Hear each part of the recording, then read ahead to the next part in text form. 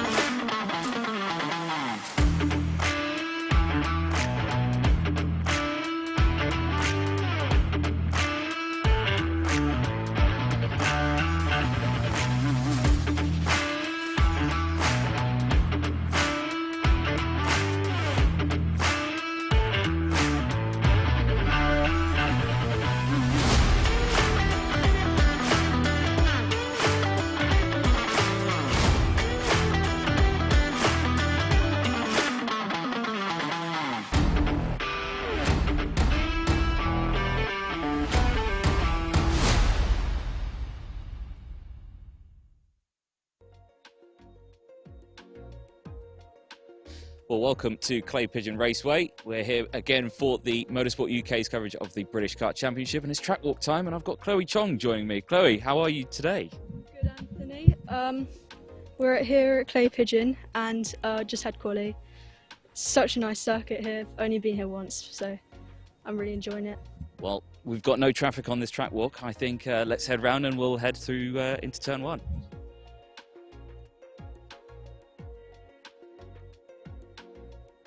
You join us now at the S's, a very sticky S's. There's lots of rubber down on the circuit, yes. But Chloe, talk to us. How do we get here? We've missed a couple of corners already. Yeah, so the first corner, very quick, hard braking, kind of clip the curb on the exit. You have to carry the speed through into these chicanes here. Also through these chicanes, I don't know about other classes, but in minis it's just a little lift, and on both of these curbs onto the exit out there. Oh, excellent. I say lots of marbles on the outside of this corner. I suspect single file is the way forward through here, I think.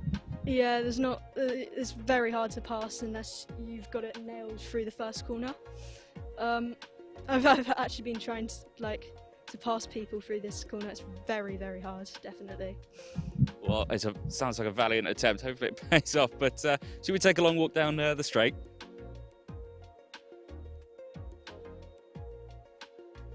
So we've walked down the Sturmey Straight. We're now at hairpin, turn number 4 on the circuit, and I have to say there's a lot of camber changes here. Yeah, it's a lot of camber here. You have to go quite tight and quite hard into this corner, brake quite late, and then carry the speed out of it because you're going uphill.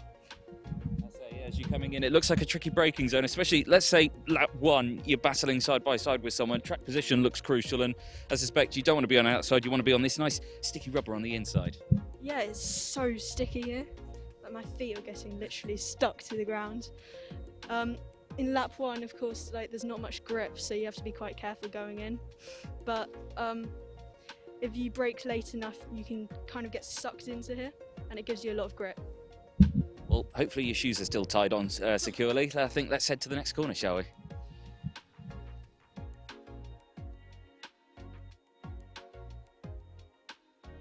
Well, we're now at the exit of the horseshoe, a double apex left-hand hairpin, very fast all the way through here.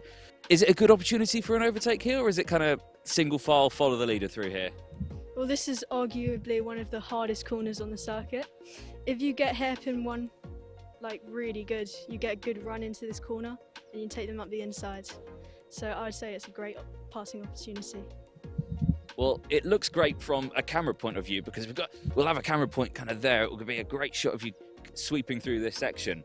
And just as they come through into the shot as well, it looks like positive camber on both of these corners, but you were saying it throws you out wide a bit. Yeah, it definitely throws you out wide if you're not careful. It's quite negative camber out the outside, so when you go through the first bit, you have to be careful not to slide out too wide, otherwise it pulls you off the track. Well, we're nearly at the end of the lap, and I think we better get our walking legs off before we almost get run over. Yeah, the cart's already lining up. Well, we're at the end of the lap now. Final corner, top bend, turn 7 on the track. Doubles up as the pit lane entrance as well. But on the inside here, very sticky and a very fast corner as well. Yeah, it's a really quick corner. In minis, it's only a tiny break. You don't even treat it as a corner, really. It's more of a really quick bend. Just to kind of close your eyes, hope for the best, head through. Now, the inside curb pit looks a bit brutal, I have to say. It kind of dips down on the grass. I suspect you're nowhere near that, are you? Yeah, you definitely don't want to take that. I would take the exit curb though, definitely. It's very flat. It's very flat. It looks bumpy to me. Sore backside after a few laps on that one. But again, very crucial because you've got the long run down the start-finish straight here. Now, I suspect it'll be close in, tuck in behind your opponents as well, try and get a good slipstream. Is there a good slipstream here? Yeah, there's a great slipstream down the straight. You can definitely get some passes through there.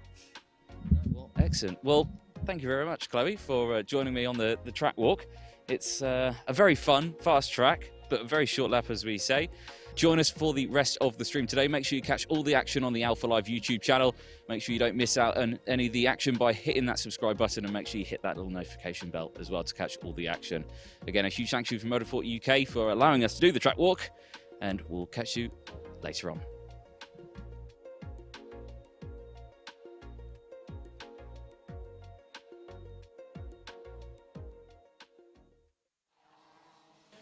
Well, good morning, good evening, good afternoon from wherever you are watching around the world. Welcome to Motorsport UK's coverage of the British Kart Championship here at Clay Pigeon. A very cloudy, drizzly Clay Pigeon we have this morning, but hopefully the weather is going to be clearing up a little bit later on. Welcome, of course, to round 3 of the Rotax Championship here today at Clay Pigeon. It's nearly the final. Final is next couple of weeks' time at PFI, but until then, we've got plenty of races to get through today. 3 heats, the pre-finals, the repechage for the senior finals, and of course the all-important finals later on today. I'm your commentator, Anthony Jordan. Joining me in the commentary box is Sam Hunt. Yes. Hello, Sam. How are you? Yes, another new voice. Yes. in the commentary box. How was your drive here this morning? It was fine, pretty fun. Fun? I enjoy the country roads leading to Dorset. So, yes. Yes, I could go along the roads at a sufficiently legal but quite enjoyable speed, let's say. Yeah, that's a good way of putting it. A very good way of putting it. Political way of putting it, I would say. Excellent. Well, the warm-ups are just finishing out in the second. We'll be heading into the heats in just a hot second. We did have a track walk with Chloe Chong earlier today, which you have just seen on your screens. Let's take a little bit of a faster onboard look at Clay Pigeon. Welcome to Motorsport UK's coverage of the British Kart Championships here from Clay Pigeon. Let's go for a lap. Crossing the line, we start the lap with Billy's Blind, a very tricky downhill section under braking through turn 2. Track position is going to be vital through this section. Clipping that first apex on the inside, then letting the kart run out wide as she lines herself up perfectly for the S's. A fast right-left chicane as you're now heading back uphill through this section onto Sturvis Straight. Turn 4's up next, a very tricky off-camber hairpin. Again, vital to get good track position through here on the first lap. Dips down under braking, hit that apex in the middle of the track, get on the power nice and early. We then head into turn 5 of the horseshoe. A double apex left-hand hairpin. This time, positive camber is helping you through this one, clipping both those apexes, getting on the power nice and early as you now head in towards the right-hand bend of turn 6. Very fast through here, clipping that apex as you want to get the car out over to the left-hand side, ready for top bend. A very fast final corner on this circuit where you want to get a crucial run out of here, back onto the start-finish straight, tucking into your opponent to finish the lap here at Clay Pigeon.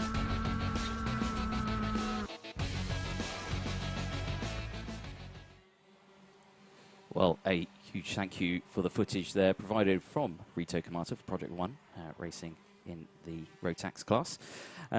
That's a quick lap. We've gone a nice track walk. We've seen a quick lap of this circuit. Roughly around, these drivers doing it in around 33 seconds. It's a very quick lap here, very short lap. About 890 metres, is it in total, I believe? Yes. Oh, sorry. It's actually 815 metres. I got that 4 metres overshot there, Anthony. I'm afraid. I was very wrong. Well, I'm nearly over 100 metres. Really bad effort there. I did. Well, anyway, so that is the track again. Very, very nice track. You can see. The rain is supposed to be stopping at 11, which it is now. If the cameraman's raining, it would be quite nice to know of that one. But of course, we're heading now for the first race of the day. It's race 9, heat 3 of the round, Senior Rotax.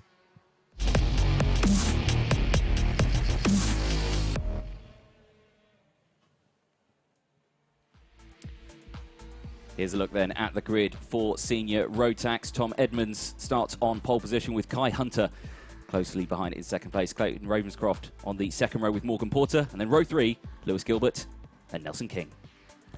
Row 4 consists of Machi O'Meara with Ben Casely alongside Bradley Barrett and Will Ellswood together. Ellswood will be on the inside there with Oakley Pryor and Jenson Watts behind. Row number 7, Oliver Meadows and Tom Adams. They'll consist of row 8, Spencer Shinner and James Tomset in 15th and 16th. Then you've got Luke Wooder and Jack Stedman on 17th and 18th. Next up, Ryan Luscombe alongside Tyler Reid. We've got Alexander Baker, Charlie Turner alongside one another. Lewis Halliday starts alongside Josh Pullen. Thomas Starrar in 25th place, Tierman Rourke in 22nd. Rounding out your grid of 27 drivers is Harry Gibson in the 92 Privateer. Well, great look at the grid there. You can just see them off onto the right-hand side of your screen. At home, just getting ready on the dummy grid, and speak and it shall appear. There it is. Beautiful work by our production team here at Alpha Live. And you can see everyone having a good little chat there. There's Edmonds having a quick chat with the officials at Motorsport UK. And there's some good camera action there. Well done, that man. There we go. Right in front of the shot. Oblivious there's a camera there. Oh, he's one of the marshals. He's got his flag ready. Excellent. Well, a great lineup for the Senior Rotax. They had an interesting day yesterday. Results, race 1, Kai Hunter, the O-Plate, did win that round. There was quite a few penalties that did go out. Bradley Barrett received a 5-second time penalty, incorrectly positioned front fairing at the end of the race. Same with Jack Stedman and James Tomset as well. They all received a 5-second penalty for a incorrectly positioned front fairing, as well as Samuel Hawthorne as well. So quite a few penalties that were given out yesterday for the Senior Rotax. Again, a quick look at the schedule for today, so everyone at home is aware. We are starting race 9 at the moment. Gate opened at 10:02. Their start time is 11 o'clock, which is in about 30 seconds or so. They'll be heading out onto the circuit. Then we've got Micromax. They're going to be racing, of course, for their chance to head to Portimao. First and second, win those all-important tickets. The top 3 win the engine. That would be nice. So take an engine home with you. Race 11, that's Rotax 177. That's going to be kicking off at around 20 to 12. Then a slight break, very small itty-bitty little break. Then we go to race 12 of Senior Rotax, which is their repechage, of course. That'll be heading out on circuit about 12:15. Race 13, Junior Rotax, that's the pre-finals. They'll be kicking off at around 1 o'clock after the lunch break. Then we head to Minimax, Micromax, Rotax 177, and then Senior Rotax. That rounds up the pre-finals, and then it's final time. So we start with Junior Rotax at around 2:45 this evening, or this afternoon. That is Junior Rotax, then Minimax at 3:15, Micromax at 3:45, Rotax 177 at 4:15, and the final race of the day, Senior Rotax, for their final, will be at 4:45 this evening. Race 22 of the day. And on cue, out on track, here comes the Senior Rotax. Very well timed there, Anthony. They come out onto the track, then wonder how they'll be feeling after the events of yesterday. Those tyres will need a bit of time to warm up, you suspect. The warm-up will have done a little bit towards that, but probably not a huge amount. Well, I know, and obviously these drivers have to look after their tyres. It's the same set of tyres that they've got throughout the heats of the races, so they've got to look after those as they head round. And of course, yesterday was quite warm. I was walking around in a T-shirt. I'm in a T-shirt now. I'm in a commentary box. It's quite nice and toasty in here. But it's much colder today. It was drizzling this morning. The drizzle's gone. The track looks dry. Everyone's on slicks, so it's all good. But let's see if we can get the first race underway with a race start. You know, we don't want any false starts in here. We look good to go as they're going to exit the final corner. They appear on your screen. 2 lines of karts into the tram lines. Oh, we're going to go green. Yes, I believe we do. So it's green flag in towards turn 1. A nice start there from the entire field. It looks like they all get round nice and safe through Billy's blind in towards the S's now. A bit of squabbling in the mid-pack. But again, everyone through in one piece. Down towards into hairpin now, turn 4. Again, single file through here. Some of them taking the outside line there. Again, 2 favourable lines. The racing line at the moment might be a bit slippy this morning with the rain that came down. But everyone battling through buttons now as we follow the rest of the field out of top bend to finish the first lap here at Clay Pigeon for the Sunday racing. 9.5 minutes left on the clock, and the O-plate of Kai Hunter leading from Morgan Porter, Nelson King, Tom Edmonds, Clayton Ravenscroft, Ben Casely, Lewis Gilbert, Bradley Barrett, Micromax and Jenson Watts round out your top 10 at the moment. Yeah, Tom Edmonds got a little bit bogged down, I think, there at the start, overtaken by a few drivers from the off. Kai Hunter, fresh off winning that O-plate from last weekend, currently in the lead. He had a lightning start and already had pulled out a noticeable little margin coming out of the S's, really. So a fantastic start from him. Morgan Porter and King follow on. And look at that gap already from Kai Hunter. I mentioned that form that he carried out of last weekend evidently helped him yesterday to secure a position at the front. And now still leading the way as we just saw a overtake there. It's the 29 Lewis Gilbert getting past Ben Casely for 6th place on track that you can just see. And he's now slotted back in, and then a little bit of context in the background there. The 62 getting a little bit bumpy as well. That's Jack Steadman and Oakley Pryor, I believe, just scrapping away. 8.5 minutes then left on the clock as they head through, completing lap number 3 now, or completing lap 2. We're going to be starting lap 3 now across the line. Great little static shot here as they sweep down. See all the marbles flicking off those tyres and getting collected at the edge. So your race leader at the moment, Kai Hunter, pulling away slightly. 1.2 second gap he's got now from Morgan Porter, Nelson King, Tom Edmonds, who are scrapping away here. This is the battle that you are watching, the second place group. Still at the front there, 97, Nelson King still in 3rd place, wanting to get past the GP plate. A little bit of squabbling further back as well. The 53 getting a little bit tangled. That's Ben Casely again and Bradley Barrett, who are having a nice little scrap a little further down, 8th and 9th place. Yeah, King having a look at Porter on that corner. Edmonds deciding to stay behind on that occasion at the hairpin. Definitely looked as though he was opting to stay behind there. But this 3-way tussle we're seeing for 2nd place turning into a brilliant opportunity for Kai Hunter to disappear really up the circuit. He's already got a lead of over 1.5 seconds. So fantastic start from him in these opening few laps. Still a lot of time left to go, but I don't really think there's much of a chance of many people catching Kai Hunter now. As we see, it's actually turning into a 5-way tussle for 2nd place now. It's Porter, King, Edmonds, Ravenscroft and Gilbert all involved in this tussle. Yep, they've all concertinaed back up. They're obviously, hopefully, going to be working together at this point in the day, you know, trying to pull away from the group behind. They're going to be scrapping away, but they don't want to fight away. They need to catch Kai. He's breaking away at the moment. He's leading. His gap has opened up now to 1.8 seconds. 2.2 now. Yeah, well, 2.2, there you go. Away. So, you know, he's still pulling away, but 6.5 minutes left on the clock. These drivers need to start working together down the inside there. One of the Project 1 karts. I'm just trying to think who that could have been. That could have been Jack Stedman, the 62, getting his nose down the inside of Ben Casely, the 53.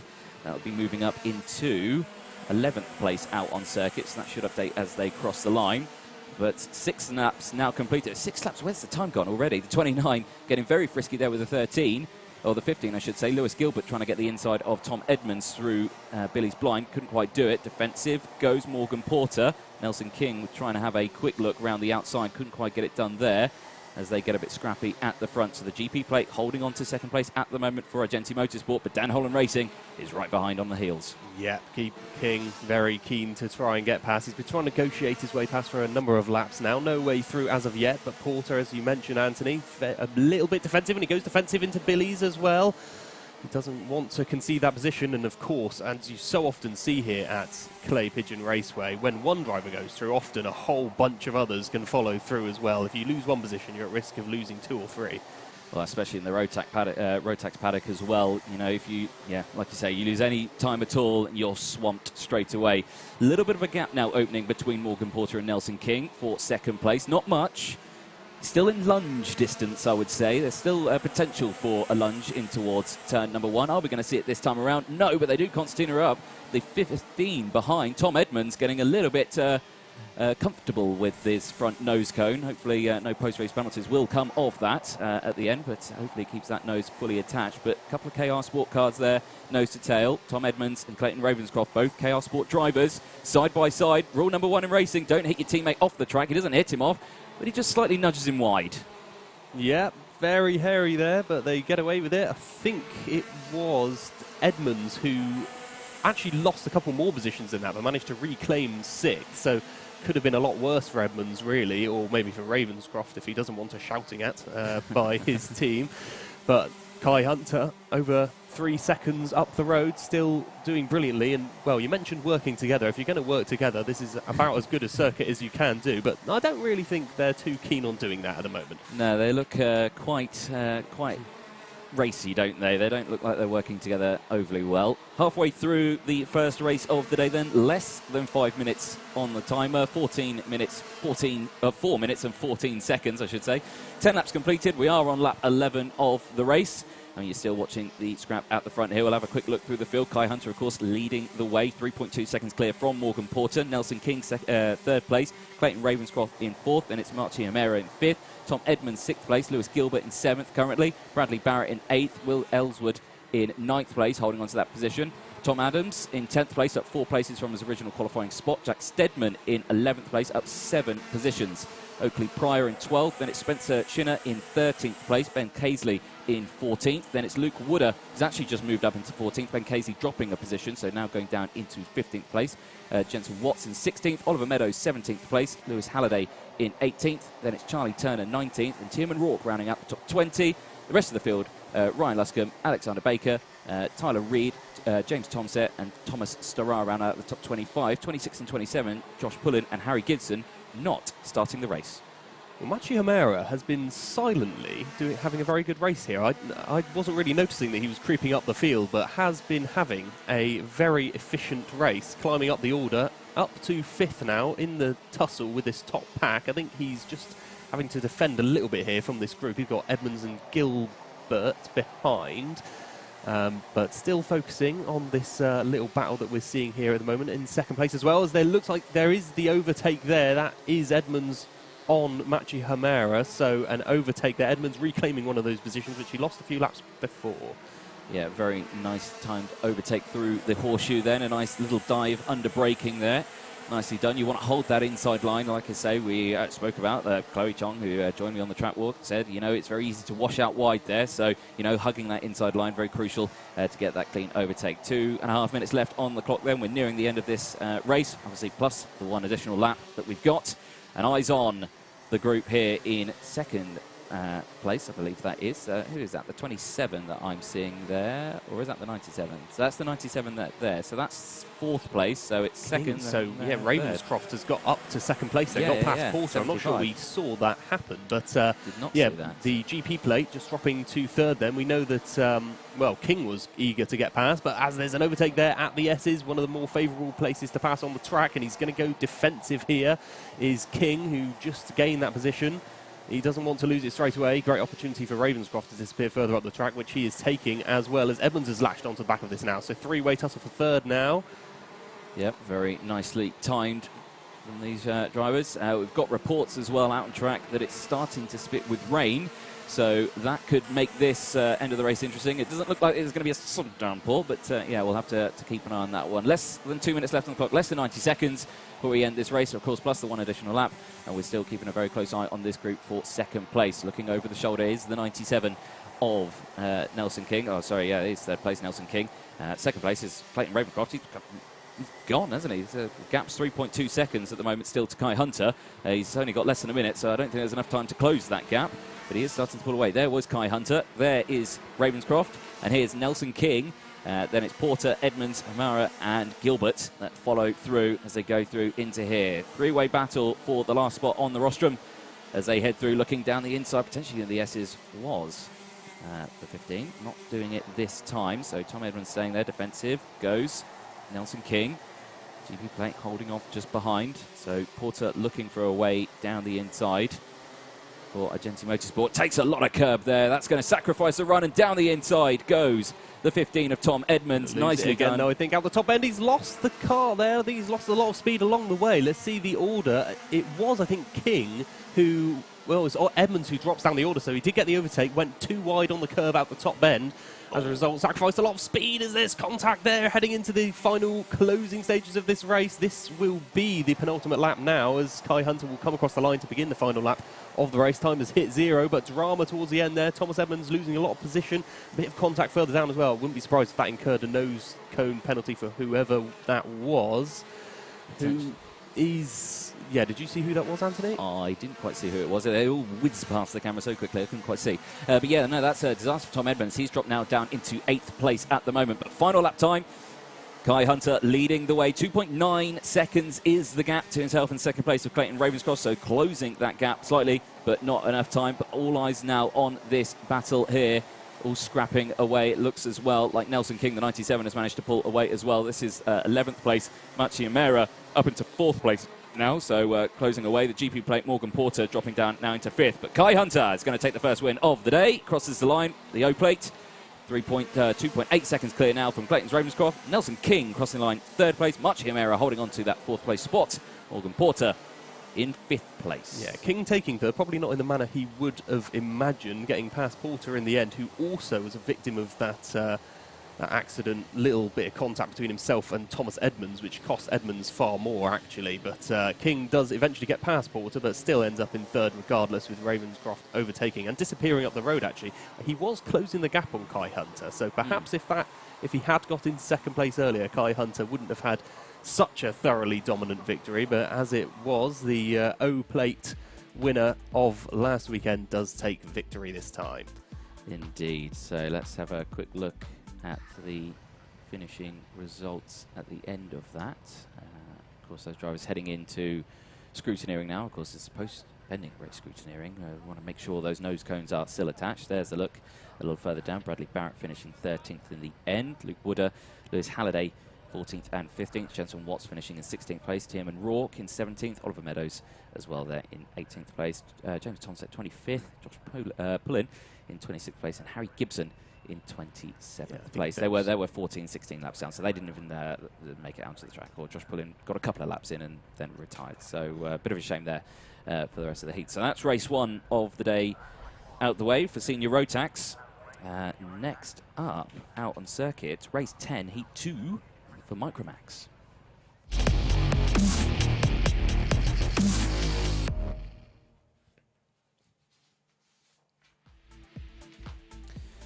Let's have a quick look then at the Micromax grid then, starting on pole position. Eden Spanswick, alongside him is Dalton Hayward, and then it's Timo Youngling Harrison Whitcomb in the second row. Scott Marsh and Jacob Ashcroft on row number 3. Row 4, Jack Price alongside Adam Wooden. Row 5 is Emily Ackett's alongside Freddie Baker.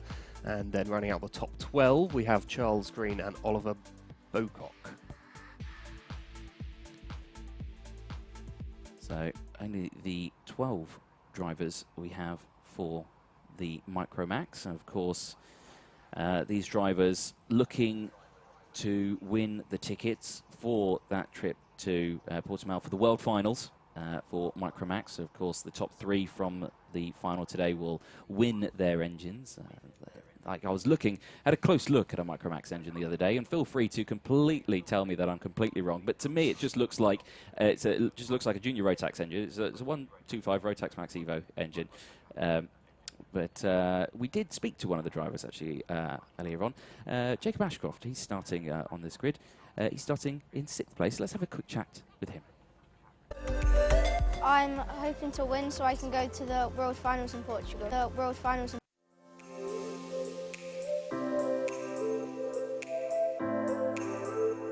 My name is Jacob Ashcroft. I'm 9-year-old and I'm racing in Micromax today. It's been good. I've been quite fast this weekend, and yesterday I was fairly fast.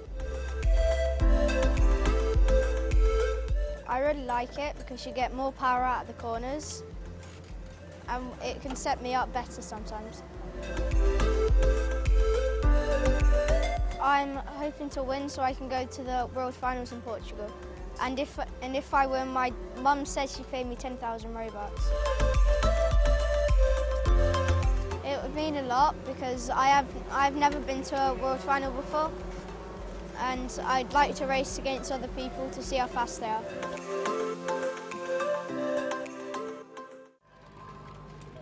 Well, great to chat to Jacob yesterday. Number 22 privateer this round, starting in 6th place for this race.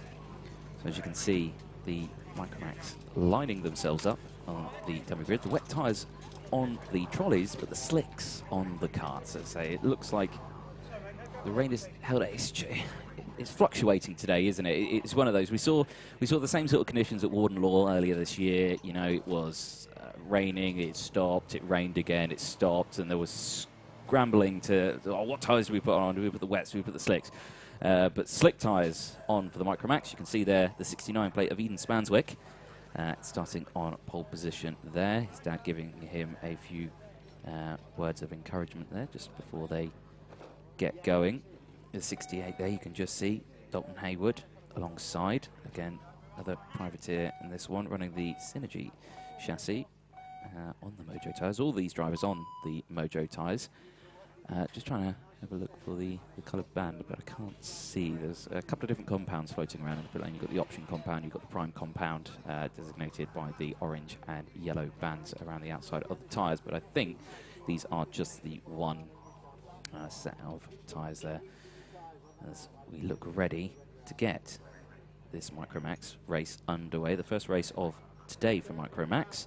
They had a couple of heats yesterday as well, and I have got those somewhere in a big pile of paper in the commentary box, and I'll kind of scramble through it to see what we've got. I did try to sort this out this morning, but clearly I failed, so we didn't get going on it. But I think, you know, these drivers queuing themselves up, you know, winning today, they could end up, you know, racing in the World Finals in Portimao. That would be a great feeling, wouldn't it?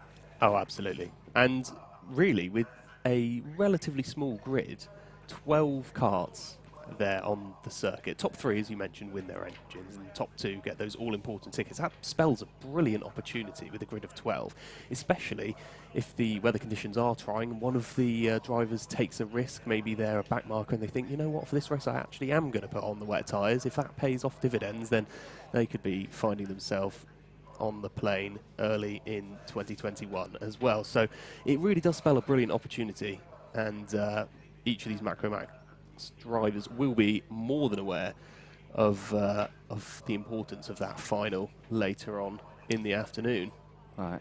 Definitely so, indeed. Well, a look at race 4 Heat 1 results that they had yesterday. Jacob Ashcroft won that one. Time of 11 minutes 6 seconds, 1 second clear from Eden Spanswick, who is starting on pole position for this race, with Jacob starting in 6th. Harrison Whitcomb as well came 3rd place yesterday in the number 66 plate, starting in 4th place at the moment for this one. So, you know, they're very close at the top. Looking at the times, they're all good. They're all in 38 seconds, really. A couple in the 39s as well. Obviously, track conditions were a bit strange yesterday. But yeah, a lot of these drivers are very close. And, you know, this class, it's very good. We were speaking to one of the dads earlier on yesterday, and you know, they were saying that it's very good. It's very close. Rotax provide the engines. They take the engines, put name in the pick a number out the hat. They get the engine. They put it on the kart. They run it, and then at the end of the weekend, they give the engine back. It goes back to Rotax. They look at it, and then it comes back. So it's one of those. But of course, at the end of the day, at the finals, top 3 get to take their engines home this time. They don't have to give it back to Rotax. So that'd be nice. Nice little change of pace. But they head out on track, and we're going to get race 10, Heat 2, underway in just a moment. You see, warming those tyres up. They get told by Motorsport UK drivers, don't warm your tyres up on the warm-up laps. It's just drive round, nice straight line. You can stop, start, but don't weave. And apparently, it is properly raining. And I'm looking out the window. It is properly raining. So, is this potentially going to be a delayed start? Are they going to stop and bring the karts in? I'm not too sure. No, it looks like they're lining up. They're going to they look lining up. They're going to go racing. So, watch out, turn 1, cameraman. This could get tasty. But here we go then. Race 2 of the day. Race 10 overall into the tram lines. Green flag goes out and we are racing, and straight away karts off at turn number 1, 2's cutting the track. The 47 has gone off. That is, who is the 47? Scott Marsh for Dan Holland Racing has gone off the track straight away at turn number 1, Billy's Blind. Rest of the karts have gone through, bar a couple who did do some rallycross, I think, and cut across the track. So the order has fluctuated quite a bit then. A little bit hairy there, spinning around the number 25. That's Timo Youngling. Has been helped around by Emily Atkins there. A little bit of front to rear contact has caused that collision to happen at the top of the corner. So this has been an interesting start already. They come into the final corner, top bend. I suspect stay away from those big white lines on the circuit because they're going to be very slippery. Yellow flags out at turn number 1. So the race leader's off. Oh, no. 3 yellow flags as well. 68. Yeah. Dalton Hayward straight off the track. Conditions on the slick tyres are an absolute pain. So that was under the yellow flag conditions through turn 1. I'm not sure whether or not he may get a telling off from the scrutineers, but another retirement then, or another incident at turn number 1. So now, this is your new race leader, the 66, Harrison Whitcomb, who's just been nerfed out wide at the turn 4 hairpin. So now the 22 leads the way. Rejoining the race then. Yeah. That will be a long way away. And there's a driver off. It looks like he's at the hairpin here, losing it as well. It's Jack Price, the 71 of Jack Price, the Zip Factory team, is off and buried himself in the tyre walls. He looks okay. He's gone in backwards. But this has been an absolute drama, and on the exit curve there, the 69 of Eden Spanswick getting very sideways as he exit top bend onto the start-finish straight. Really well to save that, actually. Know how slippy it is out there on that curb. As the, well, this has completely turned any kind of grid order or predictions you might have had completely on their head. The weather, and, well, as it's no surprise that we're seeing fairly slow lap times in comparison. 51.33 was the best lap of that previous one. Actually, I think it was Eden Spanswick putting in a slightly quicker lap time, but who knows what's to come really with this race now. You can see how cautious most of the drivers who are still going are being, because they know that grip is going to be a serious problem heading into the middle portion of the race. Around the top bend there, got to be cautious and not to lose the back end, and gets a little bit wide, but seems competent to hold that. Spanswick on that occasion as he chases Ashcroft down towards turn 1. As they go in again, so Jacob Ashcroft still leading the way for the 22, very close behind Eden Spanswick in second place. There it's Harrison Wickham there in third place as well. Adam Wooden crosses the line, takes the fastest lap of the race, 50.620. It's round the outside, the 69. Eden Spanswick takes the lead through the turn 4 hairpin. Nicely done as they head through. Yellow flags still out in that section, actually, so potentially was that an overtake under yellow flag conditions? Yes, it may have been, and that'll be something for the marshals to look at, I'm sure. But, well, let me tell you, I've been commentating at this circuit for a long time. It's not very often you see overtakes around the outside of the hairpin, but hey, that's wet weather for you. As they head down towards turn 1 once again, is Spanswick going to lose this position here? Looks like he is. Ashcroft up the inside at Billy's, a very favourable place to overtake on the circuit. At the S's, he can't quite get it back in time, Spanswick, to reclaim that position. So Ashcroft regains the lead of the race, and it is yellow flags at the hairpin once more, so no overtaking. Again, suspect as to whether that was a occasion on the previous lap. It was past the incident, I would say, through there. So, yeah, that's the switchback move. And the 69 of Eden Spanswick retakes the lead on this lap. There's been a lot of changes for the top on this one. So leading the way and open up a bit of a gap. Looks like he had a tighter line there through the top bend as they exit now onto the start-finish straight. 5.5 minutes left on the clock. And we're finishing lap number 5 and starting lap 6 as we head in towards turn 1 again. No one taking to the grass this time around. Everyone's got used to the conditions now. It looks like the rain is kick-starting back on again. So it had stopped for a brief moment. And it looks like it's firing back up again. But there we go.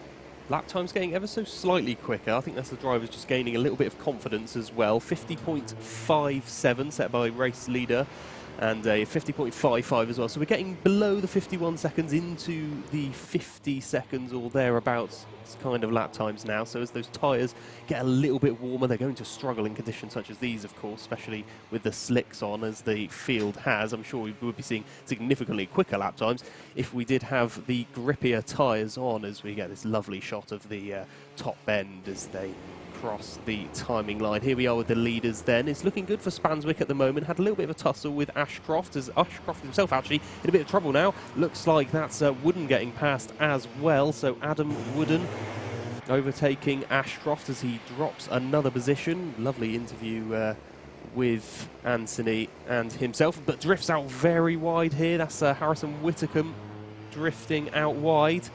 The Welshman, BKC Racing, just getting it a little bit wrong there, giving an opportunity to Oliver Bocock. 4 minutes and 12 seconds left on the clock, but Spanswick leading the way by nearly a second now. It's Wooden just about ahead of Ashcroft as things stand. Just seeing a cover getting put on the camera here, but looks like it's not going to be so comfortable for Spanswick now as they head down towards turn 1 once again. Definitely has Wooden and Ashcroft for company. They've done well to close that gap, actually. Got to be careful not to get too complacent around the circuit, especially in the conditions such as these. The weather not looking well, certainly indicating to the next race that wet tyres will be the course of that particular one. Noticing a much wider line being taken around the hairpin. Often you do see that, and at the horseshoe as well. Opting for that wider line. If there is a bit more grip there in these wet conditions, you do often see drivers opting for that line. But at Buttons, it looks like the lead of the race gained by Wood and them, but Spanswick trying to reclaim it at the top end. Very close together, those two, as Ashcroft watches and looks to try and pounce on any opportunity that might come his way.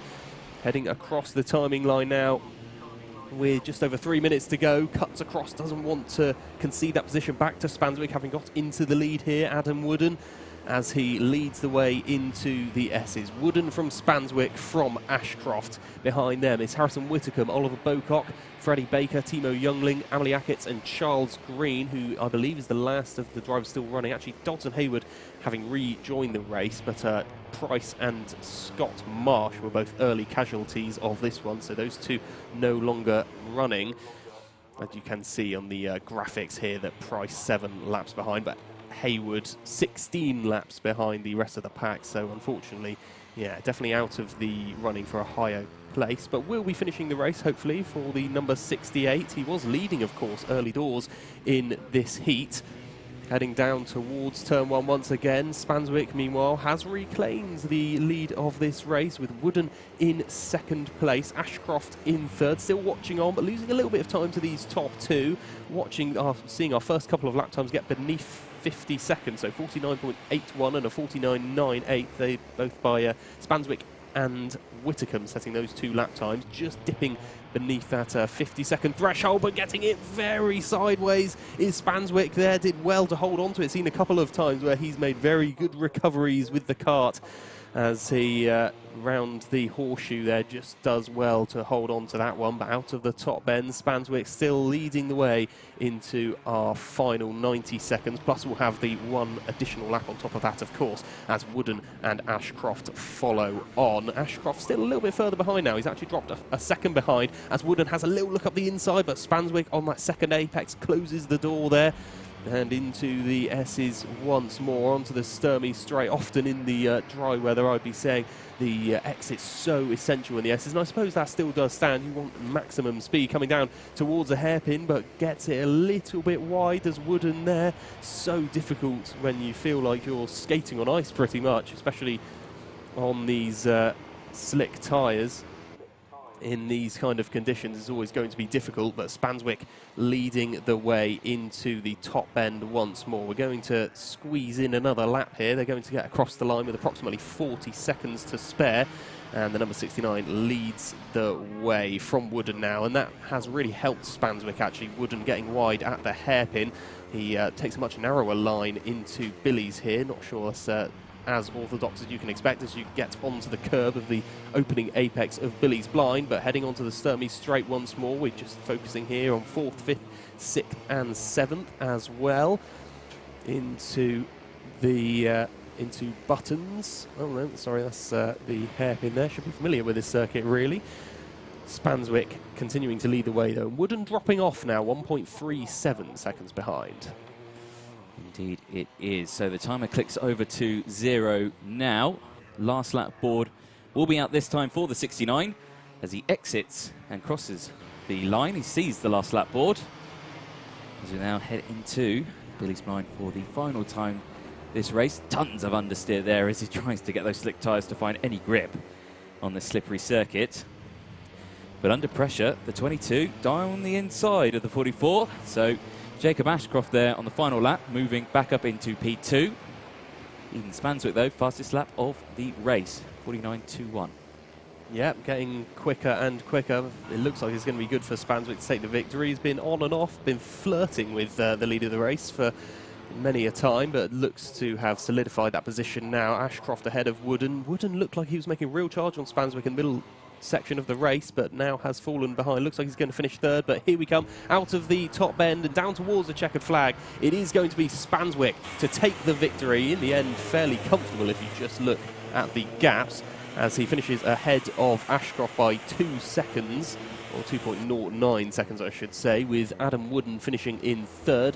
4th goes to Harrison Whitacombe with Oliver Bocock, Freddie Baker, those all finishing in a little group, those 3, with Timo Youngling eventually finishing in 7th. Obviously had that early incident, was able to reclaim a couple of positions along the way, but I don't think was ever much more likely to climb up the order. He'll definitely be turning his attention to the pre-finals at 20-2. Indeed. So, a dramatic Micromax race. We saw many comments come in during this one. They're saying this is going to be an interesting race as well. A lot of these drivers, it isn't raining hard. It wasn't raining hard, but it was raining enough that it caused a very dramatic start. As you can see there just behind the screens of the results, some of the carts being recovered. Of course, these results pending race scrutineering. There was a lot of front-to-rear contact, of course, with drivers cross-tracking, so I suspect a couple of those drivers who did completely cut turn 1, I suspect may have something heading towards their way. And they'll be watching those in the Motorsport UK tower just there. There are cameras. Motorsport UK have cameras all over this circuit. They all go to the race steward's hut trailer there, where there is a dedicated team of people with their very itchy nose on, or very itchy finger on that penalty button for the drivers. So, yeah, they'll be keeping a very close on that. Well, that brings to the end of the Micromax heat. Next up on track is Rotax 177.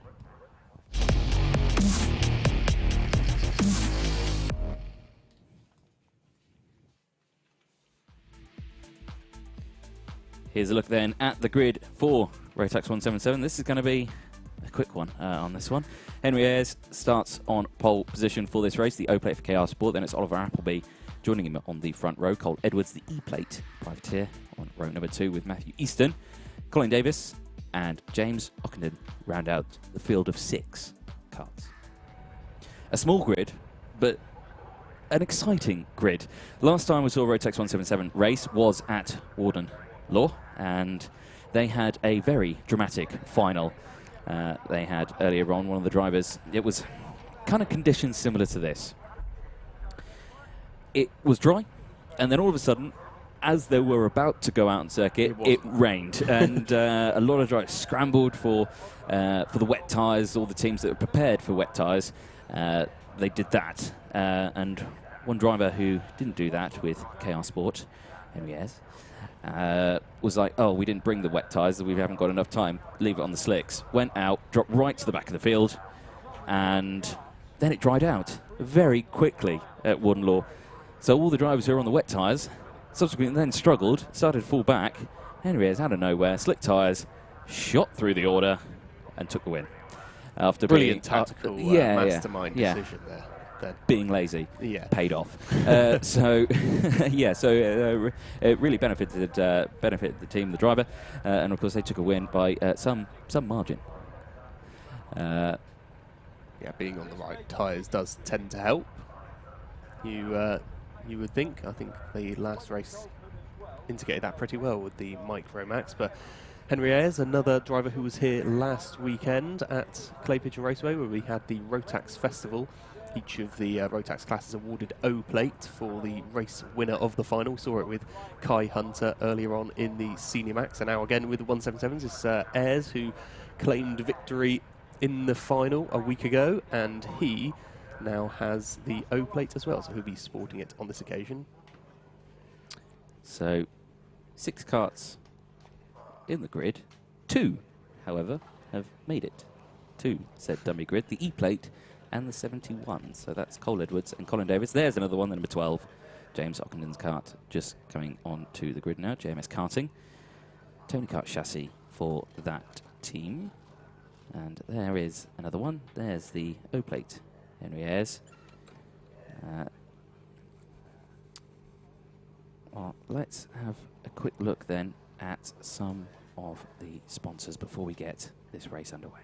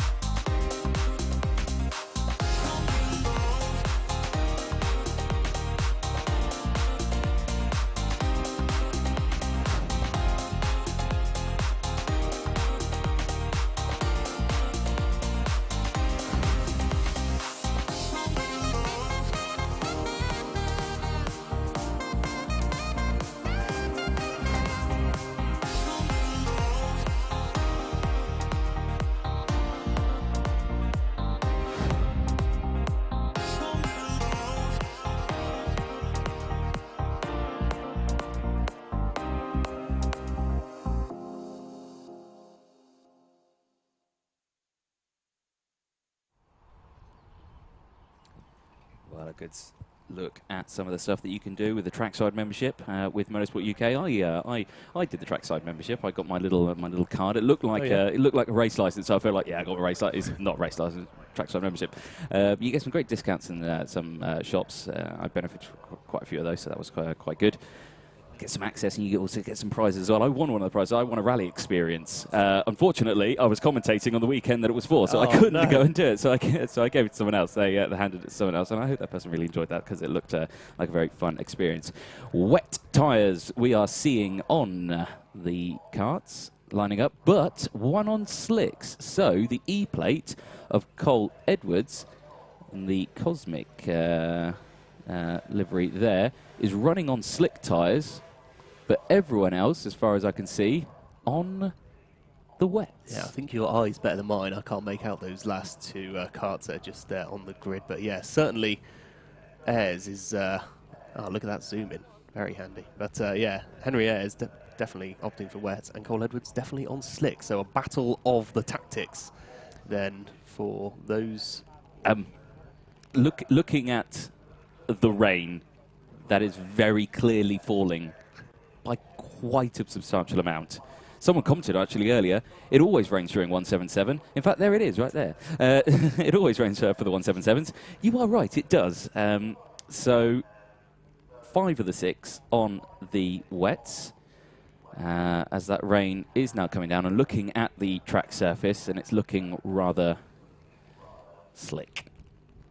Yeah, slick, and therefore you don't want slicks, I think. Yeah, is the, lack of a better word. Slick is going to be the word I'm going to use for that.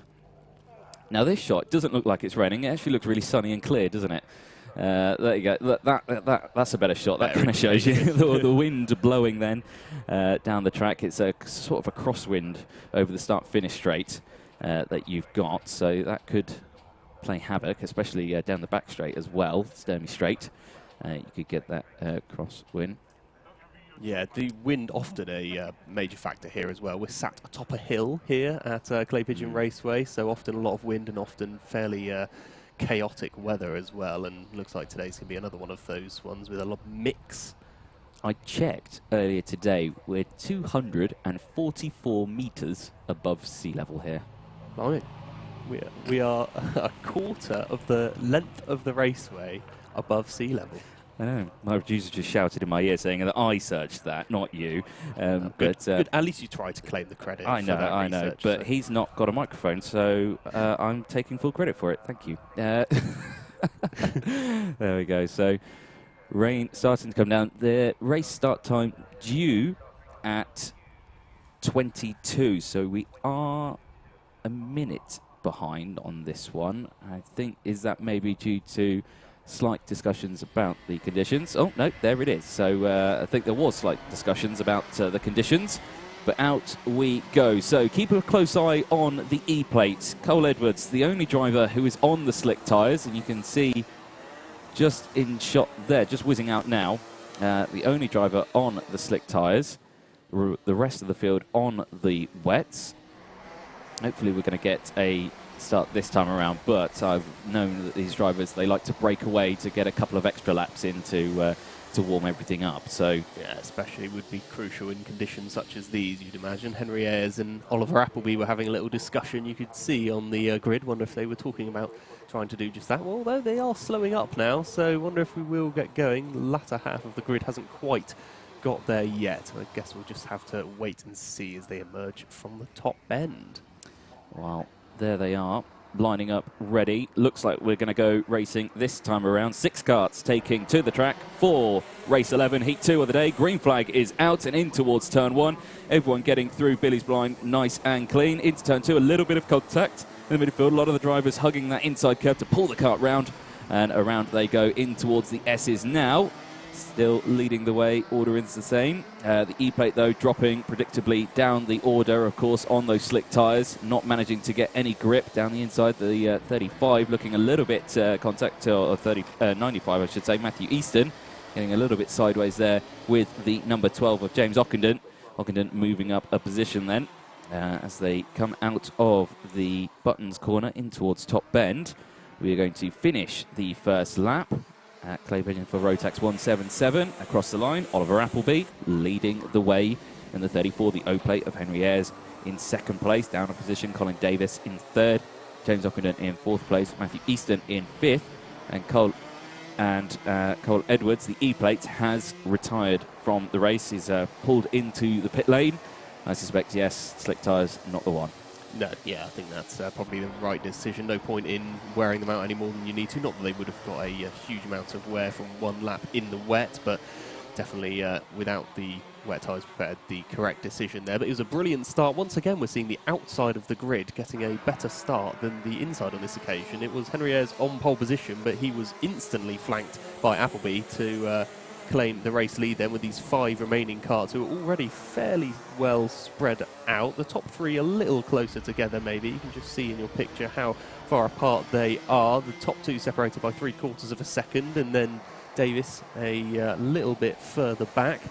But Appleby leading the way. At the moment, it doesn't look like he's got too much problem or too many problems from the drivers behind, as we see the drivers making up the back of the pack there. Here is the race leader, Appleby, as he emerges onto the pit straight once more to complete lap number 3. So we'll keep an eye on that gap. It has closed down slightly, now 6.2, or 0.6 of a second, I should say, is the battle. I know there was some support on the stream for Henry Ayres as well, so he is looking to close that gap. He sets the fastest lap of the race that time around, 42.070, which is miles off the pace of what they were doing yesterday. You know, they were doing 33, sub 33 second laps, and, you know, now they're plus 40. So, you know, the wet conditions have played absolute havoc. They chucked a load of rubber down on the track yesterday. It was a light sprinkling of rain now, and that's just caused carnage. Yeah, the lap time's always going to be significantly affected by that. But 42 in the wet, definitely still respectable lap times. They're only going to get quicker as well as, well, not sure how soon that circuit's going to dry out because it is still raining pretty significantly. But as the drivers get those tyres a little bit more heated up and a little bit more used to the conditions themselves, then you can imagine those lap times to get down a little bit more. We're already seeing lap times of below 42 seconds now. Appleby and Ayres setting those, but, well, Ayres is closing in on Appleby here. I think we could see a good tussle for the lead here. Yeah, he has closed right up as well, and a little further back as well. They've also closed right up. The number 12 and 95, James Ockenden and Matthew Easton, scrapping away. They're very close. Back here at the front, though, the O-plate, Henry Ayres crosses the line. Doesn't set a fastest lap that time around, but is significantly faster. Well, I say significantly faster. It's about a tenth. It's a tenth faster that lap than Oliver Appleby. So again, closing that gap. It's now only half a second, even though on the screen it says 0.7 of a second. I think it's half a second because my screen updates a little bit quicker than that one. So they're scrapping away. 6 minutes left on the clock then. Oh, and there's someone off in the barriers. It's a yellow helmet with a blue and white stripe. I can't see the kart number. The hairpin. We'll get confirmation. It may be one of, I think it was one of Ockenden or Easton. As Appleby Ayres across the line. Is it? Oh, it's number 12. It is Ockenden, James Ockenden. Yeah. So he's struggling to get that started as well. He was having a bit of a squabble with Matthew Easton. They were having a good little battle between the pair of them for 4th place, but I think that pretty much confirms that Easton's going to be getting at least 4th place if he can close in 3 seconds or so. Then maybe he stands a chance of getting into the top 3, but yeah, 4 karts still left then. We've lost a couple of the already fairly small grid, but Appleby and Ayres has opened up a little bit more now. They have indeed, yeah. So they crossed the line. It was 0.7 of a second. It's now half a second again. So it is fluctuating. Appleby last lap around did set a new fastest lap of the race, a 41.63. But Henry Ayres just set a 41.46. So has again gone faster there. James Ockenden has returned or retired. So you can see his car now stricken out the side of the track, unable to get that restarted. So big shame for the number 12. So 4 drivers left racing away. If we lose another one, there's your podium. Yeah, well, that makes it pretty easy for you if you are in 3rd on that occasion. But Appleby and Ayres then top 2. You can just see Colin Davis coming across the line there as well. Ayres focusing here on the O-plated driver into the S's. A quick right-left before the Sturmey straight awaits, and with the wind as well, I imagine slipstream will definitely be a pretty major feature of the day, particularly if it does dry out a little bit more. Then that toe can really help you, especially with the lower powered classes. Definitely help you down the Sturmey straight in order to line up a manoeuvre for the hairpin. But here is race leader Appleby. You can see that lead. He's opened up once again now. Ayres, as you mentioned, Anthony, is fluctuating. That margin was getting fairly close. You thought Ayres, well, maybe he does stand an opportunity here of getting back into the lead, but Appleby retaining it and now is pulling away slightly more once again. On the previous lap, he was a little quicker, Appleby, so looks like Ayres maybe nailed off second place here. Could be indeed. 3 minutes left on the clock. Then a quick rundown of the order. Oliver Appleby leading the way currently. 1 position up from original starting spot in first place. Henry Ayres in second place, the O plate. 1.2 seconds down at the moment. But, of course, it's again difficult track conditions out there. Colin Davis, third place at the moment, up 2 positions from original qualifying spot. Matthew Easton in fourth. James Ockenden is fifth place but has retired from the race after an incident at turn 4 hairpin. And Cole Edwards has also retired, 6th place at the moment, went out on a wet track on slick tyres. Yeah, Appleby just having a little look behind him there, but I don't think he needs to be too concerned. Has a look at Ayres to see how close his closest competitor is. Don't think he needs to be too concerned. Gets a couple of tyres up onto the curb at the horseshoe. I think he is getting a little bit more confident as he goes around, and why not? That's 10 laps completed now on these wet tyres. And as you mentioned yesterday, it was pretty dry, so these tyres may well be fresh out the blocks as Ayres crossed the line, and Colin Davis as well. So reports of the rain has stopped out on circuit, so this track now is in its drying phase. These drivers obviously clearing the water with those wet tyres out there. Oliver Appleby, new fastest lap of the race, 41.250, so opening that gap. It seems like Oliver's got this kind of nailed down with these conditions. He's found his pace, found where the quickest way is around the track, and is closing that. And Henry Ayres at the moment hasn't found that pace. He is still on the pace, right there alongside Henry Ayres, but slowly opening that gap. And I say that this time around, it was 1.9. It is still 1.9, yeah, 1.920 now is that gap. 1.5 minutes left on the clock, the final 90 seconds plus the one additional lap. And Oliver Appleby still leading the way, 1.9 seconds from Henry Ayres. So these drivers again, they had an interesting day yesterday as well. They had a very close race. The starting grid for race 5, their first heat yesterday. Henry Ayres was on pole of that with Oliver Appleby, Cole Edwards, Matthew Easton, Colin Davis and James Ockenden again. So pretty much kind of like the same order, a little bit changed as well. Qualifying results as well, obviously, were dependent on that. You know, their best laps are 33.7, and second best 33.8 and 33.8 as well. So they're very consistent on the pace, but in the 33 seconds. So, yeah, again, that just shows you how slippery this track is. And you know, you can see the shine just off the line, can't you? It's like, oh, I don't want to be there. No. Just looking at it makes me want to fall over. Yeah, it's not grippy. But in these wet conditions, often drivers do opt for the wider lines around, particularly the hairpin and the horseshoe, whether they just have a little bit more grip out there, because I suppose a lot of the rubber gets flinged out there, and therefore maybe they can just find a little bit of grip to hold on to. Particularly, we saw that a bit more in the previous heat, I suppose, when they were on the slicks in a wet conditioned track. So opting for it then, but yeah, can't see that we're going to see too many overtakes before the end of this race. The timer is on now 0, so next up will be the final one. It's pretty much going to be a victory lap for Oliver Appleby, who hasn't really had much of a threat from Henry Ayres. Overtook right at the very start, at the first corner, had the lead, and hasn't looked back since.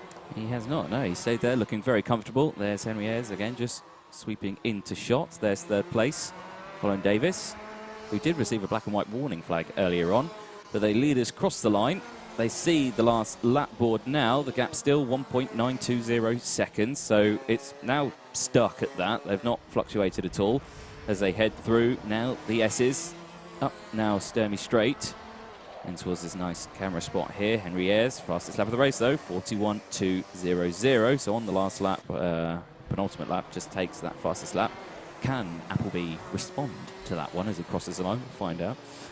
But through Buttons corner now in towards top bend for the final time. The number 34 of Oliver Appleby exits top bend onto the start finish line, takes the race win for today, and Henry Ayres crosses the line in second place. Colin Davis crosses in third place, and Matthew Easton a little further down the road, 12.8 seconds down the road, is going to cross the line P4. James Ockenden and Cole Edwards failing to finish the race. So That's an end to the Rotax 177. They'll be making their way in. They've still got 17 laps in, or 16 laps in.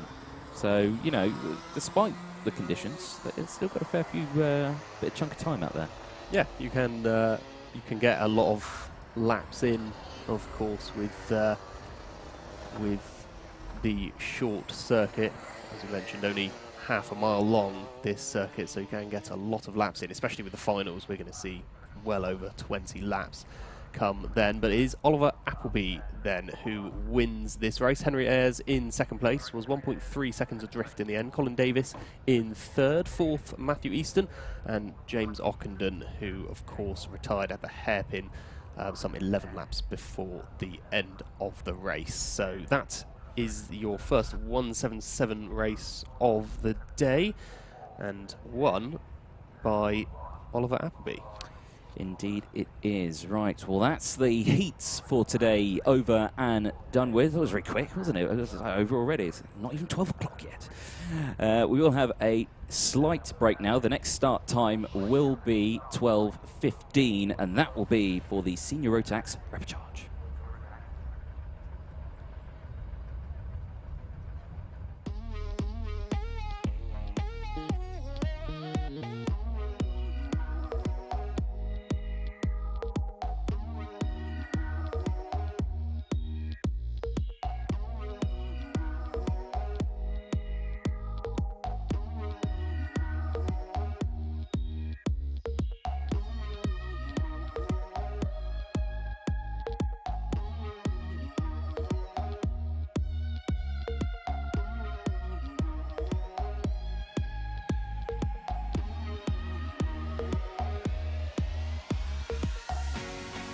Yeah, the UK karting for me is one of the best. I mean, you've got quality drivers all round. Yeah, there's a lot of competition, so I've got to make sure I'm focused for this race and all the races for the season.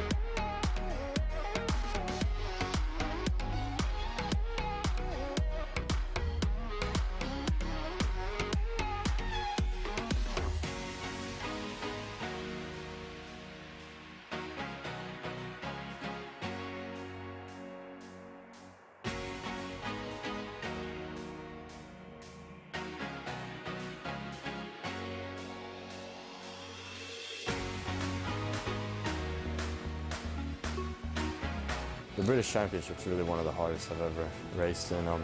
For anyone, it really is a good learning experience, and although it's a bit emotional sometimes, it's good for the driver.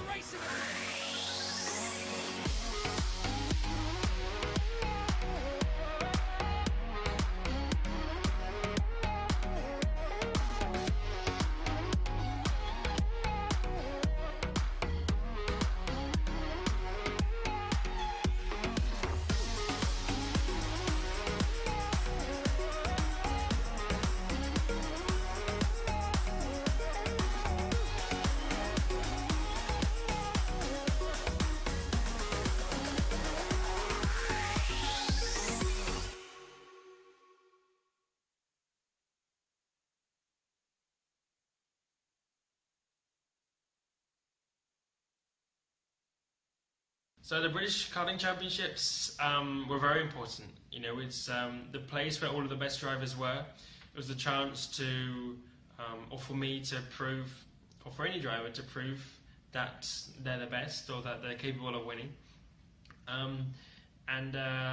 There's a lot of good drivers, and you got a lot of different championships here and there, but the British Championships are the main one, or is the main one, and there's something which I actually never won.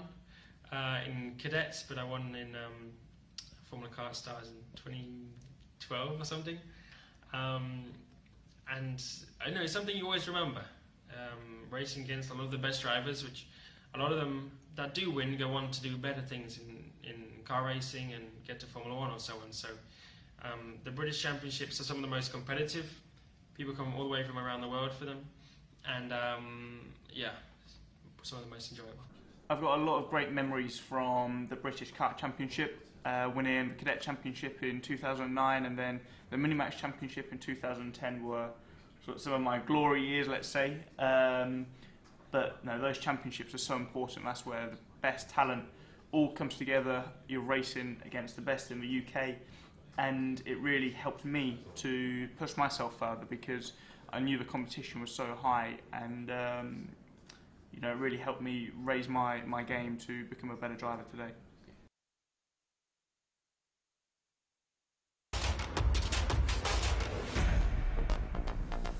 The karting industry in this country needs to have a revolution. We need to fully embrace the indoor karting industry, which represents the touch point for most people, their first taste of motorsport.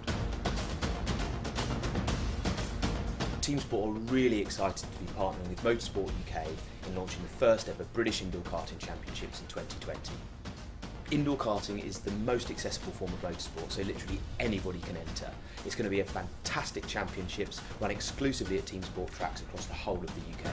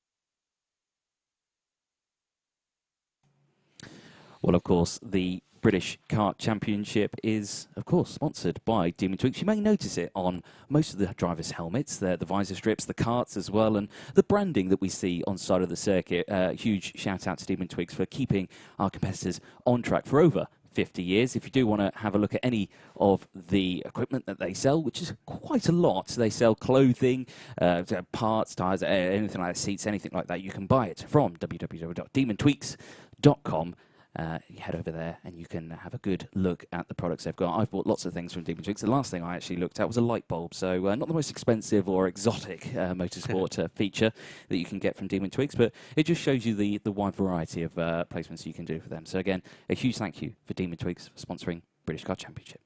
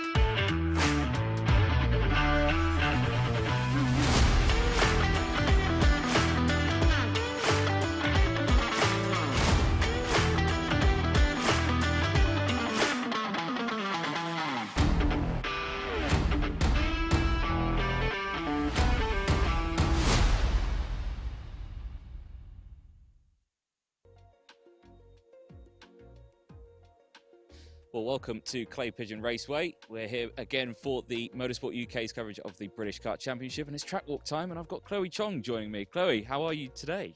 Good, Anthony. We're here at Clay Pigeon and just had quali. Such a nice circuit here. Only been here once, so I'm really enjoying it. Well, we've got no traffic on this track walk. I think let's head round and we'll head through into turn one.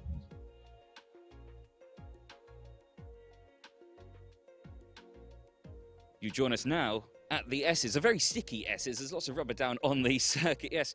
But Chloe, talk to us. How do we get here? We've missed a couple of corners already. Yeah, so the first corner, very quick, hard braking, kind of clip the curb on the exit. You have to carry the speed through into these chicanes here. Also through these chicanes, I don't know about other classes, but in minis it's just a little lift, and on both of these curbs onto the exit out there. Oh, excellent. I say lots of marbles on the outside of this corner. I suspect single file is the way forward through here, I think. Yeah, it's very hard to pass unless you've got it nailed through the first corner. I've actually been trying to pass people through this corner. It's very, very hard, definitely. Well, it sounds like a valiant attempt. Hopefully it pays off. But should we take a long walk down the straight?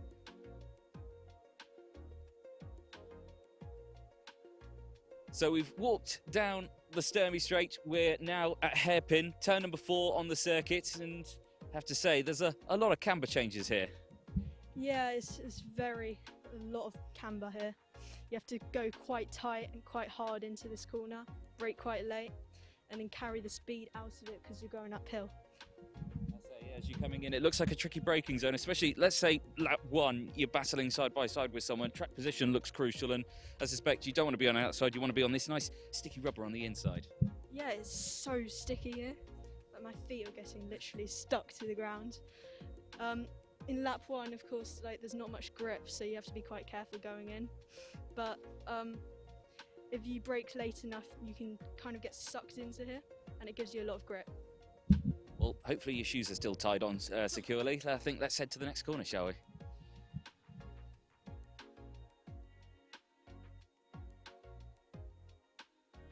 Well, we're now at the exit of the horseshoe, a double apex left-hand hairpin, very fast all the way through here. Is it a good opportunity for an overtake here, or is it kind of single file, follow the leader through here? Well, this is arguably one of the hardest corners on the circuit. If you get hairpin 1 really good, you get a good run into this corner and you take them up the inside. So I'd say it's a great passing opportunity. Well, it looks great from a camera point of view because we'll have a camera point kind of there. It will be a great shot of you sweeping through this section. And just as they come through into the shot as well, it looks like positive camber on both of these corners, but you were saying it throws you out wide a bit. Yeah, it definitely throws you out wide if you're not careful. It's quite negative camber out the outside, so when you go through the first bit you have to be careful not to slide out too wide, otherwise it pulls you off the track. Well, we're nearly at the end of the lap, and I think we better get our walking legs off before we almost get run over. Yeah, the cart's already lining up. Well, we're at the end of the lap now. Final corner, top bend, turn 7 on the track. Doubles up as the pit lane entrance as well, but on the inside here, very sticky. And a very fast corner as well. Yeah, it's a really quick corner. In minis, it's only a tiny break. You don't even treat it as a corner, really. It's more of a really quick bend. Just to kind of close your eyes, hope for the best, head through. Now, the inside curb pit looks a bit brutal, I have to say. It kind of dips down on the grass. I suspect you're nowhere near that, are you? Yeah, you definitely don't want to take that. I would take the exit curb, though, definitely. It's very flat. It's very flat. It looks bumpy to me. Sore backside after a few laps on that one. But again, very crucial because you've got the long run down the start-finish straight here. Now, I suspect it'll be close in, tuck in behind your opponents as well, try and get a good slipstream. Is there a good slipstream here? Yeah, there's a great slipstream down the straight. You can definitely get some passes through there. Well, excellent. Well, thank you very much, Chloe, for joining me on the track walk. It's a very fun, fast track, but a very short lap, as we say. Join us for the rest of the stream today. Make sure you catch all the action on the Alpha Live YouTube channel. Make sure you don't miss out on any of the action by hitting that subscribe button, and make sure you hit that little notification bell as well to catch all the action. Again, a huge thank you from Motorsport UK for allowing us to do the track walk, and we'll catch you later on.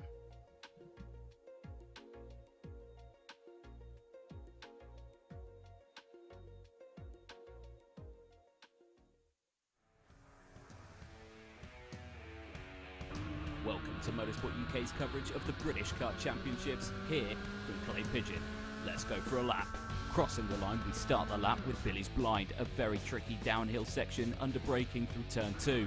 Track position is going to be vital through this section. Clipping that first apex on the inside, then letting the kart run out wide as she lines herself up perfectly for the S's. A fast right-left chicane as you're now heading back uphill through this section onto Sturvis Straight. Turn 4's up next, a very tricky off-camber hairpin. Again, vital to get good track position through here on the first lap. Dips down under braking, hit that apex in the middle of the track, get on the power nice and early. We then head into turn 5 of the horseshoe. A double apex left-hand hairpin, this time positive camber is helping you through this one, clipping both those apexes, getting on the power nice and early as you now head in towards the right-hand bend of turn 6. Very fast through here, clipping that apex as you want to get the car out over to the left-hand side, ready for top bend. A very fast final corner on this circuit where you want to get a crucial run out of here, back onto the start-finish straight, tucking into your opponent to finish the lap here at Clay Pigeon.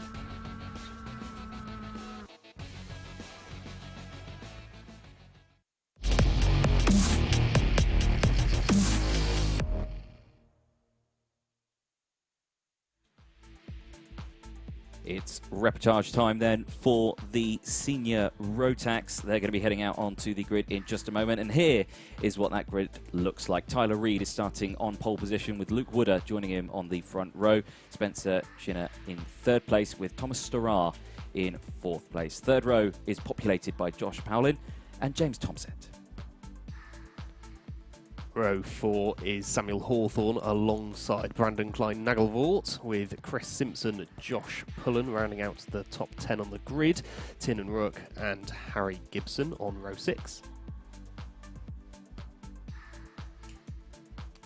That, of course, is your grid. Only 12 drivers for the reportage. Of course, the top 6 going through to the pre-final, and the pre-final determines where everyone starts for the final a little later on today. The final for the senior Rotax, I believe, is the last race of the day, and that is taking place at 4:45. So if you're wanting to stick around for that, make sure you watch the rest of the championship. Of course, you can catch all the action on the Alpha Live YouTube channel, and of course on the Facebook page for Motorsport UK as well. You can catch all the action, so make sure you like and subscribe to that. And also, if you haven't subscribed to already, you've got the Instagram account for the British Kart Championship. You can go and check them out. They post lots of action all the way through the weekends. If you want to see the little behind-the-scenes action, make sure you head to Instagram and follow British Kart Championship at British Kart Championship as well. They're nearly at 4,000. I think they're nearly about 50 people. So get on your phones. Get them out. Even the drivers in the karts, whip your phone out. You know you've got them. Whip your phone out. Get your Instagram out.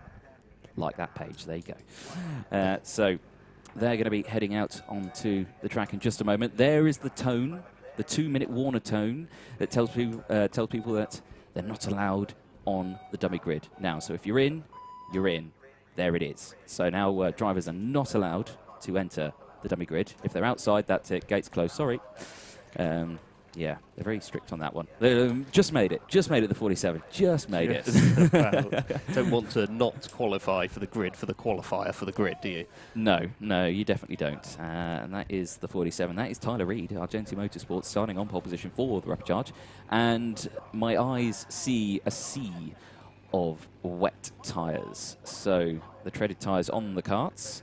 And, of course, the rain has stopped. It is clearing up. I can see the fields off in the distance. So it is drying out. The rain has stopped. I think after this race, we might start to see some slicks on the karts again, because these guys are really going to clear the track up quite a bit, or maybe a couple more races. But, of course, we've got this final, and then it's the lunch break. So, of course, these drivers have got, they're going to dry the track out, then it's going to air out, and then we're off again. Please do get your comments in on the YouTube or on the Facebook chat as well. We'd love to hear from you. We have got a lot of comments coming in so far as well. If you do want to get a shout out, get your comment in and we'll give it a shout out. There you go. That's generally how it works. If you don't comment, we don't shout it out. There you go. Yeah, I think that's a That about sums up how social media there, Anthony. sums up how social media works, doesn't it? Excellent. Well, the start time for this is 1:15. We have, we're nearly at that time. I'm looking at my timer now, my very clear timer. We've got 10 seconds until we're starting. Let's see how spot on we are. So we've got 10 seconds. 9, 8, 7. We have to count down from 10. There we go. Yeah, so half the field will qualify by the looks of things. So uphill jobs for those at the back of the grid to climb up the order, make sure they get themselves into the pre-final and therefore the final as well. Indeed. So there's a shot of the pit exit. The drivers, as you know, I think we're just waiting for the last of the positions to go. Green flag comes out on the track to say that the track is ready to go. The marshal waves the green flag in the pit lane, releases the raging torrent of senior Rotax karts now making their way onto the circuit, slippery, sliding all over the place, trying to get any temperature into those tyres as they go through. So, only 12 drivers in the repcharge. 6 of these drivers will go through, 6 of these drivers will go home. But you have to remember, when the checker flag goes out, that's not the actual results yet because it's post-race scrutineering, so of course we could see some penalties come out. Did we see any penalties for the senior Rotax grid earlier on? Yes, we did. So a lot of incorrectly positioned front fairings. That went out to Machi Hamera, Jenson Watts, Charlie Turner, Tierman Rourke. Also, Tierman Rourke gaining an unfair advantage, according to Stewart. This is number 21. That's very official. Josh Pullen also got a driving in pole position apparently just spun in my ear. He is at the back there, the 47. Oh no, that's a disaster for Tyler Reid. Starting at the back of the grid then. Are we going to go green flag this time around? We do. So a huge disaster for Tyler Reid. He's got a lot of work to do now to try and get back up that field. Round the outside there, one of the Argenti Motorsport karts there. I think that was the 25. Indeed it was. That was Samuel Hawthorne there going round the outside trying to gain a few positions. So you have to remember, the bubble is 6th place. If you're in 7th, you're out. If you're in 6th, you're in. So that's where everyone's going to need to watch as they go through. And already cuts off in the barriers. Is that Tyler Reid who's gone off? The 41 also has gone off as well. So the 41 of Josh Pullen has gone off. Who else went off in the background? So again, couldn't quite see the number there. It was Pullen who went off. We couldn't see who went off first of all there. I guess we'll find out once they come across the line this time, will we? So Wooders in the lead. Might be Tyler Reid actually. Yeah, I think it was Tyler Reid. Yeah, so from the back, he also off of the hairpin. So absolutely nightmare scenario for Tyler Reid, starting on pole. So evidently hadn't had too bad form really up to this point, but a whole lot of misfortune has followed him into this rapid charge. You'll remember, this is the first time these drivers are going out in wet conditions, and another sufferer of those wet conditions, the 49, is dropping down the order now. Chris Simpson from 5th place has now dropped down to near the back end of the field after a spin at the hairpin as well. There is the 47 retiring. Tyler Reid, after starting on pole position for the rapid charge, is our first casualty and retiring from the race. 8.5 minutes then left on the clock. All eyes on the top 6 at the moment. Luke Wooder leading the way, the E-plate. Then it's Spencer Schinner, then Thomas Starrar, Tierman Rourke, Samuel Hawthorne and Brandon Klein-Nangelvort are rounding out your top 6 at the moment. Josh Powlin is in 7th place. He's dropped 2 positions from the start of this race, so he's going to want to try and close back up as well. Here's the number 12 on your screen, which is right there. So that is the battle. That's the bubble battle that we need to keep an eye on the screens. And one of the drivers in the background there going very wide at buttons. Yeah, one of the most essential battle, really, this one for 5th and 6th. There's a technical flag for Wooder, the E-plate, who is currently leading the way, and he's got a mechanical flag because, well, you can see the rear bumper hanging off the back of that E-plate. So unfortunately, he's going to have to go into the pit lane. Absolute disaster for Luke Wooder from the lead. Yeah, that is definitely not something you want to see. That's a huge disaster. So another retirement, and then we're going to see from the track, and it's been both the race leaders. So next victim up, Spencer Schinner in the 55. Yeah, it seems to be a curse at the moment. Yeah, go to second. Don't go to the lead. It seems to be a curse at the moment in this race for the senior Rotax for their rapid charge. So the E-plates of Luke Wooder into the pit lane now after the technical flag. A little bit of a thinking motion there from one of the drivers there as they go in. So 3 retirements from this race then thus far. as we head through. Spencer Shinner leading the way in the 55. You can just see on shot there Thomas Starrar in second place, and that is the battle. Tierman Rourke in third, 54, up 8 positions.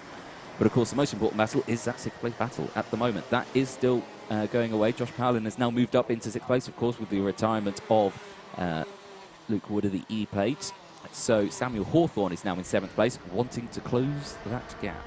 Yeah, the gap is a little big at the moment. Looks like it's standing at around 0.6 of a second, so has a little bit of work to do, does Hawthorne, but really the drivers behind, I think, their hope will be slowly fading away. They will be able to make that bubble, as you say, Anthony, of the top 6. But Spencer Shinner leading the way. Interesting that both of the two on the front row have now retired via mechanical flag and then an incident. But I would imagine that we'll be seeing quicker lap times here, particularly quicker than the 177s. Obviously, they haven't got the 177 minimum weight limit.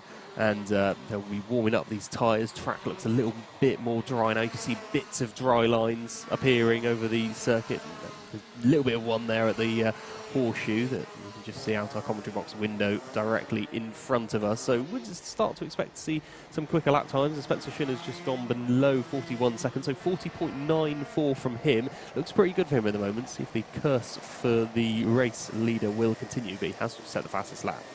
That's a precurse. That is precurse. Fastest lap. Make a false sense of security. The odds today. The 54 down the inside of the 40 through horseshoe. Couldn't quite do it. Tries to get the switch back here at buttons. Successfully down the inside. No, can't quite do it. Stays behind. In third place, Tim Rourke on Thomas Starrar. Where is that 6th place battle? It's still got that 2nd place battle on the screen there. Still fighting fierce at the moment. 5 minutes left of the race. Are we half race distance? How long is this race? I think it's still 10 minutes plus the 1 additional lap. It is 10 minutes plus the 1 additional lap, so we are half race distance.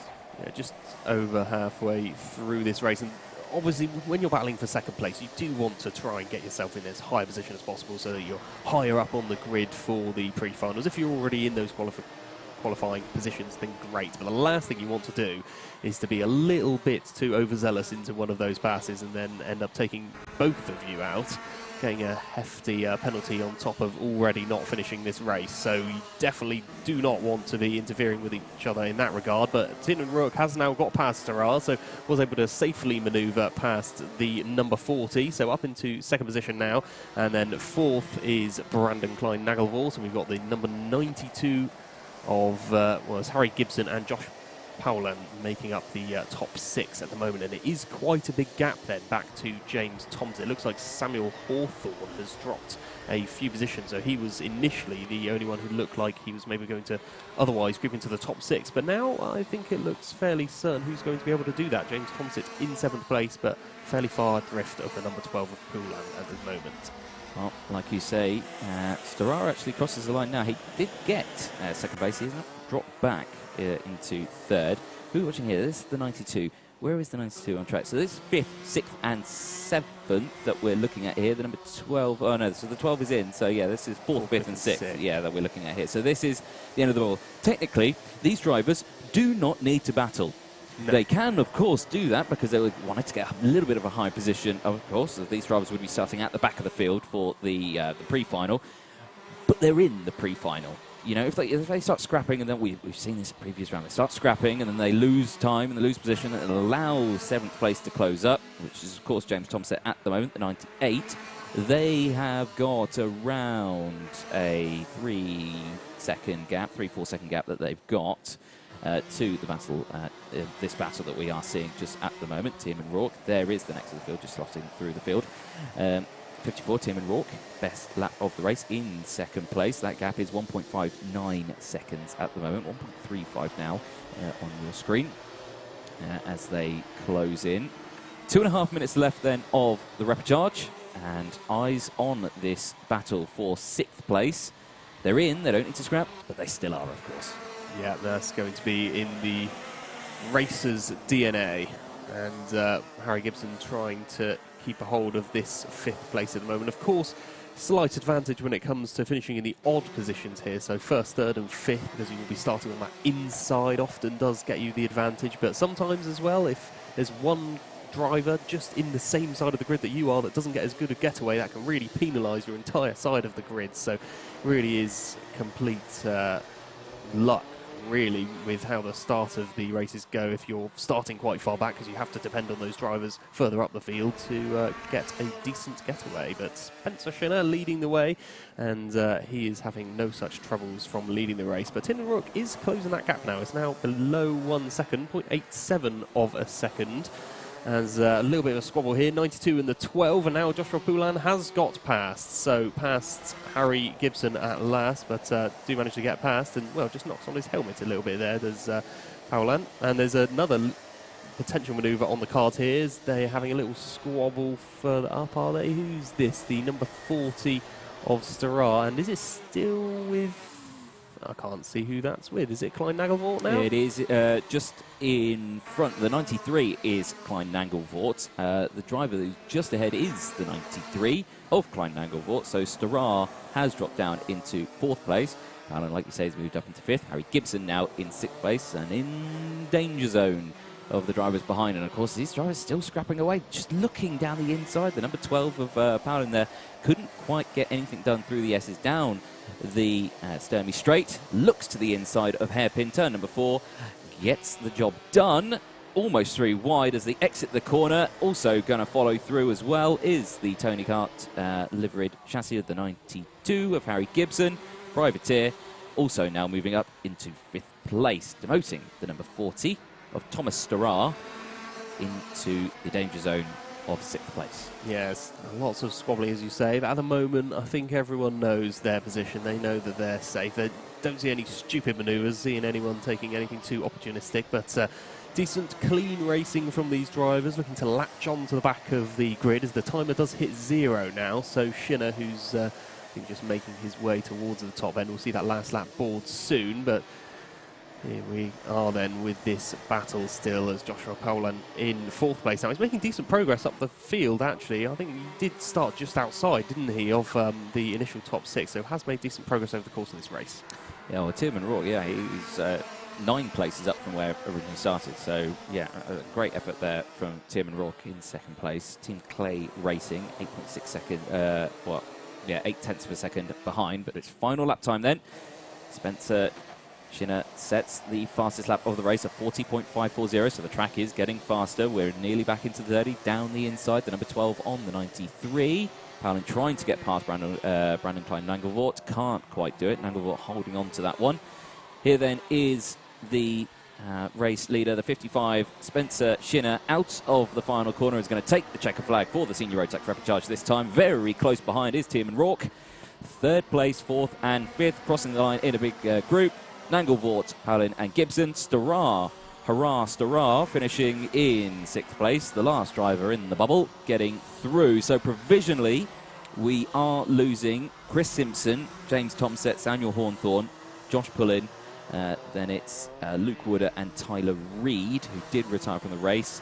Tyler Reid retiring after an incident, or spinning on the warm-up lap, going to the back, starting the race at the back, then subsequently crashing lap 1 at the hairpin. And Luke Wood, a technical flag for the E-plate, had to retire from the lead. There's a look at your provisional results, post-race scrutineering. Make sure those nose cones are in order. There was a little bit of front to rear in that race as well, so drivers, it's always a worry in the back of a driver's head whether or not they have picked up something along those lines of a penalty. So they'll keep a very close eye on that. Alan Dove joins the stream as well. He starts to sing songs. There we go. So if you are commenting on the stream, please do make sure it's about karting and not singing songs. Thank you very much. Well, that brings an end to the senior Rotax repechage for today. It is now the lunch break coming up. Lunch break is, of course, 12:35 till 1 o'clock. We are back for race 13. It's the Junior Rotax pre-final. That is kicking off at 1 o'clock. So until then, we'll take a quick break from us here.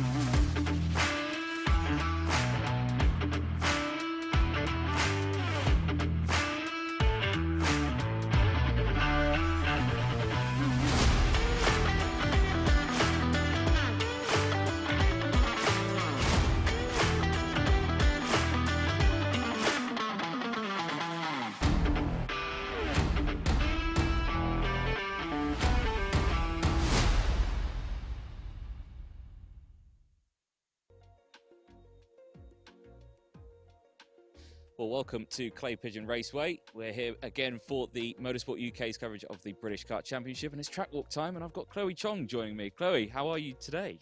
Good, Anthony. We're here at Clay Pigeon and just had quali. Such a nice circuit here. I've only been here once, so I'm really enjoying it. Well, we've got no traffic on this track walk. I think let's head round and we'll head through into turn one.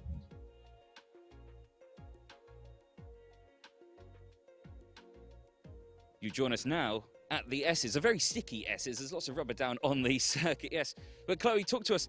How do we get here? We've missed a couple of corners already. Yeah, so the first corner, very quick, hard braking, kind of clip the curb on the exit. You have to carry the speed through into these chicanes here. Also through these chicanes, I don't know about other classes, but in minis it's just a little lift, and on both of these curbs onto the exit out there. Oh, excellent. I'd say lots of marbles on the outside of this corner. I suspect single file is the way forward through here, I think.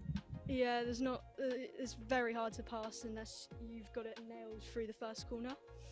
I've actually been trying to pass people through this corner. It's very, very hard, definitely. Well, sounds like a valiant attempt. Hopefully it pays off. But should we take a long walk down the straight?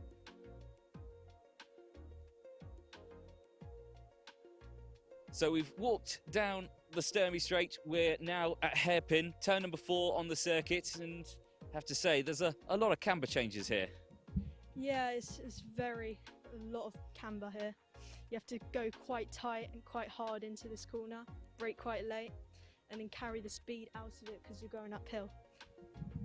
As you're coming in, it looks like a tricky braking zone, especially, let's say, lap 1, you're battling side by side with someone. Track position looks crucial, and I suspect you don't want to be on the outside, you want to be on this nice sticky rubber on the inside. Yeah, it's so sticky here. Like my feet are getting literally stuck to the ground. In lap 1, of course, there's not much grip, so you have to be quite careful going in. But if you brake late enough, you can kind of get sucked into here, and it gives you a lot of grip. Well, hopefully your shoes are still tied on securely. I think let's head to the next corner, shall we?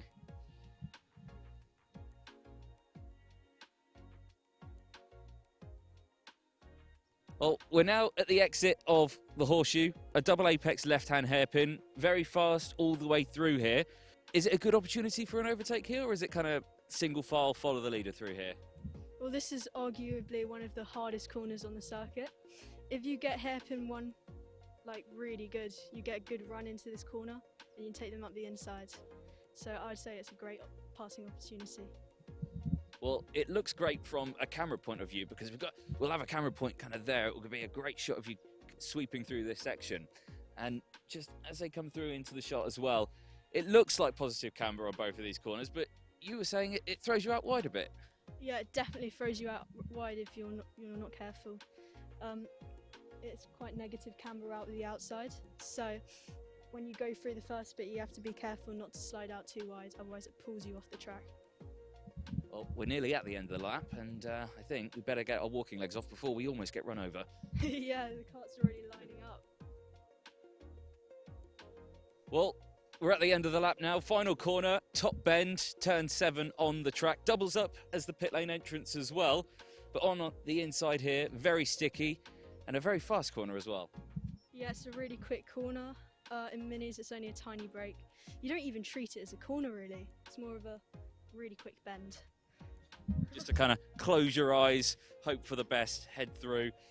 Now, the inside curb pit looks a bit brutal, I have to say. It kind of dips down on the grass. I suspect you're nowhere near that, are you? Yeah, you definitely don't want to take that. I would take the exit curb, though, definitely. It's very flat. It's very flat. It looks bumpy to me. Sore backside after a few laps on that one. But again, very crucial because you've got the long run down the start-finish straight here. Now, I suspect it'll be close in, tuck in behind your opponents as well, try and get a good slipstream. Is there a good slipstream here? Yeah, there's a great slipstream down the straight. You can definitely get some passes through there. Well, excellent. Well, thank you very much, Chloe, for joining me on the track walk. It's a very fun, fast track, but a very short lap, as we say. Join us for the rest of the stream today. Make sure you catch all the action on the Alpha Live YouTube channel. Make sure you don't miss out on any of the action by hitting that subscribe button, and make sure you hit that little notification bell as well to catch all the action. Again, a huge thank you from Motorsport UK for allowing us to do the track walk, and we'll catch you later on.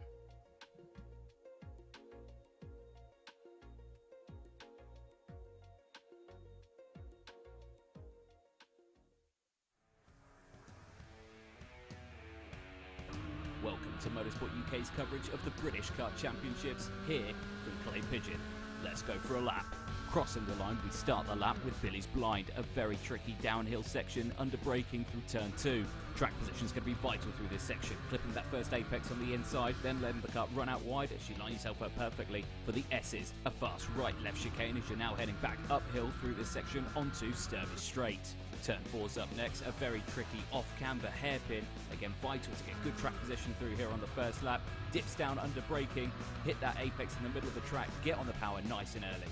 We then head into turn 5 of the horseshoe, a double apex left-hand hairpin. This time positive camber is helping you through this one, clipping both those apexes, getting on the power nice and early as you now head in towards the right-hand bend of turn 6. Very fast through here, clipping that apex as you want to get the car out over to the left-hand side, ready for top bend. A very fast final corner on this circuit where you want to get a crucial run out of here, back onto the start-finish straight, tucking into your opponent to finish a lap here at Clay Pigeon.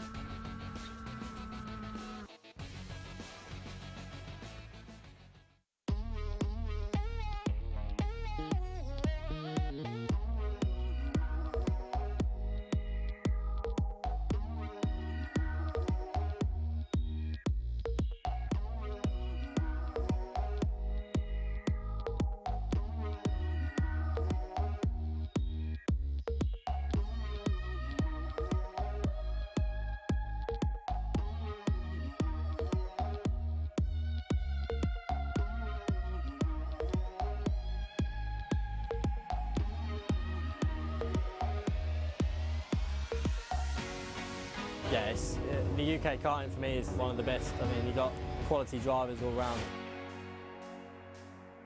Yeah, there's a lot of competition, so I've got to make sure I'm focused for this race and all the races for the season.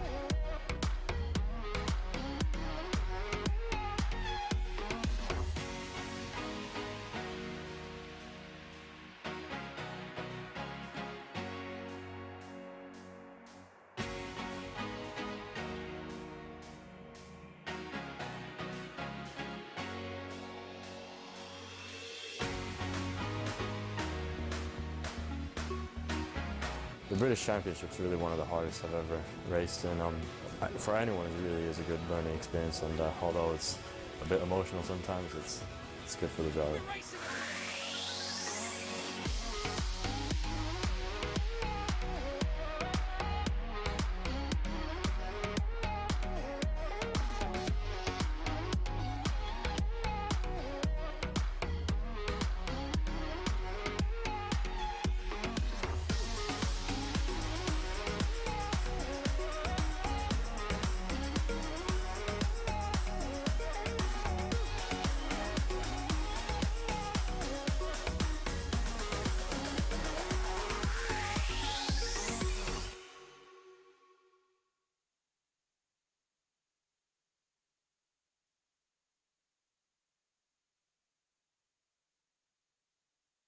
So the British Karting Championships were very important. You know, it's the place where all of the best drivers were.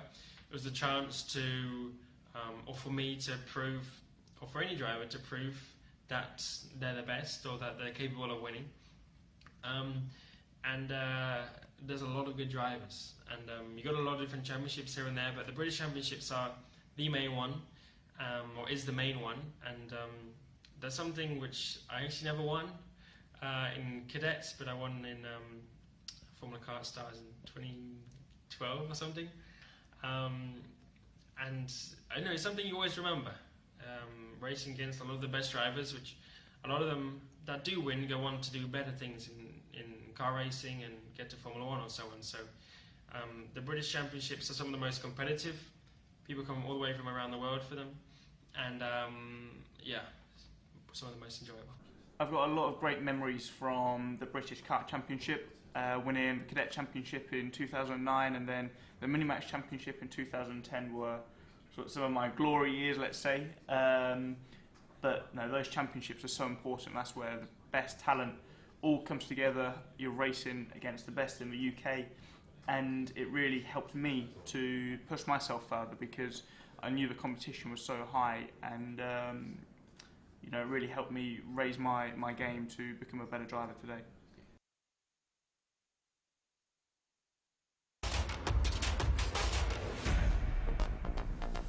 The karting industry in this country needs to have a revolution. We need to fully embrace the indoor karting industry, which represents the touch point for most people, their first taste of motorsport. Team Sport are really excited to be partnering with Motorsport UK in launching the first ever British Indoor Karting Championships in 2020. Indoor karting is the most accessible form of motorsport, so literally anybody can enter. It's going to be a fantastic championships run exclusively at Team Sport tracks across the whole of the UK.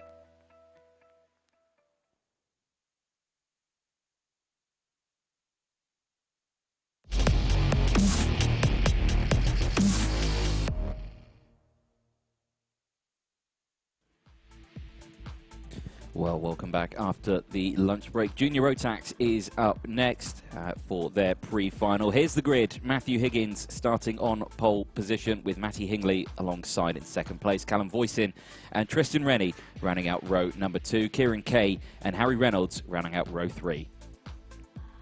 Row 4, Sam Gornall, and then it's Archie Kitchen as well, 8th place. Daniel Armstrong and William Walker rounding out the top 10. Louis Weaver and Daniel Sawyer round out the top 12.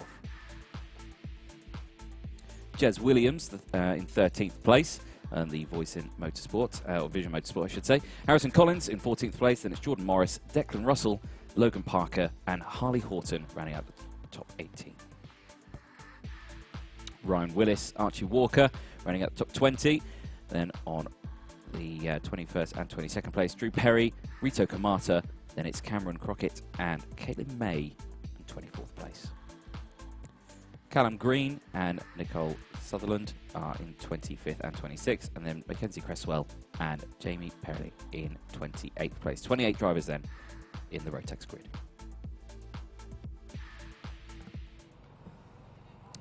So they'll be heading to the dummy grid in just a moment. You can just see off the corner of the screen. The last time I said this, it then magically appeared, and on cue...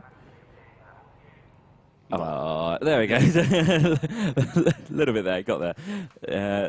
Perfect there. So you can see the drivers now just making their way on to the dummy grid. Slick tyres currently on the cup for the 88, but wets are in the seat, so potentially they're going on. I'm also seeing slick tyres there as well on the 27, so maybe they are going on slicks, not going for the wets. Now the track... Now, I'd say I'm looking at the start-finish line. I can see it is dry in the middle of the track, but at the edge of the circuit, it is still very wet still. So there is going to be a single line of traffic all the way through this. If you're going to dive down the inside, it's going to be a slippery move, sort of Senna, Mansell, Donington Parkish, hairpin, lunge, twitchiness sort of thing that we see from the what was that? That was the European Grand Prix at Donington. The British Grand Prix was at Silverstone. This doesn't make complete sense, doesn't it? But back after lunch, I've been fed. It's my favourite time of the day. Sam, you're back as well. You've had your lunch. You're well fed. Probably your favourite time of the day as well, maybe, is it? Oh, yeah. Oh, excellent. I love the burgers here at Clay as well. They are seriously good burgers. They are very good. Right, so to keep everyone on the same page, and we all know where we are in terms of timing, Junior Rotax Race 13 is the first of the pre-finals. They are heading on track at 1 o'clock, which is in a couple of minutes' time. So these drivers need to get a shimmy on as they head through. Minimax will then be the second pre-final of the day. They are at 20 past 1. Then it's Micromax for their pre-final at 20 to 2. Then we have Rotax 177 at 2 o'clock, Senior Rotax at 20 past 2. That is the pre-finals. Then the finals, because I saw some people on the stream were asking about it. Junior Rotax, their final is at 2:15. Minimax, they are at 4:45. Did I say 2:45? So, sorry, let me read that again. Junior Rotax, they are 2:45. I think I messed that up earlier. So they are 2:45. Minimax is 3:15. Micromax is 3:45. Rotax 177 is 4:15. And Senior Rotax final is at 4:45. Now there is a kart, the 74, on wet tyres. So that is interesting. You can see there the O-plate on slicks. So Matthew Higgins, the man who is starting on the front row, is going for the slick options. Argenti there, the 13, also going for slicks. Where is my Senior Rotax? There it is. We are Senior Rotax, aren't we? No, we're Junior Rotax. So there we go. Getting everything wrong now in here. Where's my list? I had a list earlier and I've lost my list. Also Voisin's on the wets as well. So I think row 1 is slicks and row 2 is wets by the looks of things. So yeah, the 85 there as well. Sutherland, she's on the wet tyres, I think I saw there as well. So the back of the grid going for the wets, the front going for the slick. I don't know, it's very mixed. clear visor there. Good look at 13 of Matty Hingley there for Argenti Motorsport. And I was given some hot gossip about said Argenti cars. So there's more for the seniors, anything like that. GP plate in this one, Harrison Collins. You know, he's not had the best of heats on this one, so he's on the fresher set of tyres out there at the moment. So keep an eye on the GP plate in this one. Harrison Collins, obviously wanting to close up that order as much as possible. Of course, as well, we have got... who else have we got on there on my screens? There's lots of names that I've got in front of me, and I can't pick any of them out. Oh, look, there's the circuit. There's definitely a dry line in the middle of the circuit, isn't there? There is, and I think most of the racing line, if you kind of look around, you can see the dry bits. But as you mentioned, if you want to overtake, then that's when it gets slippy. Yeah. So you got to brake 3 times earlier than whatever else Yeah, is. but looking out the window here, on the way down the pit straight, you can see that dry line, definitely through the S's, a very visible dry line. Down to Sturmey's you can. At the horseshoe, definitely on the entrance, it looks a bit dry, and then round the corner, yeah, you can make a case either way. I guess it's about predicting whether it will rain again, because if it doesn't rain again, I'd be pretty... Myself, I think I'd be opting for slicks. Yeah. And there is the dry line being shown on the screens there. Yep, so that's the S's. That's sort of turn 3, turn 4, the S's through there. Well, it's turn 3, because turn 4 is the hairpin. Yeah, and you can see the dry line there right on the curb, so it looks like drivers are going to be pretty much half over that inside curb, aren't they? What? That looks like turn 1 to me. It is.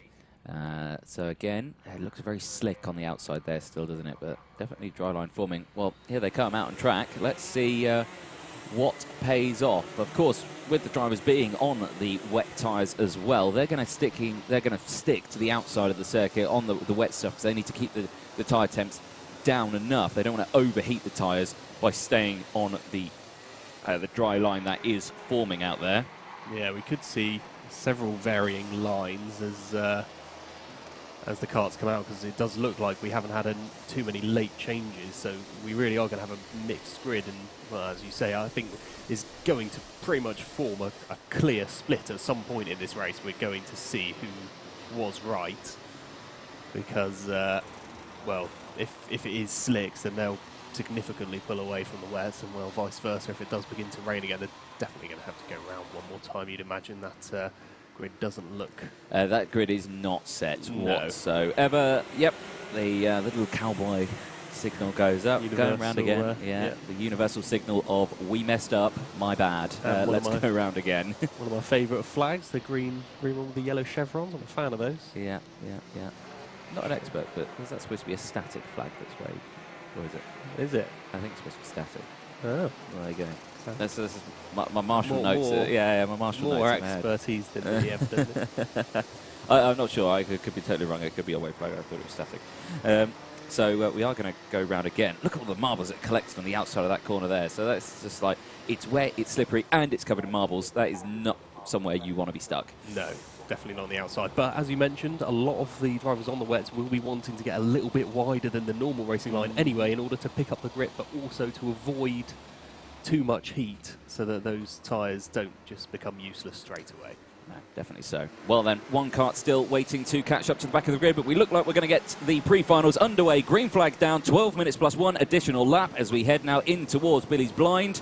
It's a blind entry as one of the Argenti Motorsport cars. I think that's one of the slick tyres going down the order there at turn 1. You can just see then the rest of the field going through, struggling to just keep those karts on track. So right off onto the exit curbs there out of the S's as they head through.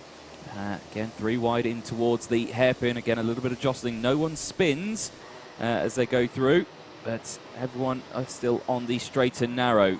Drivers struggling for track positions to keep those cuts on. Oh, we did have someone go off, the 17.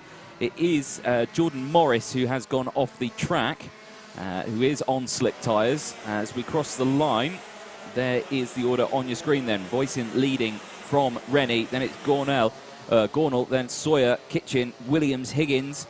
Higgins, the O-plate, Started on pole, now in 7th place. Matty Hingley as well, the 13, our Jenson Motorsport, also on slicks, down 6 positions in 8th place. That's the 88 that's gone off the track. That is Cameron Crockett, a rookie out there for Team Clay Racing. He has gone off as well, I believe, also on the slick tyres. So drama at the start as we're looking at the number 12 being overtaken by the 58. Well, the 96, I think. I don't know where I got 58 from. It could have been 68. So I think that's Jez Williams getting past Daniel Sawyer there. Let's see. Yes, it is correct. So 10.5 minutes left. And like I say, interesting developments in this juniors pre-final. Yeah, it is interesting that those 2 drivers who started at the front now find themselves further down the order. It was Collins and who was the other? Hingley, both of whom have dropped several places down the order. They started on the front row. Noticed how Voisin had a much better getaway, and he was on the wets, wasn't he, Voisin? So it just definitely seems at the moment in these early stages the wets were the way to go. But again, if providing that there's no more rain, maybe the slicks will come into their own later on in the race. Just going to have to wait and see. But at the moment, Voisin leading the way as we focus here on the GP plated kart. Yeah, that is Harrison Collins. He's in currently 13th place, so has lost many positions and battling to try and stay within sort of touching distance of the middle of the pack. And then if he can capitalise when the slicks, if they do prove to be a tactical master stroke, if they do come into play, then he'll still be within touching distance there. Indeed. Jez Williams, that's the new fastest lap of the race so far. Currently P4, 9 positions up at the moment.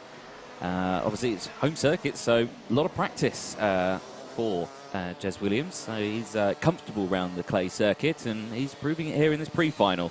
4th place at the moment in the 68, and getting used to these conditions. Callum Voisin returns the favour of a new fastest lap, 39.280, so we're in the 30s again. So the track definitely getting faster. I'm just trying to figure out where the people who are on slick tyres versus the people who are on wet tyres are now, and whether or not they're going to gain any advantage later on in this race. Yeah, that would be a very interesting look if we could see exactly who was on slicks and who's on wets all the time. But at the moment, I think you can pretty much tell from who's fallen down the order that those are the ones on slicks. Definitely the wets in this opening quarter of a race or so that we've now had have been the favourable option, and Voisin does still lead the way. He's got nearly 2 seconds as well back to Tristan Rennie, so a brilliant margin back to the number 74 as we see the karts crossing the line here.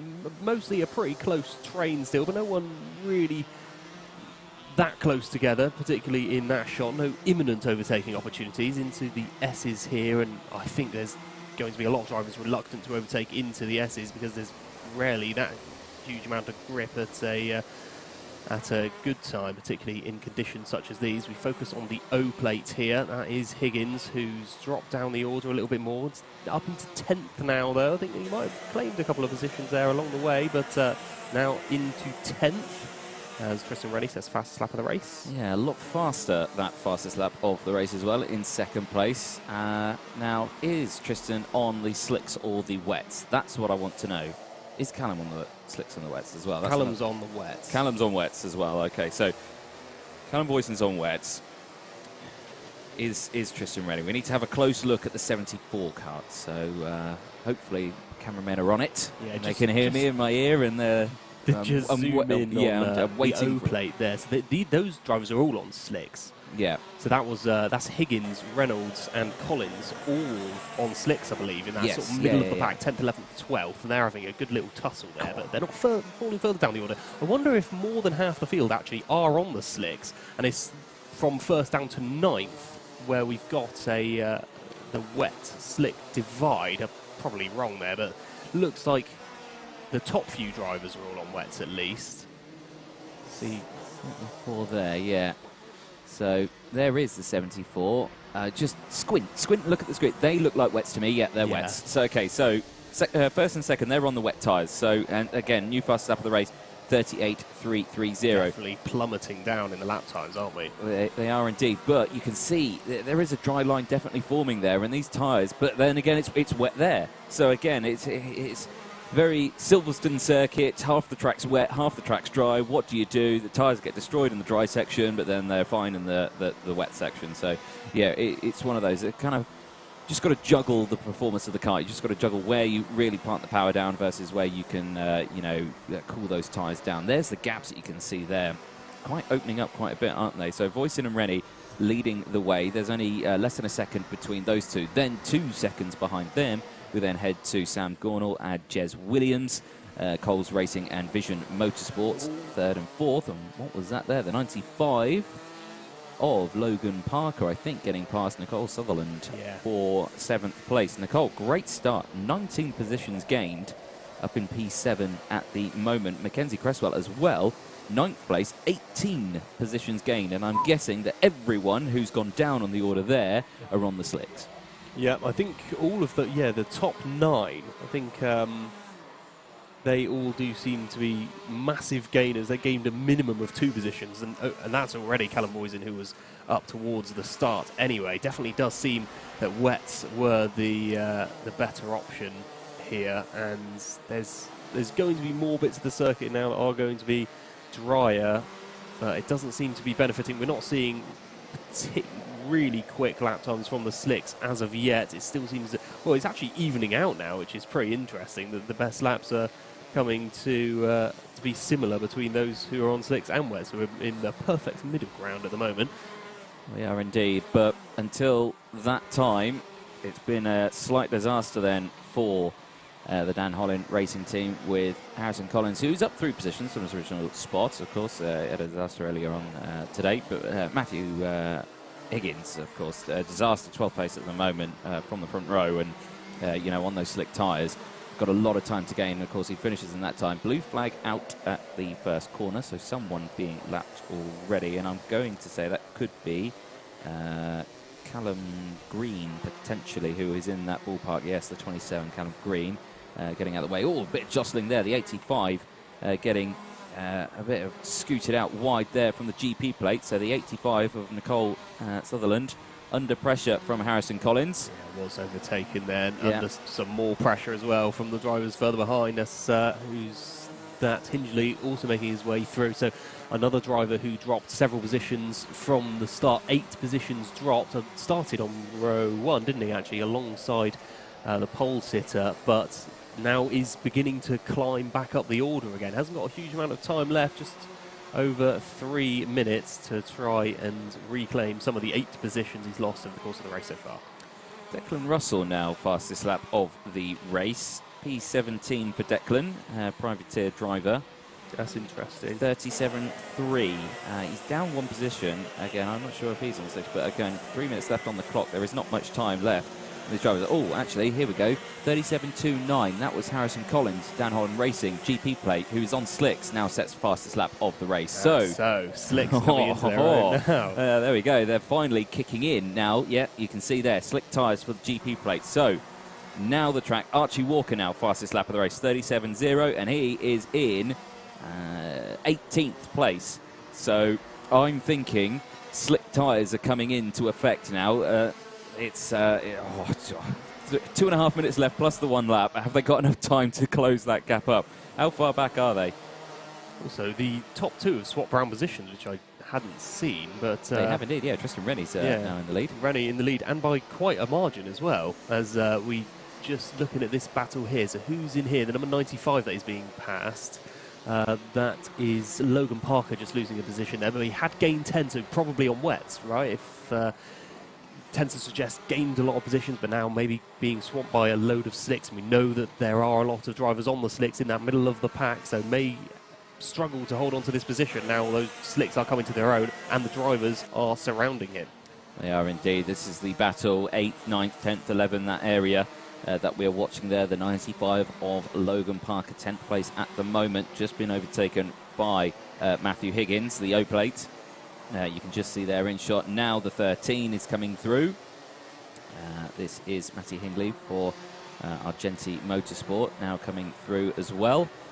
So looks like wets are now not the favourite tyre as they go through. 13 there pulling away. As we see, 1 minute left on the clock. plus the 1 additional lap. Here is the 32 as well. Mackenzie Cresswell up 14 positions at the moment, P13. Heading through, getting through these S's now. Very dry line appearing through the chicane. I think, yeah, that race kind of settled it, and I think that settled it for the next group of karts who are about to head out to the circuit as well, of what to go for. Archie Walker, the number 90, sets the new fastest lap of the race, currently P16 at the moment for Archie. 36.37 as they head through, less than a minute on the clock, and this is going to really shake up the order for the final later on today. Absolutely. I think it just makes it more interesting, if anything, that we've got a totally shuffled grid now in this pre-final.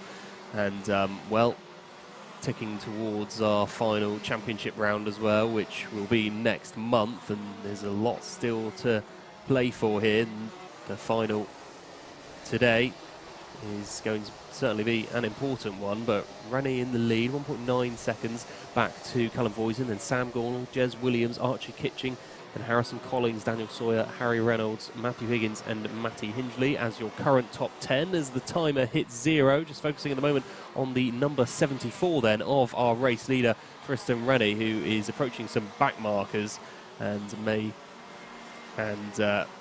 but is on wet tyres, yeah. Rennie. So, well, Rennie and Voisin on the wet tyres. Yeah. Sam Gornall, who's crossing the line, I believe, also on wet tyres. Two of the Coles Racing karts there in these conditions. But final lap time, I don't think there's enough in the tank that anyone else who's on slicks can do to catch up.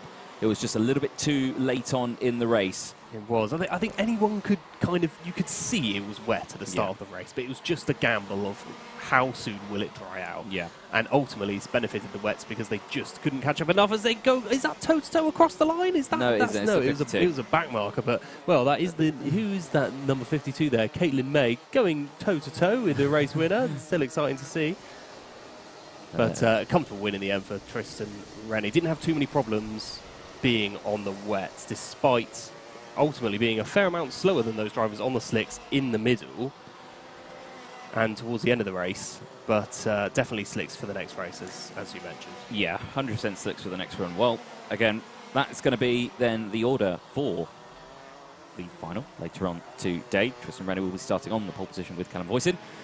Sam Gornall and Jez Williams starting on the second row then for the final later on today, so make sure you stick around for that one. There is the results that you can see. Matthew Higgins, 8th place in the end after the bad start on the slick tyres, of course.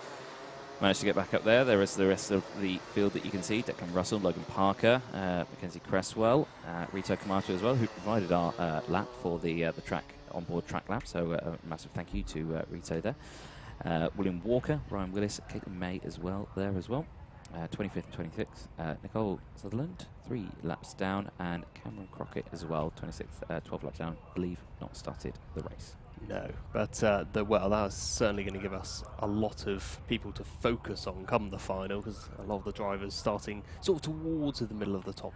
They're in the middle of the top 10 that you will want to be keeping an eye on for the final, because we know they have got pace, demonstrated it towards the end there, and we were definitely coming back down towards lap times we'd be expecting from the junior race towards the end.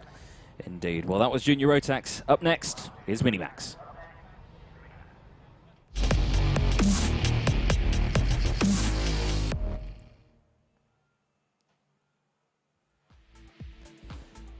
Here's a look then at the grid for the Minimax pre-final. Harry Linden, the O-plate, starting on pole position with Ben Crossley alongside. Aaron Full in 3rd place with Pearson Bullock Carter on the 2nd row. Alfie Gallagher and Chloe Chong on row 3.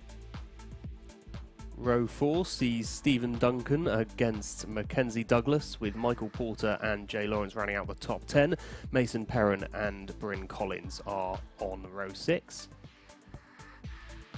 Row 7, Jacob Gilman and Harrison Crowther alongside for 14th place. So 14 karts taking to the grid in just a moment. You can see them there lined up, ready to go. Race start time for this group is 20 past the hour, which is now. So they'll be heading out to the track in just a hot second. And interesting one on this one. Obviously, Chloe Chong joined us on the track walk. So huge, great. Thank you for that one. As they head out in just a moment, and I'm trying to just find out how Chloe did earlier on.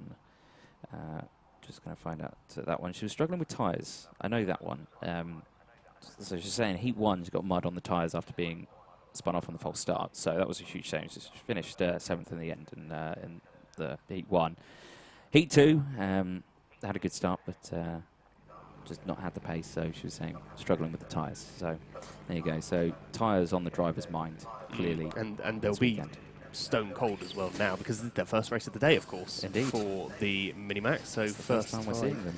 Yeah, they wonder how their nerves are beneath that helmet. As we, well, this will be their penultimate race of the weekend, of course, as the O-plate of Harry Linden just gets spoken to by presumably a team member or something, as they exit the pit lane. Yep, so reports that a couple of drivers are on the wets still out on this one. I'm not sure if they watched that previous race. Maybe they just watched the start. Well, yeah, they watched the start and go put the wets on. But yeah, let's see. I think Slicks is now the time for this one. But we'll see who comes out on top on this one. So it's always a close grid, is the Minimax. They provided a fantastic championship all year. And, you can just see there the 77 Harrison Crowther, Coles Racing. And Coles Racing are right next to us in the commentary box. They're above their lorry at the moment. They're watching the track. They've got a better view than us of the track. It's very unfair. I feel like we should be up there. Yeah, there we go. A little there we go. There. Here we go then. Race start, but it is a false start. So they are going round again. There we go. We thought we missed it. No, we didn't. False start. Don't you worry about it. Yeah, Minimax. It's cracking little things. These again. Obviously, they're again Minimax and Micromax. Minimax, again, it looks like a junior Rotax engine, but I think just a little bit less restricted than what a Micromax is there. Could be, maybe. Yeah, potentially. I think, well, the Micromax has got, obviously, the differences with all of the new rules, etc., hasn't it, with the giving the engines, etc., at the start, whereas this is all the kind of traditional, you own your car and your engine and everything. But it looks like we are going to get underway now as we head down towards Billy's GP plate, getting a bit wide there, getting a couple of tyres on the grass. But well, hearing that it might be a false start, and it is, so we go round again, probably will be relieved. So, reports saying that the driver's a little bit too hasty to get on the power, the go pedal, the go juice. So another false start was declared second time around. We didn't see the flag, we didn't see the light, but I did see a man in a high vis doing the cowboy signal, and they go round again. So first race of the day. Yeah, eager. There you go. Minimax eager to get going. Let's see. Third time's a charm. Out of the final corner. Wait for it. They look green like flag and go. Yes, 12 minutes. Quickly.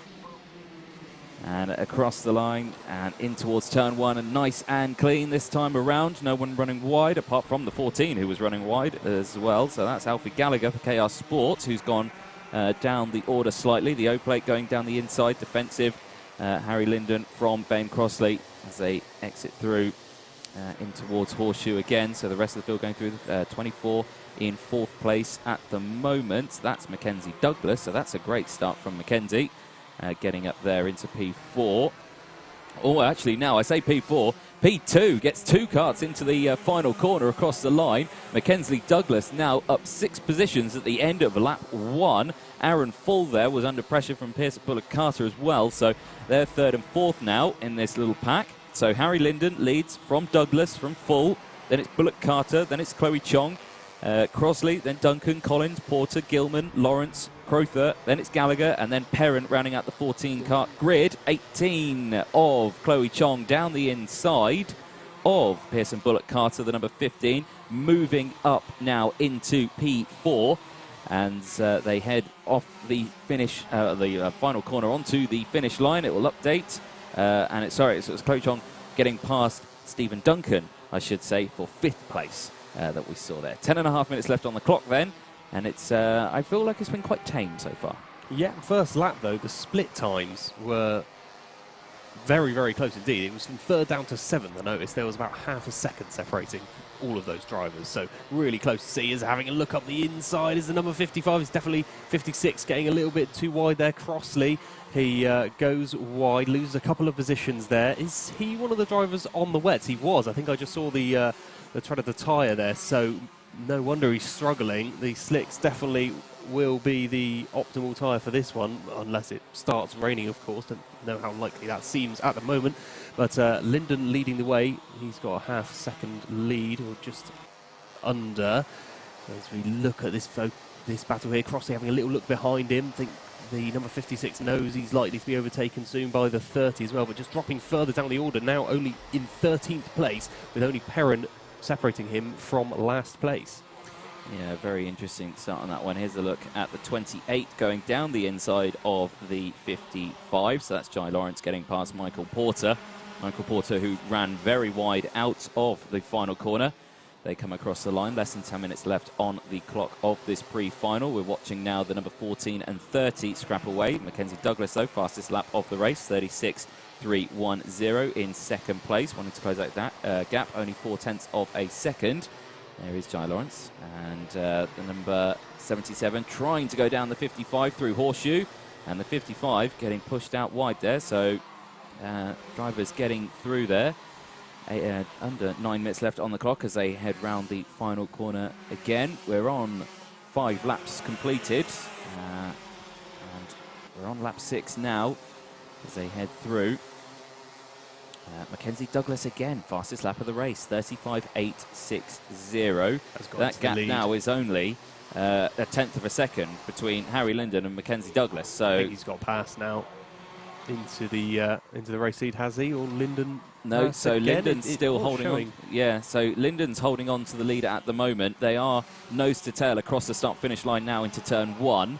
And we need to keep a very close eye on that one because they are scrapping away very close. It has opened up slightly now at the front. It was about half a second now, but they were 1/10 between them. Here they are, the number 24 and the O-plate, as they head through into the Horseshoe now. I'm sure Dan Holland Racing and Coles Racing are looking frantically at this battle, keeping a very close eye on it, and less than 8 minutes to go on the clock. Still plenty of time to get this move done. Both these drivers on the slick set of tyres, as you can see there on the shots. They cross the start-finish line, and slightly faster in Sector 1 is Mackenzie Douglas for Coles Racing. And looking to the inside here through the S's, gets the job done. Harry Linden now down into 2nd place. That was a well-calculated move. Harry Linden now back down the inside into the hairpin of turn 4. Gets it done, nerfs out the 24 Mackenzie Douglas wide through the hairpin, so they're going to have to try that one again. Is Mackenzie as they exit Horseshoe now through into Buttons again. Very fast corner on this one, clipping that apex, running the cut out wide over the treacherous white lines that may still be slippery, over onto the exit curb, onto the start finish line again to complete this lap. And Harry Linden holding on to that lead, 1/10 of a second between the two of them though, as they go through. And again, here comes Douglas down the inside of the S's, can't quite get it done this time around. Linden had a position on that, saw it happen last time around and thought, oh, well, you're not going to do that again this time. And with these two battling away, Pearson Bullock Carter has now closed up for Coles Racing as well, is now behind his teammate, Mackenzie Douglas. So now it's going to be of, oh, am I quicker? Can I get past my teammate and maybe go for first place as well? So you can see the two trios there, 1st, 2nd, 3rd, and then 4th, 5th and 6th. So it's Harry Linden side by side now with Mackenzie Douglas. Douglas trying to take the outside line, then trying to get the switchback move here through turn 2. Can't do it again, so another valiant effort to try and get past, but couldn't do it this time. Now Pearson Bullock Carter wants in on this battle, right behind as well. It is all shaping up. It's looking like it's going to end up in a 6-way battle for the lead. It is, especially if the front 3 keep holding each other up. Linden really doesn't want to concede this move to Douglas, does he? I think he knows he's a little bit slower and therefore would struggle to reclaim that position. This, of course, for pole in the final as well, where all of those precious championship points are up for grabs. Having a look up the inside, though, and he does get the move done this time. Douglas doesn't drift out wide. Crucial that he got the braking absolutely right there as they head onto the Sturmey straight once more, with Douglas in the lead for the first time. Bullock Carter's right there. He'll want to follow his teammate through. Gets it a little bit sideways, does Douglas. Manages to hold on to it as Linden now in second place. Can he stop the other Coles Racing Kart, who has a look up the inside? Is he going to find a way through? Got really wide, did Linden. He's been lost loads of positions, pushed out onto the wide line, and therefore has conceded. Well, I think he's dropped all the way down to 5th place or so, with Chong now immediately behind. But this has worked out brilliantly for Douglas and indeed for Coles Racing. Yep, so the O-plate of Harry Linden, after a slight bit of contact through the horseshoe, is now dropped down into P6 for Dan Holland Racing. Chloe Chong just again behind in 7th place. So they're going to have to try and push their way back up this order. So that's really shaken things up. So Mackenzie Douglas now for the 24 Coles Racing leads the way. Pearson Bullock Carter in the 15, also Coles Racing, now 2nd place, up 2 positions. Stephen Duncan now into 3rd for Vision Motorsport. Then it's Aaron Full for XL Motorsport in 4th place. Bryn Collins in 5th place as well. So that is the order of the top 5. 4.5 minutes left on the clock then.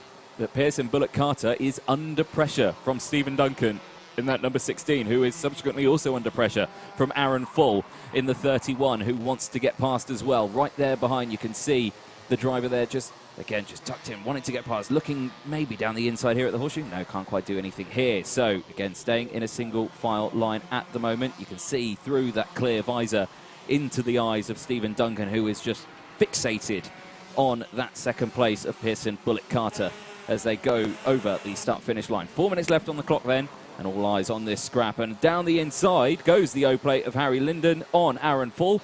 So Full going down a couple of positions, and the O-plate moving up. Again, recovering is Harry Linden, wanting to get back up to that top spot. Yeah, I don't think he was necessarily ever slow. Douglas, though, he showed that he is significantly quicker. He's got past, already opened up a massive margin back to Pearson Bullock Carter, over 2nd already, although of course Bullock Carter may be focusing slightly on defending from Duncan in behind. Steve Duncan still looking hungry for that 2nd place, as we've got just under 3.5 minutes remaining in this one. It's Bullock Carter who's got a little bit of a margin now back to Duncan, but I think gets a slightly better exit as well out of the S's there, so doesn't need to go too defensive at the hairpin. And indeed, Bullock Carter does set the fastest lap of the race, a 35.7, very quick for the Minimax, as Linden reclaiming a position. I think it is, or on Steve Duncan. It is, yeah. It is, so up to 3rd once more, trying to reclaw some of those positions which he lost, got pushed out to the wide line, of course, a few laps ago. Now is just in fight back mode. And, well, I don't know if he's going to be able to catch up with Pearson Bullock Carter, considering he's the quickest driver on the circuit. But certainly getting back up to 3rd is no longer a disaster for Linden. Mackenzie Douglas responds to his teammates' fastest lap with a 55.60 time.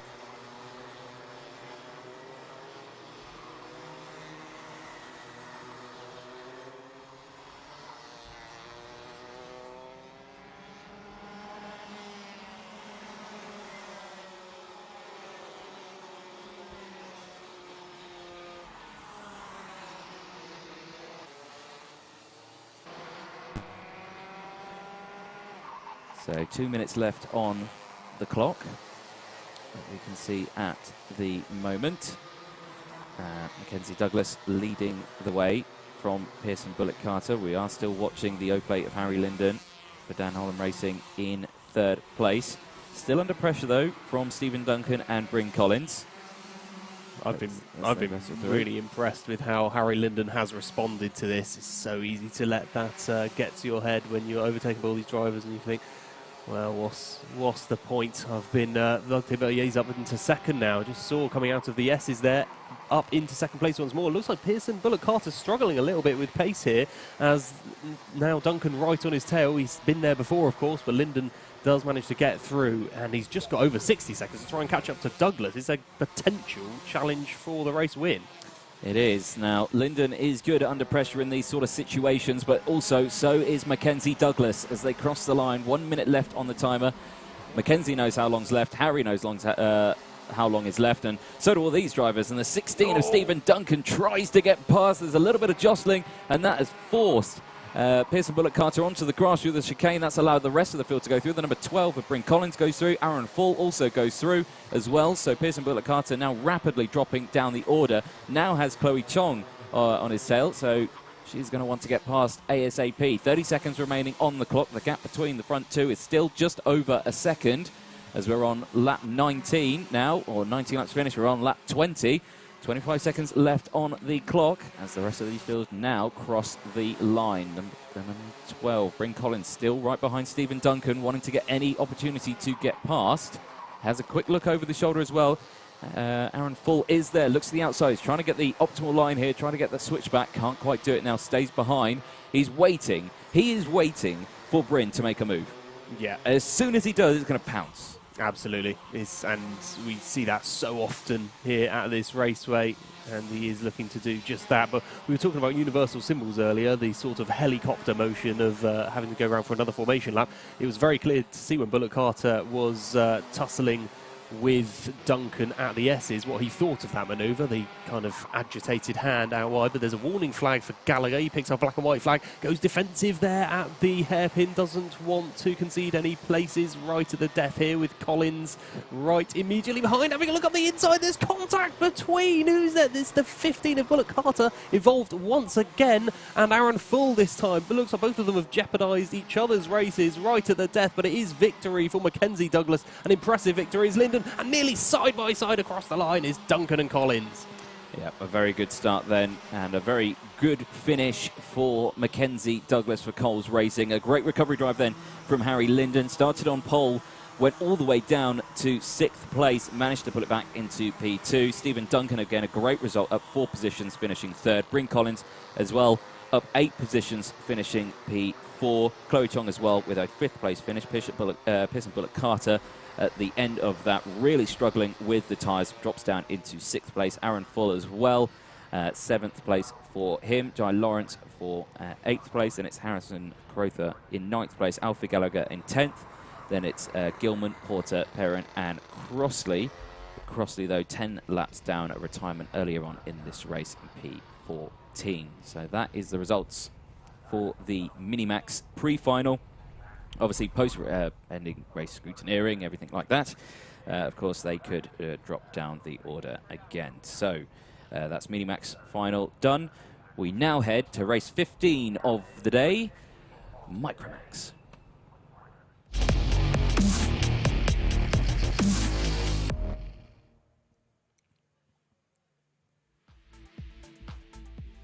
Here's a look at the grid then for Micromax, starting on pole position. Eden Spanswick on the 69 plate and Jacob Ashcroft alongside one of the privateer drivers. Harrison Whitcomb there on the second row with Timo Youngling, who had a bad start earlier on in the day after being taken out at the top hairpin. Freddie Baker and Adam Wooden round out row 3. Row 4 is Dalton Hayward with Scott Marsh alongside. Emily Ackett and Oliver Bocock start together to round out the top 10. And rounding out the grid are Jack Price with Charles Green alongside in 12th. So if you were around for the Micromax heat they had earlier, that was earlier on today, around 20 past 11. Carnage ensued on Micromax. It started raining just before they left the pit lane, and they were all on slicks, ready to go for a dry race, and then rain. And then going into turn 1, 3 cuts went off, and it was carnage at the hairpin as well. Lots of cuts went off. We lost quite a few, and yeah, it was a disaster, and everyone came back, and it really shook the field up a bit. So this time, though, drying track. Now on slicks, no rain in sight, touch wood, and we're going to get this pre-final underway in just a moment. Their start time is around 22, which is in about 30 seconds or so. So they're going to be heading out in just a moment. There is the 69, just lining up there, ready to go. Looking very comfortable there, Eden Spanswick. his hands on there. The 22 just alongside as well, Jacob Ashcroft, who we spoke to earlier, and Timo Jungling as well, just behind. Obviously, one of the drivers who races in the AME cadet class and was racing last weekend at Fullbeck as well, joining the Minimax class there, starting in P4. And obviously a disaster earlier on, so wanting to claw back some time on this one. As you can see, hopefully the green flag will be out in just a moment. I can see a green flag out at turn 1, meaning that the track is good. The track is ready to receive the drivers. We're just waiting for the man with a plan with the green flag in the pit lane to release it, and there it is. Green flag is out, and Micromax heads back to the circuit. Yes, race number 2 of the day for them after their 2 heats, one yesterday and one earlier on, which, as you mentioned, Anthony, totally shook up the order of things. Timo Jungling would have been hoping for a pole position here, but he is going to have to claw through a few positions. Will be one of the favourites, the young German, as he looks to start on row 2, but hopefully for him, claim those 3 positions before the end of the race. The final will be later on, of course, for these Micromax drivers, and as we mentioned, the top 3 get to keep the engines, a brilliant prize, and the top 2 get those tickets for the championships next season, you said, didn't you, Anthony? The start of 21. Yeah, early season of the 2021 season is the prize up for grabs if you win or come second in the final, but it's pre-final time for the Micromax as they head in towards turn 1. A much cleaner start this time, knowing the track conditions. 12 minutes plus the 1 additional lap as the field go through. You can see there still that Eden Spanswick holding on to the lead. Jacob Ashcroft then still there in second place. Really good start from Jungling up into second already. He's just gone down the inside there at hairpin, so that's a very good start. Much better start than what he had at the previous race at that corner, so much better luck this time around. There's the 66 plate. That's Harrison Whitcomb, who's up now into P4. The 18 plate also, Freddie Baker, moved up into P2 as well. That's P3, sorry, I should say. Great start then from Freddie. Tucks in behind Jungling as they head across the start-finish line, and there is the current order. So as they cross the line, Spanswick leading from Jungling, and who's that going off? It's the 22 plate of Jacob Ashcroft, who has gone askew awry at turn number 1. Has gone wide down the inside there. Tries the 66 on the 18 and couldn't quite do it. So Whitcomb tried to go down the inside of Baker through the hairpin.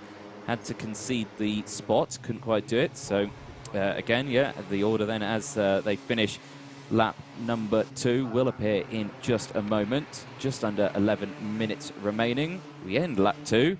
And the order is as follows. Spanswick from Jungling, then it's Baker, Whitcomb, Wooden, and then it's Hayward, Ackett's, Marsh, Green, Ashcroft, Price, and Bocock. And there's a couple of carts going wide. The 66 and the 18 having a little coming together. Whitcomb and Baker again through turn number 1, dropping down the order now. The 44 has managed to get past them, so Adam Wooden up a couple of positions now. Yeah, Whitcomb still having a go at Wooden as well. Wants to try and seek a way through past the number 44, who's made good progress over the last couple of laps or so. All over the back of him now, though, is Whitcomb as he has a look at the inside of the top bend, but he can't get alongside him there. Often on the pit straight, of course, if you have that line, you have got a decent advantage. Just saw behind as well of our picture there. I think that's an overtake as well, is it? I think he's going to have the inside, though, Baker, so he's not going to concede that one to Hayward. But looking good for Spanswick as well. He really benefited at in the previous race. Got that, managed to get a bit more complacent and confident as the race went on and managed to win despite being on the slicks on a very wet track. Spanswick taking the victory, but a good start here as well. Jungling in second position is only 0.3 of a second behind those, so might offer a bit more of a challenge to Spanswick this time. As we look at the carts coming out of the top end, you can see a massive gap between Jungling and Wooden from the gap from second down to third place, and this is the third place battle that we're focusing on at the moment. We see this battle as well, 47 and 22, 2 abreast, definitely do not go into the S's, so I'm thankful that they managed to figure it out that time. Another fastest lap then for Timo Jungling as the 66 dives back down the inside of the 44, and the 44 then quickly returns the favour as the 66 runs out wide. So there we go, they're all jostling up and down for positions, but yeah, the young German, Timo Jungling, new fastest lap of the race, 39.1, 2 tenths behind the race leader at the moment. He was 2 tenths faster that time around, so they're going to be closing up in just a moment, and I think they are absolutely nose to tail in towards turn number 1 for the lead of the pre-final. And the 44 and the 66 still there, running out wide. The 68 looking down the inside through the S's, takes the curb. Whew, that was that was a squeaky moment, wasn't it?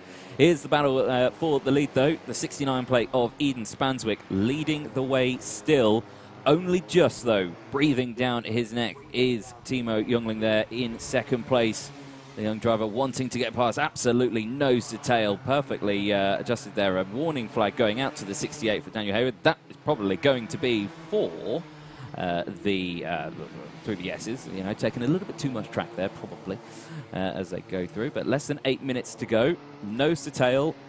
Just trying to pull away from the main pack. He has a look over the shoulder. Right, now he can see that there's no one there. Expect to lunge imminently. Yeah, I would have thought so. You wonder if you think it's basically a moment of when, not if, for Youngling. He's been closing in on Spanswick fairly significantly for the first portion of this race. Now it's the section where he's got to overtake Spanswick, and the number 69 has a couple of little nervous looks over his shoulder to see the presence of Timo Youngling. This battle, of course, for pole position in the final later on has a little look at Billy's blind, but I don't think he was ever convinced he was going to attempt a manoeuvre there into the S's now. How good an exit can they get, the two racers, as Youngling just adjusts his visor there, wants to be able to see his opponent as clearly as possible as they head into the horseshoe once more. One of the only significant left turns in the whole circuit, really, as, well, looking at this battle as well, it's nearly 3 abreast at some stages. It looks like the number 44's dropped down the order. Wooden, a few positions lost by him. Indeed, yeah, so struggling maybe with the pace out there. A lot of drivers are struggling with these tyres. You know, it's a very slippy track. It's more of a green track now, and they've got to re-put the rubber down. They had all day practicing and running heats yesterday on a nice grippy circuit. And was very sticky. It was on my track walk. My shoe almost came off because it was so sticky on the track. But all down the inside, though, goes Timo Youngling. Moves up now into first place at the same time. Jacob Ashcroft sets a new fastest lap of the race in fourth place in the 22. Now you can see the hand signals going out from Youngling saying, right, come on, let's keep going. Let's keep pushing. Don't overtake yet. If you want to overtake, do it a little bit later on. But not now. Let's just try and keep away from the main pack. As you can see then, down the start-finish straight across the line and just staying absolutely nose to tail, and Spanswick looks like he's taken that message into consideration and just stays behind, doesn't go for a lunge, working together now, frenemies as I like to call them, as they head through the S's. And a little look further back again, here's third and fourth place, so Whitcomb and Ashcroft who are nose to tail, and there's a little closer battle a little further behind as well. These two look like they're still squabbling, don't they? They look like they're going defensive. You can see there 22 getting in front. So Ashcroft moving up a position into P3, wanting to get back up to the sharp end of the stick. But these two are going to have to work together. They're 3.4 seconds further down the road. They're going to need to stop squabbling now. Come on, think about it. Follow me, let's go. Yeah, doing the opposite of what the top two are doing, as Youngling was trying to communicate to Spanswick to do just that, for them to work together. And at the moment, as you said, Spanswick still seems to be abiding by that at the moment. I don't know whether that was smart work by Youngling, really, because I don't think they need to be too concerned about the drivers behind catching them up. They've got such a significant gap over them. But you can see, really, Youngling was so much quicker than Spanswick for the beginning portion of the race. He overtakes, and the toe benefits the driver behind so much. It's so difficult to escape, even if you are a fair amount quicker than the driver behind, just because those straights really enable the driver behind to close right back up again. But Spanswick's still opting to stay behind the number 25 for the time being. He is, yes, and you can still see it there. Scott Marsh, though, the 47, sets a new fast lap of the race, 38.920. And Jacob Ashcroft has actually pulled away slightly from the battle just behind as well. So the 66, the 47 and 68, Harrison Whitcomb, Scott Marsh and Dalton Hayward, they were all scrapping away. That allowed Ashcroft to pull a slight advantage from that pack. And you can see it there on the screen. 4 minutes left on the clock. They need to start working together more than anything, because they're losing time. They're not gaining anything, and yeah, they just need to get those wheels working together. Yeah, they do, but I'm not sure how likely that seems. Is that Spanswick overtaking Youngling again? No, that's just the graphics tricking me. It's Marsh, ahead of Haywood, with Whitcomb there as well in the BKC Racing Kart. Those three drivers still very close together. Just up the road as well is Ashcroft there, who's done a good job of closing in, catching up, and then overtaking and getting himself into a decent little pocket of air as well up the road. But Whitcomb just setting the fastest lap, and he's in that pack as well.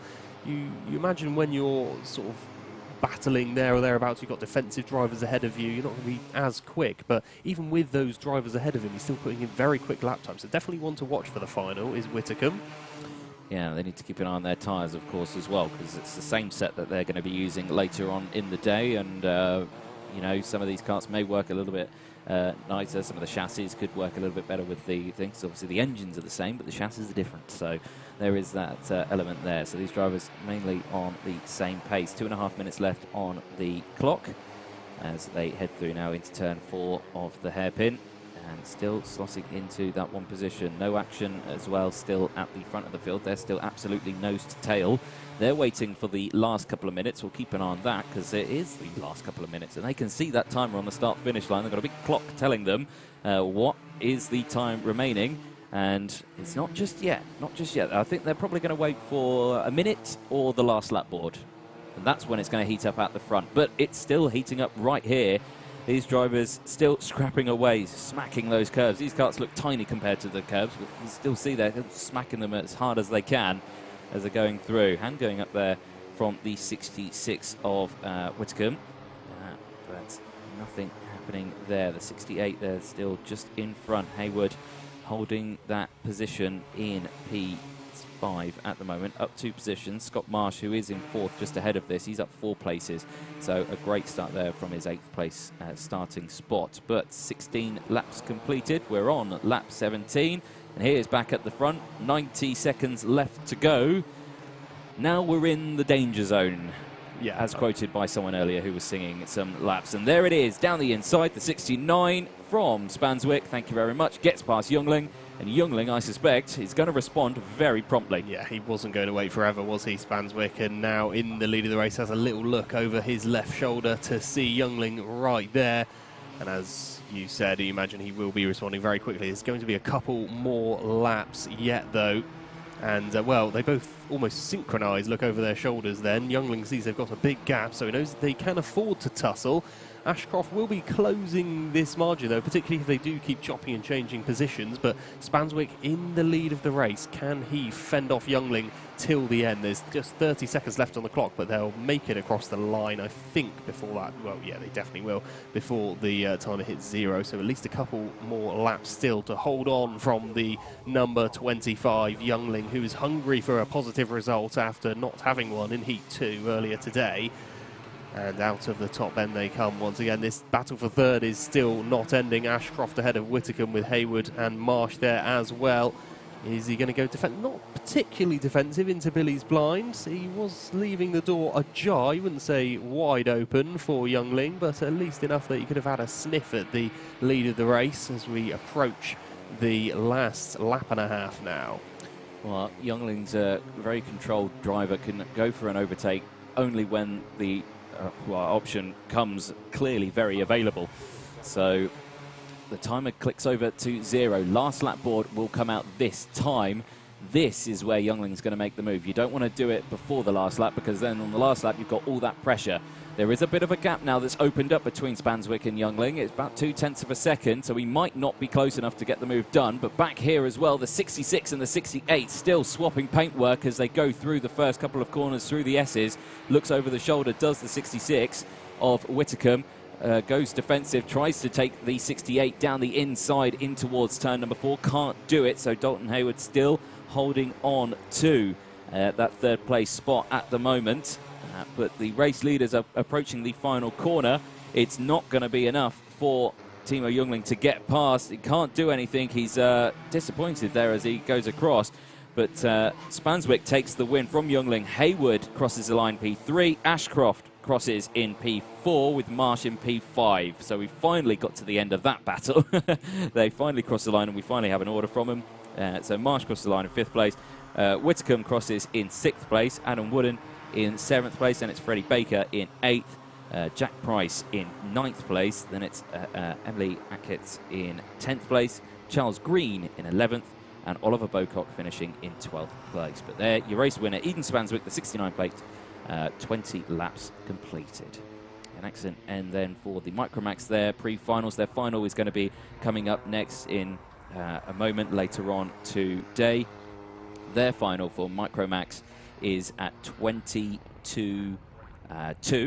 So make sure you are around for that one. Of course, the top 3, they'll get to keep their engines. First and second place in the final get the tickets to Portimao early next year. So that's the end of the Micromax. Race 16 of the day is Rotax 177 up next.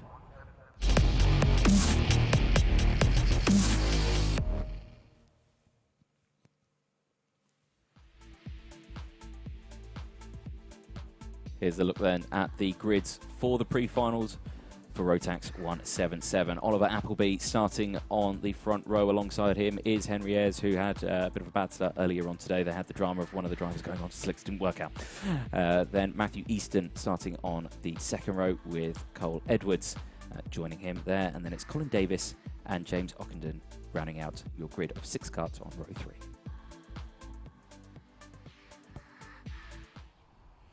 Of course, we had big drama in the 177 race earlier on, where we saw, I think it was the E-Plate who was Edwards. Yeah, was on the slick tyres, and it didn't go well and retired after a lap as well. And Ayres, who had a bad start, recovering up, tried to get back into first place, finished second earlier on today. So looking to recover from this one. You can see the karts there all lined up on the dummy grid. None of the drivers actually taking a seat just yet. The wind has looked like it's calmed down now, hasn't it? It's everything's just slowed down. It's looking quite bright in the distance as well. It's brightening up. Yeah. It's yeah, it is turning into a bit of a nicer day now. I'm not sure we should be in with any immediate threat of another downpour, which would be good for especially these drivers who are lined up on the grid now. They don't want to make a last-minute tyre change. Certainly slicks now and for the rest of this event, you'd imagine, unless there is to be another late twist in the tail as we tick towards our finals, which will be later on this afternoon. Just this one and one more pre-final before those all-important finals later on. Senior Rotax after this one, of course. But these 6 drivers, they'll be hungry to get on track and put in some quick lap times, which they were unable to do so, of course, in the earlier race today. That is indeed true. So they're going to be going on in just a moment. There goes the tone for the minute warning before the dummy grid closes. That goes off, so dummy grid is now closed, but it looks like we've got everyone there, so we don't need to worry about that. There is the O-plate there, just getting comfortable. That's Henry Ayres, Chaos Sports driver, just looking ready to go. Everyone on slick tyres this time, though. No one on the wets. No, and well, I think you'd definitely question their decision if they were. But there you go. So they had a drama last round out at Warden Law with the weather, of course, the scrapping for this one. They've had no favours this round again, and again, they're all just lining up, ready to go. There was a couple more drivers the last round, less this time around, just the 6 drivers that we can see as the drivers go through in the 177 class. A little bit of discussions going on there. We can only imagine what's being discussed, can't you? Yeah, it's, well, anything from karting to weather to food. To what you had for lunch. What did you have? I had this. I had this. So we're expecting about 40 seconds time the drivers to head out onto the circuit. They're not eager to sit down yet, are they? No, just the one at the back of the grid who's sat in the kart and evidently trying to get in the zone before this pre-final. They are indeed. So drivers now starting to get their seats. There is the number 12 of James Ockenden again. Had an early crash earlier on in the race, went off at the hairpin at turn number 4. So again, wanting to sort that one out, and yeah, that's one of those, isn't it? So I've been standing on my feet all day, and I've only just moved this seat over to where I am. I have to say, there's one thing commentary boxes sometimes miss, and that is a seat, and this one's got plenty of them, and it's absolutely great. So I can rest my weary feet. Yeah, I think we've got 2 spare as well up here, so you want to change your seat as well. But 6 drivers eager, raring to go for this 177 pre-final. Should be underway very shortly. I think my watch is ever so slightly quick, but I make it pretty much bang on the time, and there we go. It is. Karts emerge from the pit lane. So it was a 2 o'clock race start. Motorsport UK strict with their timings, on time. We go at 2 o'clock. The track looking nice and dry-ish out there, with a couple of patches of wet weather in the east of England, and then we move over to the west of England and it's nice and wet again. Become the weatherman, haven't I? So obviously with last time out, race 11, heat 2, Oliver Appleby obviously won that one for JMS Karting. Henry Ayres finished 2nd, Colin David finished 3rd, Matthew Easton finished 4th, and then James Ockenden and Cole Edwards, they did not finish the race through incidents as well. So they're going to be starting at the back of the grid this time around. And we're hopefully going to get this race underway first time. It's not a difficult grid to line up, so as they go into the tram lines, it's green flag, and away we go for the pre-final. I say it's green flag and away we go. It's actually a false start, so I said it wasn't going to be difficult to line up 6 karts, but they did find it difficult in the end. So we do go round again, and pre-final has not started just yet. Yeah, I think there was a couple of karts who accelerated early in the race. You saw the whole right-hand side of the grid there pretty much disintegrated from their allocated grid order. So we go again with these drivers who will be more than aware how they should be starting this race, but the acceleration starts so far up the pit straight.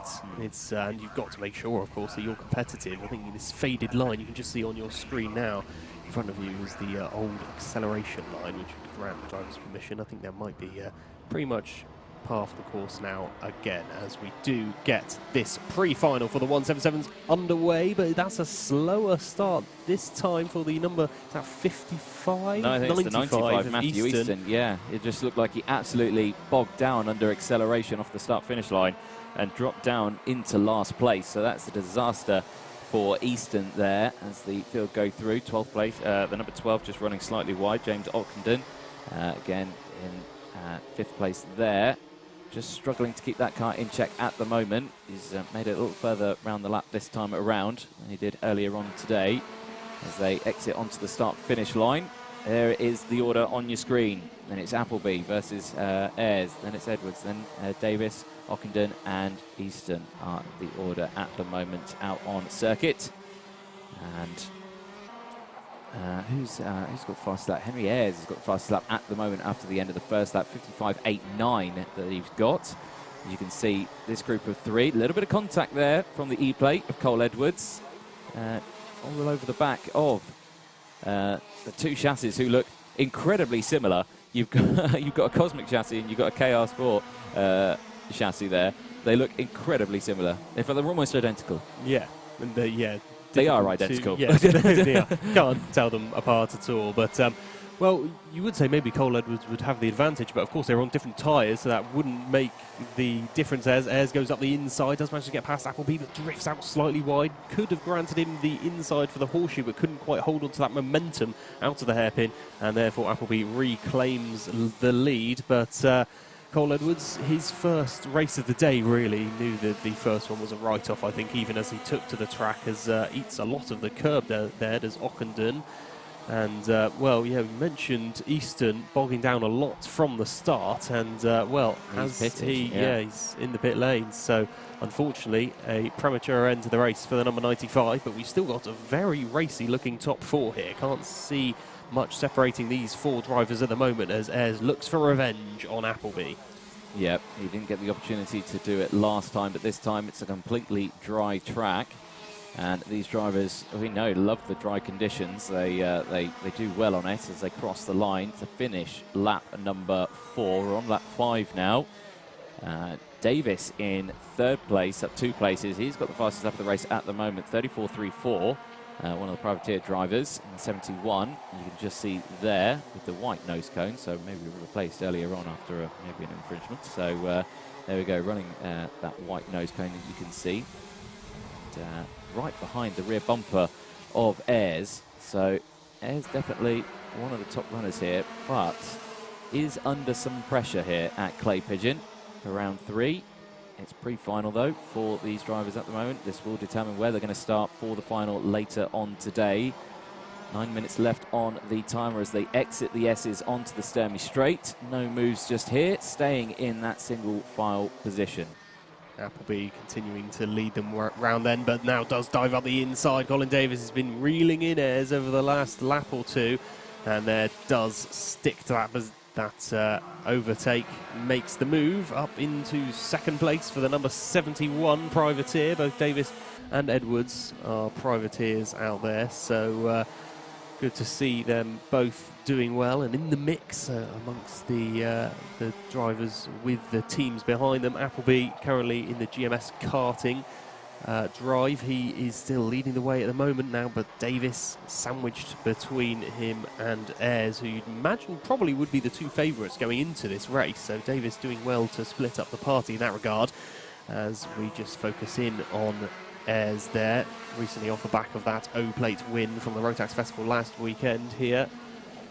As has a little look, doesn't he, at the race leader, but no way through there for Davis. No, stays there at the moment in 2nd place, does Davis. He is still closing, you know, got another fastest lap of the race, 34.26. So Davis looking the most comfortable out there in 2nd place at the moment. This is someone who was off the radar, I think, for most of the day, and has suddenly popped on the radar into the final corner of top bend, and again slotting into that slipstream, and someone else is pulling off into the pit lane, and that was indeed Cole Edwards, the E-plate, retiring as well from the race from 4th place. So had a lot of fortune at several times during his karting career, Cole Edwards, and it looks like another end to the race for him, unfortunately. But Davis still right on the back of Appleby, with 8 laps gone, ticking towards halfway through this race now, and it's still a 3-way battle for the lead. Ayres ever so slightly adrift of these 2, but certainly not out of the question yet, as we go around Billy's once more.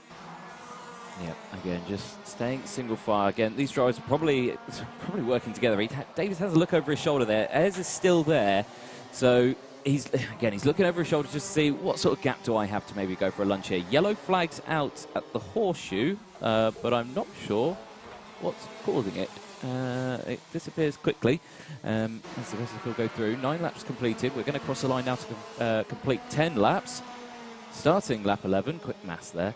6 minutes left on the clock, and still looking very racy. Davis all over the back of Appleby. You're looking at the top 3 in this race. Appleby, Davis and Ayres. Ockenden still in 4th place. We have lost the E-plate and the 95. Cole Edwards and Matthew Easton, they have retired, 2 privateer drivers. The E-plate and the 95. But eyes fixated on the top 3 battling here. Ayres finished 2nd place in his race earlier today. I'm sure he wants to finish a little higher up, not a position lower this time around, but he just looks like he's struggling with the pace for the first sector. Closes up through the final sector, but then struggling around turn 1, it looks like.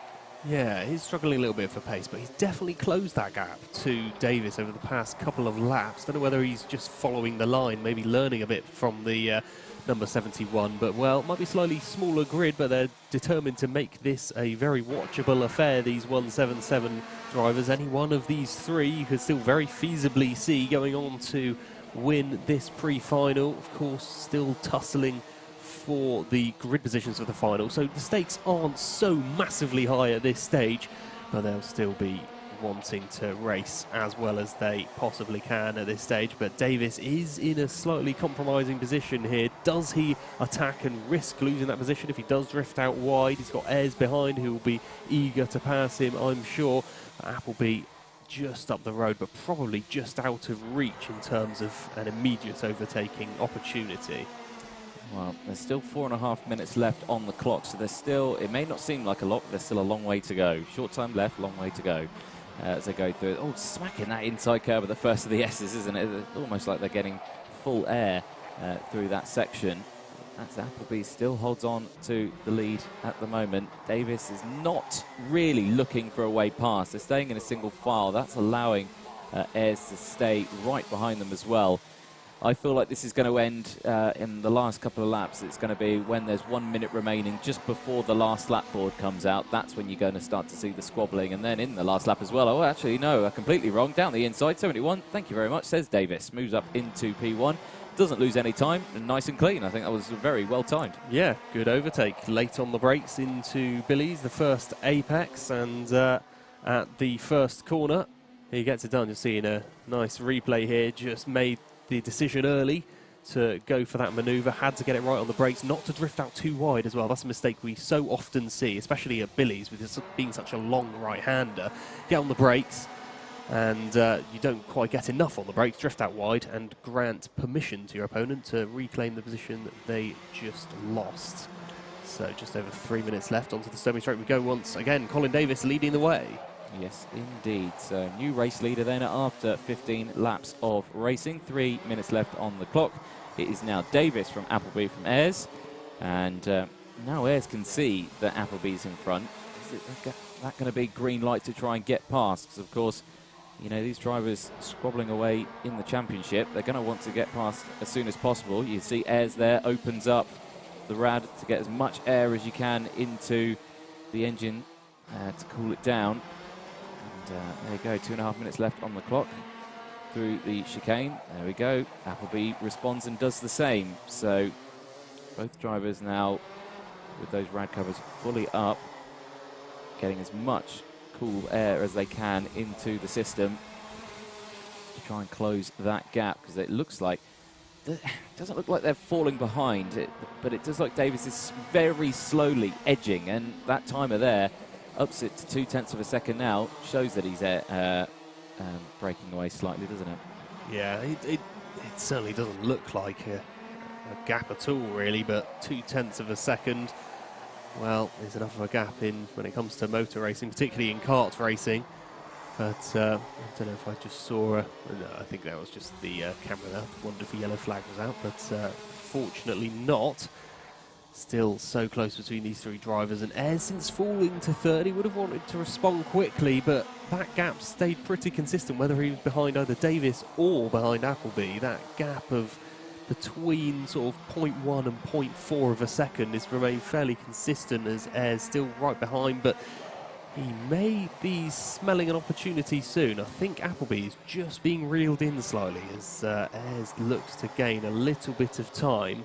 On the previous lap, the quickest of these drivers, actually Davis was the slowest of the three, so that's very interesting that the driver at the front was slower than the two behind. Grants an opportunity for the pair behind, I'm sure, as they go over the line with almost bang on 60 seconds to spare. So round Billy's we go. Not long left in this one, about 2 or 3 laps or so, and Appleby may have some defending to do, even right here, as he dives up the inside, does Ayres, and he finally gets up into second place.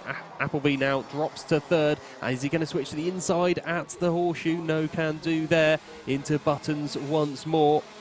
as the O-Plate now firmly in second place, and this surely grants Colin Davis a more comfortable lead now. Well, yeah, it's now nearly just over a second, or 6/10 of a second now that he's got at the front. They took 2/10 out halfway around that lap with the overtake. So, are they going to work together now to close that gap? They've still got 15 seconds, so the last lap board is going to be out this time around. Is that enough time to close that gap? Keep an eye on that timer. It's just under 7/10 of a second here. We'll see what it is next time around, but with 20 laps is completed. It's been a long old race, this one, and if you think this was just 12 minutes plus one additional lap, the finals later are 15 minutes plus one additional lap, so they're a bit longer. Final lap board then is out for the Rotax 177 class for their pre-final. It's race 16 of the day. They're nearing final time. One more pre-final to go after this one. But eyes on the top three at the moment of force. Davis leading from Ayres, Appleby, Ockenden as well in fourth place. Other two drivers, the E-Plate and the 95 of Edwards and Easton, they have retired earlier on in this race. So just the four drivers out on circuit, but round the final corner, Davis looking very comfortable with over 6/10 of a second gap. Crosses the line to take the checkered flag after 22 laps. Ayres crosses in second place, Appleby in third. Well, Ayres is going to like that. 2 second places of the day. That's nice for him, so nice and consistent. But as we go into the final, Davis will start on pole position, finally finishing fourth place. James Ockenden crosses the line now. He's had a race all on his own, nice and quiet, nice and chilled, just getting around the track.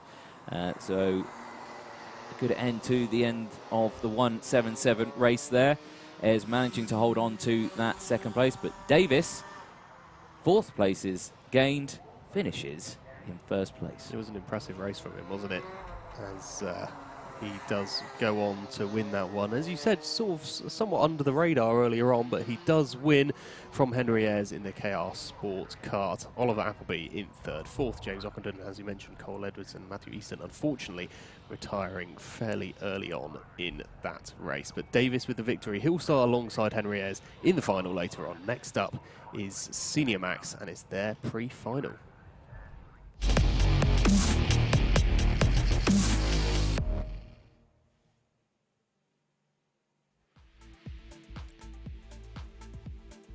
So let's have a look at the grid then for the Senior Rotax for their pre-final. Kai Hunter, the O-Plate, is starting on pole position. Clayton Ravenscroft starting in second place. Teddy Clinton in the second row with Morgan Porter alongside. Nelson King and Tom Edmonds round out row number 3.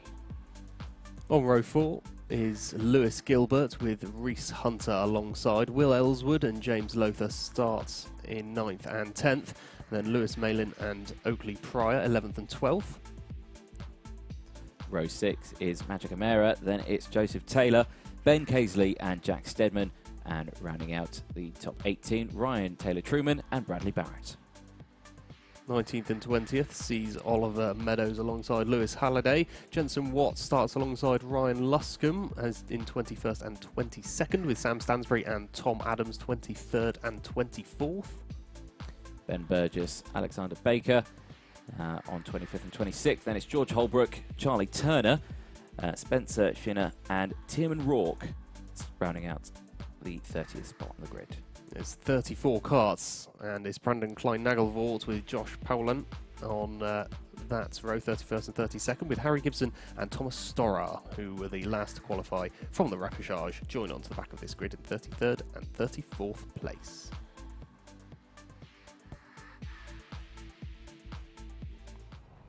So 34 karts taking to the circuit this time around. We go from smallest grid to the biggest grid on circuit. It's going to be a much different turn of pace now. There is Kai Hunter, the O-Plate for Dan Holland Racing, fresh off the win last weekend for the Rotax Festival. And one driver who we're missing from this one, who's doing obviously quite well in the championship, who's unfortunately not here. He did very well in the festival as well. Josh Meakin, he's not here. He's having to self-isolate this time around, so he's really hoping to get here for this weekend to kind of replicate what happened in the festival, and unfortunately he's not been able to make it. So huge shame that we're missing Josh Meakin here from this round. But yeah, we wish him all the best, and hopefully we'll see him at PFI. Yes, that's never nice to not have a competitor out on the track. We have 34 competitors here on this grid. Kai Hunter will be the first to lead them out. Steely focus under that visor. Arm rested casually on the engine at the moment, and focusing in as well on the drivers just in behind. How can we expect this race to go?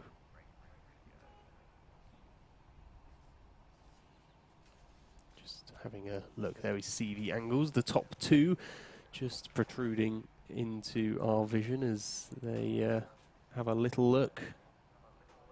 Clayton Ravenscroft is alongside Kai Hunter on the front row, and we were told earlier by Hemera that it's actually Clayton Ravenscroft's debut in Senior Rotax this event. It is. Yeah, so he's starting on the front row, second place, but he's not in. He's not in for the champ. You know, he's got no points. He's not in it for the points. He's in it to win it. There you go. He's in it to win it, and win it he may do. So, yes, definitely so. So the field heading out in just a moment. Their start time is about 20 past, which is now. Green flag is out, and the karts, all 34 of them, now roar onto the circuit. Yeah, it's about track limit, 34 karts. Not very often you see that many. Certainly not many more. Barely fit on my screen here. All of the karts, such as the velocity of them. And I'm sure this will be a very entertaining watch. You see from this angle here as they fly down the Sturmy Straight, not even racing yet, and they look incredibly quick heading down the back straight of this circuit, but they'll head towards the start line to get this 12-minute pre-final underway very shortly. Indeed they will. They close up now. It looks like we're ready to go for a start this time around. Just remember, don't accelerate too early. I know you're eager to get the pre-final underway, but not just yet. Wait for that light to go out, and it's green flag, and away we go. 12 minutes on the clock then for the Senior Rotax. It's their pre-final time, and one of the Chaos Sports cars there straight away going almost askew over the inside curb, going down in towards Billy Blind, and they're all concertinaing back up as well, squabbling for position in the mid-pack, but they all get through the S's nice and safely. Down in towards turn 4 now, the hairpin, again track position vital through here. You want to be hugging that inside as you then head through into the horseshoe. Again, double apex through this one, everyone squabbling for those track position, trying to hold that inside line. Through buttons, very fast here, which is side by side through there as well. Fantastic stuff to see.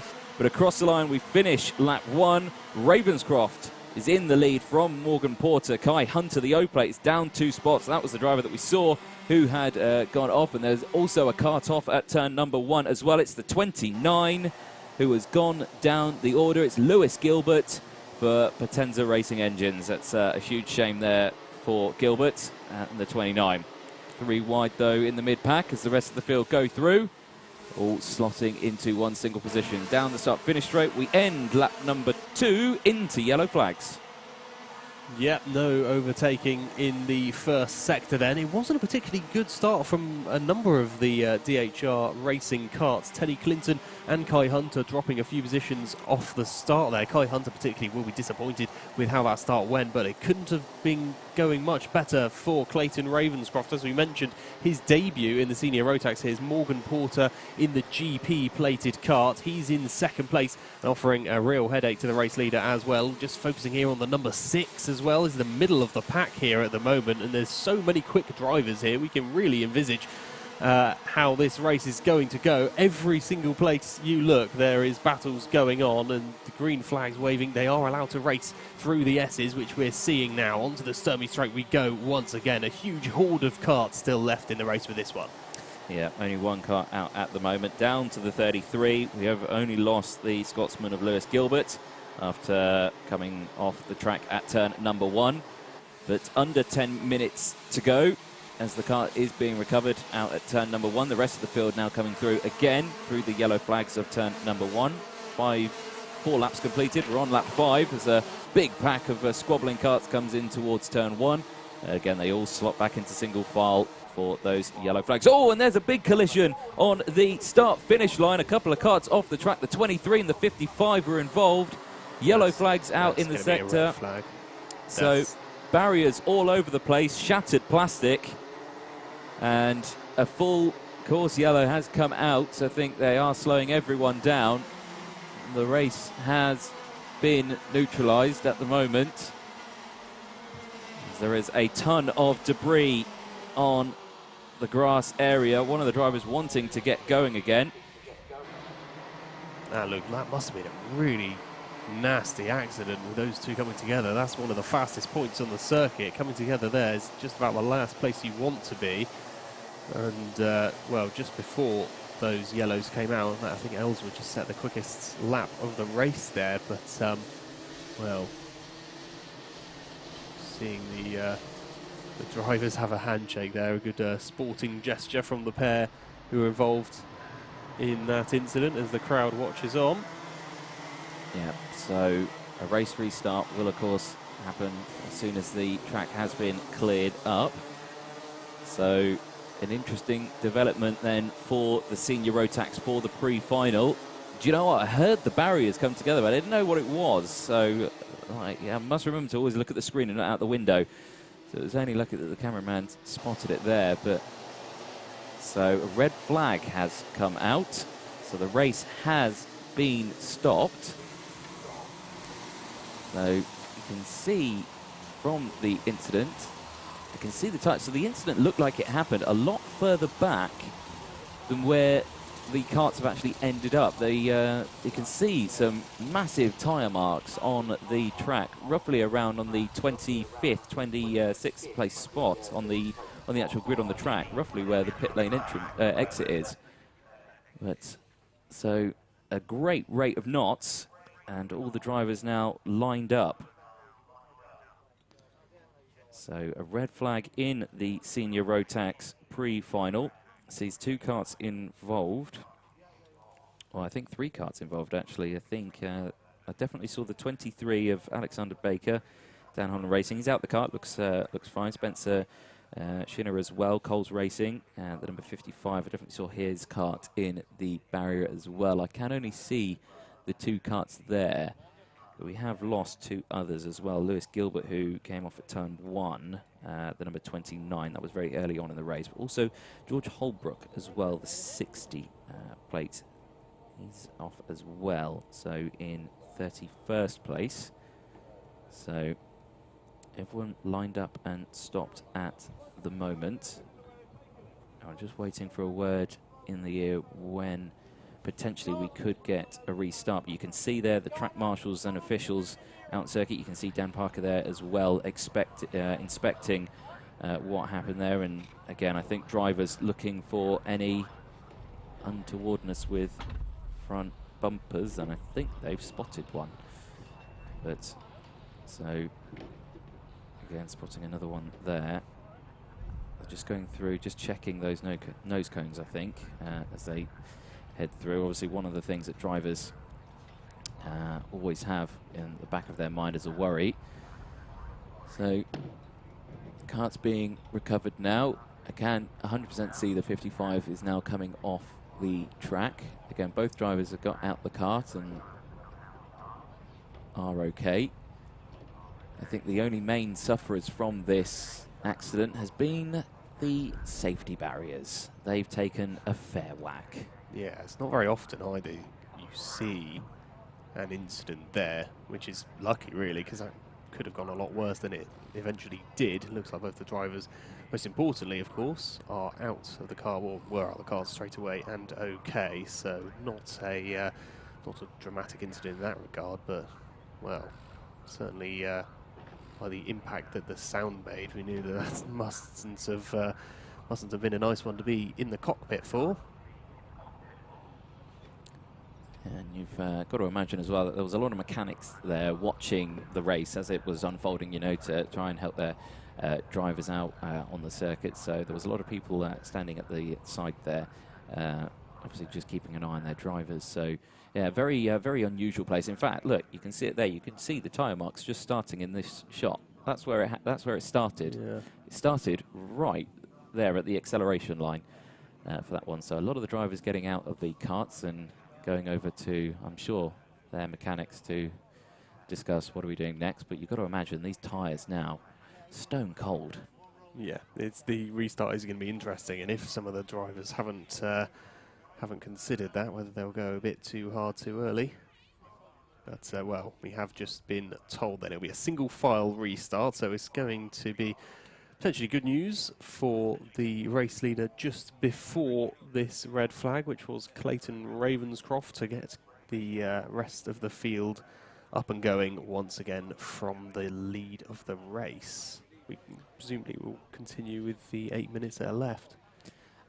Yes, I believe if it's like more than 80% done or 75% done, the race is ended there. But because we are, we're not even half race distance yet. I think it could be a full restart, or it restarts with the time that is remaining, so 8 minutes effectively. But you can see there the 75 of Clayton Ravenscroft still in the kart, head down, staying focused.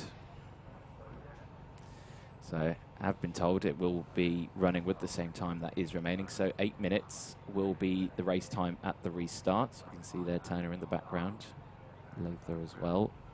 Pryor having a little chat about what's going on. Again, not sure what they're discussing. It's always nice to figure out, you know, you put words in their mouth and you just say, oh, what's going on? Oh, a bit of shake of hands there. Pumped up, ready to go is Pryor. Ready to go for this one. As you can see, the mechanics egging on the drivers, getting them ready. The 45, the 5 and the 97. 3 Dan Holland Racing karts, all nose to tail there. Nelson King, Reese Hunter, Teddy Clinton there. And there's Ernie at the front there, just one of the men in charge of keeping everyone in check on track. So everyone is scared of old Ernie Sanders there. They don't want to get on the wrong side of his clipboard. No. Actually, neither would I. Me neither. I'm with you on that one. So, if you are just joining us on the stream, we are midway through the Senior Rotax pre-final. Red flag did come out at the end of lap number 6, I believe, and we had 2 karts involved, Spencer Schinner and Alexander Baker, the 55 and the 23, who had a coming together on the start-finish line, collecting the barriers. That's a shot. Yeah, nice shot there. So restart, and there's someone who's not managed to get that kart restarted and is now having to pull his car out of the way. So is that going to delay our start? And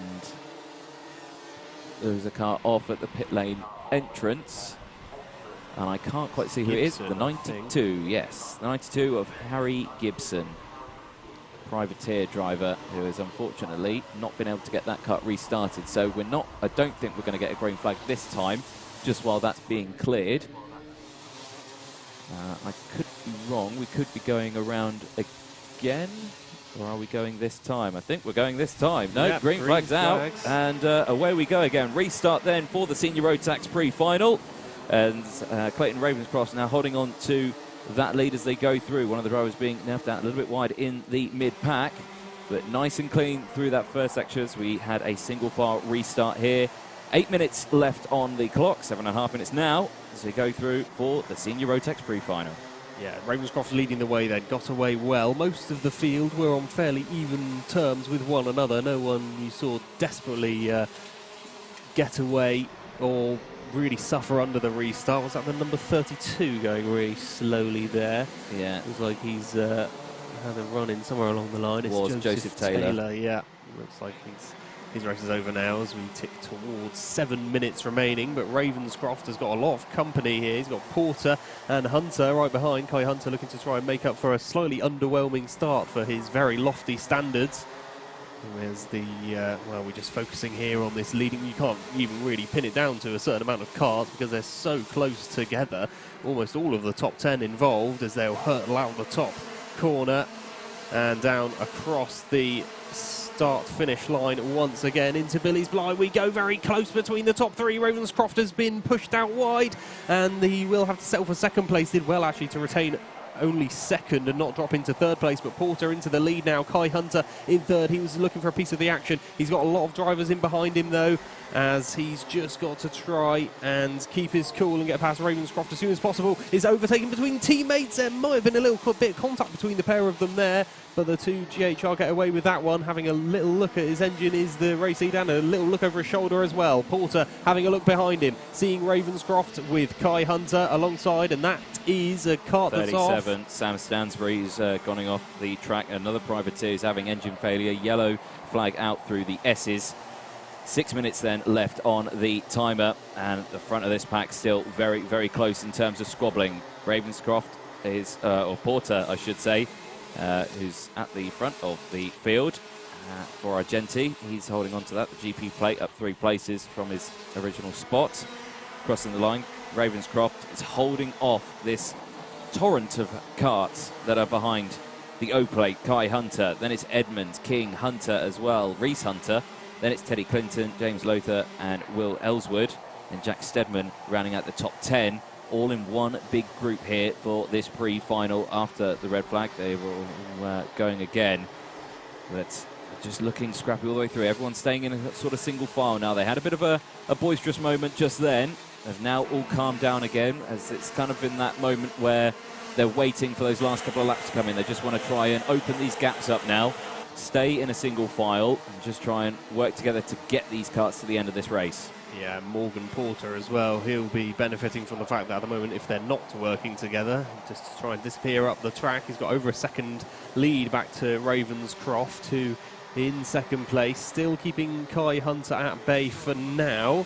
Isn't driving too defensively either, doesn't have to. He's got enough of a margin, but evidently Porter the quickest of those three at this stage. Kai Hunter unable to find a way past the 75 as of yet. Then across the line, so many karts, absolutely bumper to bumper, nothing to separate them as they all head across the line now into the S's once more. We're still watching this second place battle, second, third, fourth, fifth, sixth and seventh, all involved in this one. Teddy Clinton on the back and firmly latched onto the back of this impressive battle we're seeing with these senior Rotax drivers, anywhere from the ages of 16 upwards, as they make their way onto the pit straight once more to begin lap number 15 now.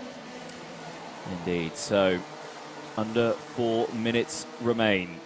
Argenti Motorsport leading from KR Sport, then it's Dan Holland Racing, KR Sport again, and then 3 Dan Holland Racing karts. So there's a proper mix of teams in this one at the front as they go through. Clayton Ravenscroft again, the 75 in second place, another fastest lap of the race, closing that gap back up. Now 0.6 of a second between Ravenscroft and Porter as they head out of the start finish line. You can see the gap there between the top two, or the top, all of them. It's like they're all in a slight gap between them. No one in kind of lunging distance. Again, they're just in that moment. They know they're in one big group. You can see everyone just having a quick, brief look over the shoulder to see where everyone is. And they can still see that everyone's there. As soon as someone goes for an overtake, goes for a lunge, all of them are right nose to tail again. And if you make a mistake, you're losing several positions and you're out of the order completely. Absolutely. If, for example, if Kai Hunter was now to overtake Clayton Ravenscroft and Ravenscroft ends up on the outside, he's going to fall to at least 5th, maybe even as far down as 7th place where Teddy Clinton currently occupies. But there's a 2-second gap after Teddy Clinton back to William Ellswood in 8th, so that seems to be a fairly insurmountable margin from as far as William Ellswood is concerned in that 8th position. Just looking at the moment, and there's a spin, and number 9 spun around, and that is James Lothar. Yeah, just a little bit too close to comfort with a few karts that were battling around him, and Lothar spun around. Yeah, that was a disaster there. Just a little bit of contact, preloaded the rear of the car, and then just sent it spinning off at turn 4. So huge disaster there for James Lothar. He now falls down the field all the way to 27th place.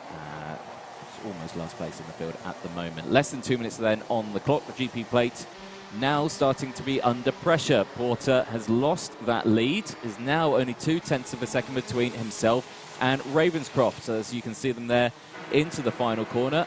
Out onto the start-finish straight. The long line of karts as they cross the line. The top 7 scrapping away. Then you've got a group of 3 who are squabbling. Steadman, Ellswood and Pryor. They're still scrapping away there in 8th, 9th and 10th as well, but all eyes on this front pack of 7 karts. All nose to tail. Any position gained or lost could prevent you from being anywhere near the podium in this section, and of course could mess up your final, because of course pre-final time, this is going to determine where you start for the final. So with less than 90 seconds left on the timer, Porter still leading from Ravenscroft. It's Hunter, Edmonds, King, then it's Reese Hunter, Teddy Clinton, then it's Steadman, Pryor, Ellswood, Halliday, Burgess, Barrett, Turner, then Adams, Hamera, then it's Casely, then it's Turner Truman, Rourke, Klein Nangelvort, Malin, Watts, Meadows, Powlin, then it's Starrar, Luscombe, Lothar and Taylor rounding out the 28 karts grid at the moment. We've lost Sam Stanzery, we've lost Harry Gibson, we've lost George Holbrook, we've lost Spencer Shinner, Alexander Baker and Lewis Gilbert. So 28 karts remaining in this race, 30 seconds to go, and Ravenscroft's taken the lead. Has indeed, yeah. Managed to get the better of Morgan Porter on that previous lap. And reclaiming the lead, having, well, Porter had a better restart, didn't he, really? It seemed like he had a bit more grip. Now, with Ravenscroft tyres firmly warmed up again, he's managed to get back into the race lead and hasn't looked back since overtaking Porter. Doesn't look under huge amount of pressure, really, with Kai Hunter in 3rd place, still having a look at Porter as well as the timer hits 0. This will be the final lap now. Yep, final lap time then for the senior Rotax on their pre-final. Ravenscroft taking the lead with the last couple of laps remaining. Going through the S's now, still under some close pressure from Porter and Hunter, who is just behind. The O-plate of Kai Hunter wanting to get into 2nd place, wanting a better result this time around. And as they exit through the horseshoe now, it looks like it's signed, sealed and done for the moment, because there's not much opportunities to overtake now.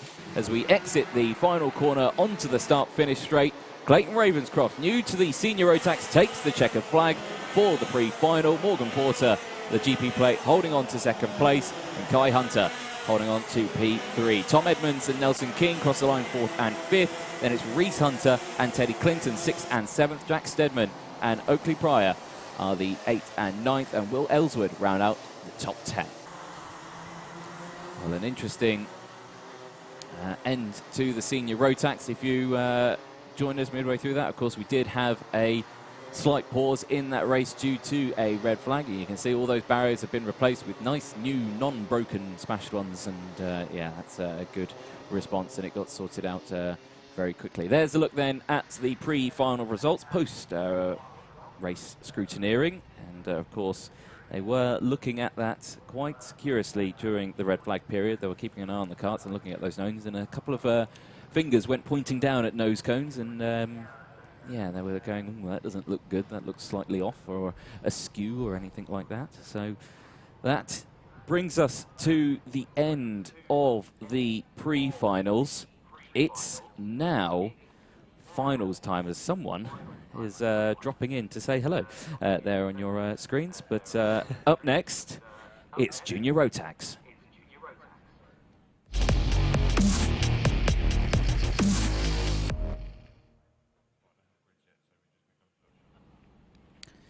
So we are still waiting on the grids for just a moment. They're all being tallied up, and after the pre-finals, of course, everyone will be going to see the stewards after everything, and you know, going, oh no, this happened, and they'll have to sort all that out. The stewards will be squabbling away in that truck there.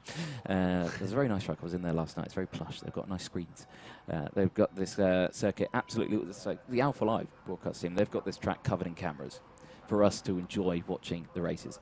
Motorsport UK have covered it in twice as many cameras all over the circuit, watching every single corner very closely to see what happens out on track. So the finals are up now. Junior Rotax, they're starting our finals. Their race start time is at 2:45, so in a couple of minutes' time. Then it's Minimax. They're at a quarter past the hour, so 3:15 is Minimax. Micromax, their final is at 3:45.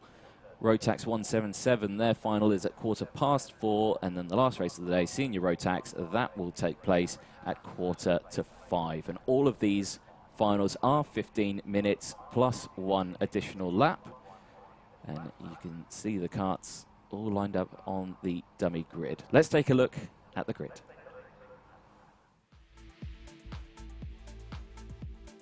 Here we go then for Junior Rotax. Tristan Rennie starting on pole position with Callum Voisin joining him alongside. Sam Gornell starts the second row alongside Jez Williams. Archie Kitchen and Harrison Collins rounding out row number 3. On row 4, Harry Reynolds is joined by Matthew Higgins with Matty Hingley and Harley Horton on row 5. Then we've got Daniel Sawyer and Logan Parker on row 6. Row 7, Mackenzie Cresswell. Then it's Daniel Armstrong, Jamie Perrelli, Kieran Kay, Declan Russell and Rito Kamata rounding out the top 18. Archie Walker alongside William Walker, Louis Weaver and Ryan Willis make up 21st and 22nd. 23rd and 24th is Caitlin May and Callum Green. Nicole Sutherland and Cameron Crockett rounding out the 25th and 26th spot on the grid. Jordan Morris and Drew Perry rounding out the 28 kart grid for Junior Rotax.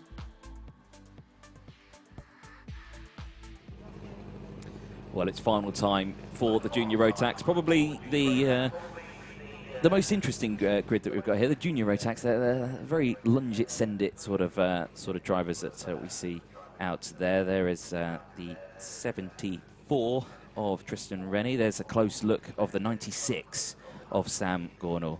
Give us a wave, Sam. There he is. Good lad, good lad. The rest of the field there you can see lining up the GP plate just in the background there. Harrison Collins as well, Dan Holland Racing. He's wanting, to gain good time on this one. You know, he's a little further back than I think what you would usually expect him to be. So he's got a lot of time to gain on this one. So there's a look at the truck. The green flag is out on track. It's not out in the pit lane as of yet. That will be happening in just a moment. Here we go. Green flag is out. And here come the cards. It's final time for Junior Rotax. Yeah, penultimate final of the season for these Rotax drivers and their last race here at Clay Pigeon Raceway for the season as well, as the 2020 shortened season comes towards the closing stages, and this is their third final of the year so far, third and penultimate chance to really amalgamate those championship points. I think the 95 of Logan Parker had a bit of a disaster in that one, and I think he span, and I think he pulled over somewhere, because I saw him at one of the corners, but I can't see where he is now. But anyway, he might have got back into the slot. I've just not seen it.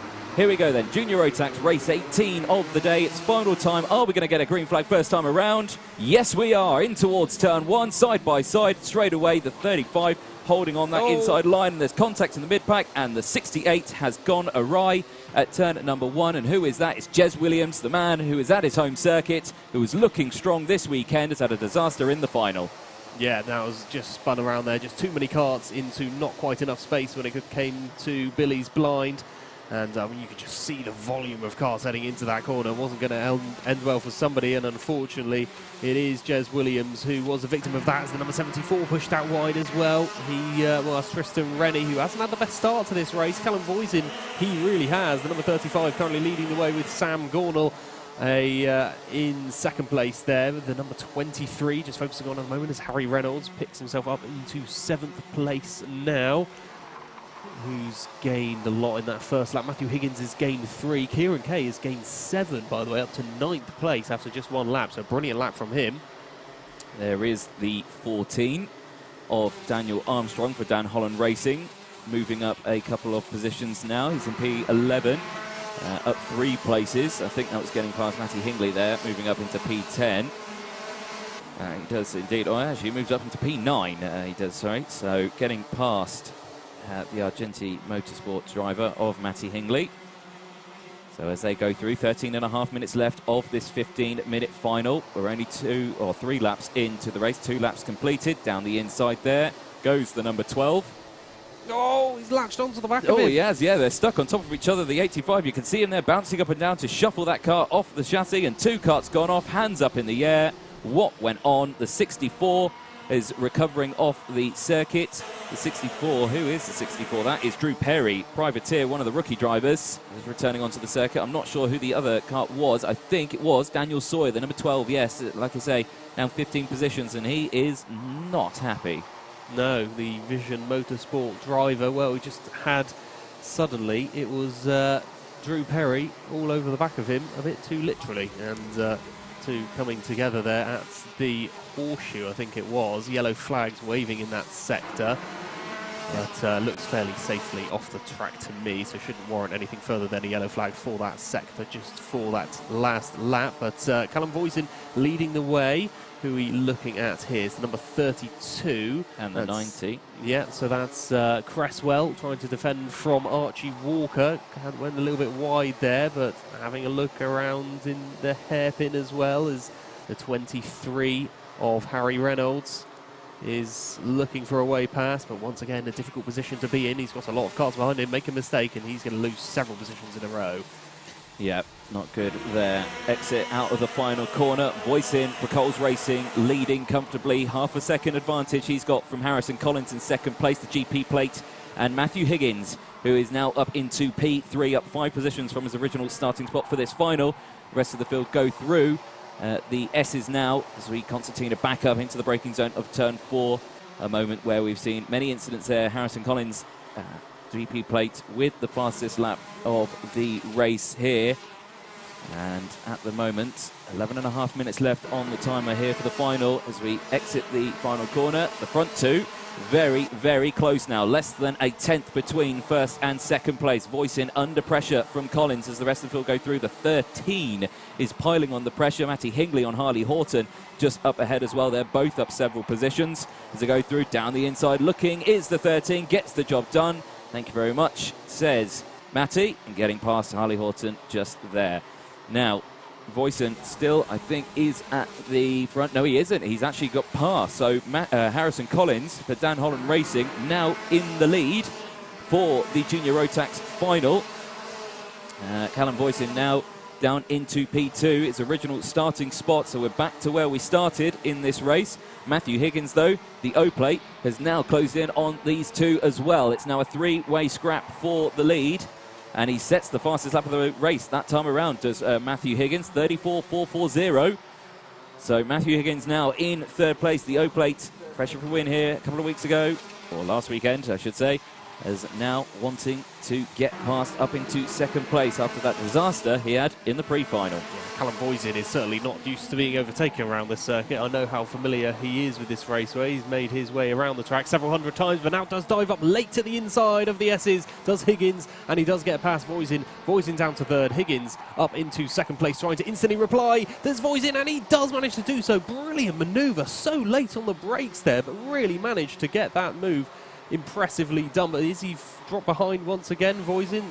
Yeah, well, it looks like Higgins is back ahead once more. Collins now is enabling him to escape up the track. Yeah, it was a bit touch and go there. Higgins managed to get down the inside of the turn 4 hairpin, and then has held onto it now. So tried to have a look down the inside of the S's, couldn't quite do it, and then it happened at the hairpin there. So Higgins up into P2.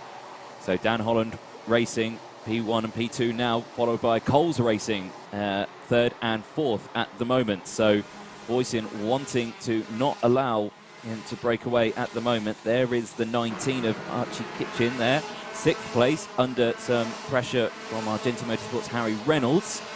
And they're putting on the pressure in the mid-pack section here. Runs slightly wide there, does the 19, or the 96, sorry, or the, no, I was right, the 19, yeah, was there, so runs out wide, gets overtaken, drops down a couple of positions there. So Archie Kitchen losing some spots, dropping down now into around P9, very I think. wide yeah. from the number 74. That's Tristan Rennie getting a bit wrong at the horseshoe.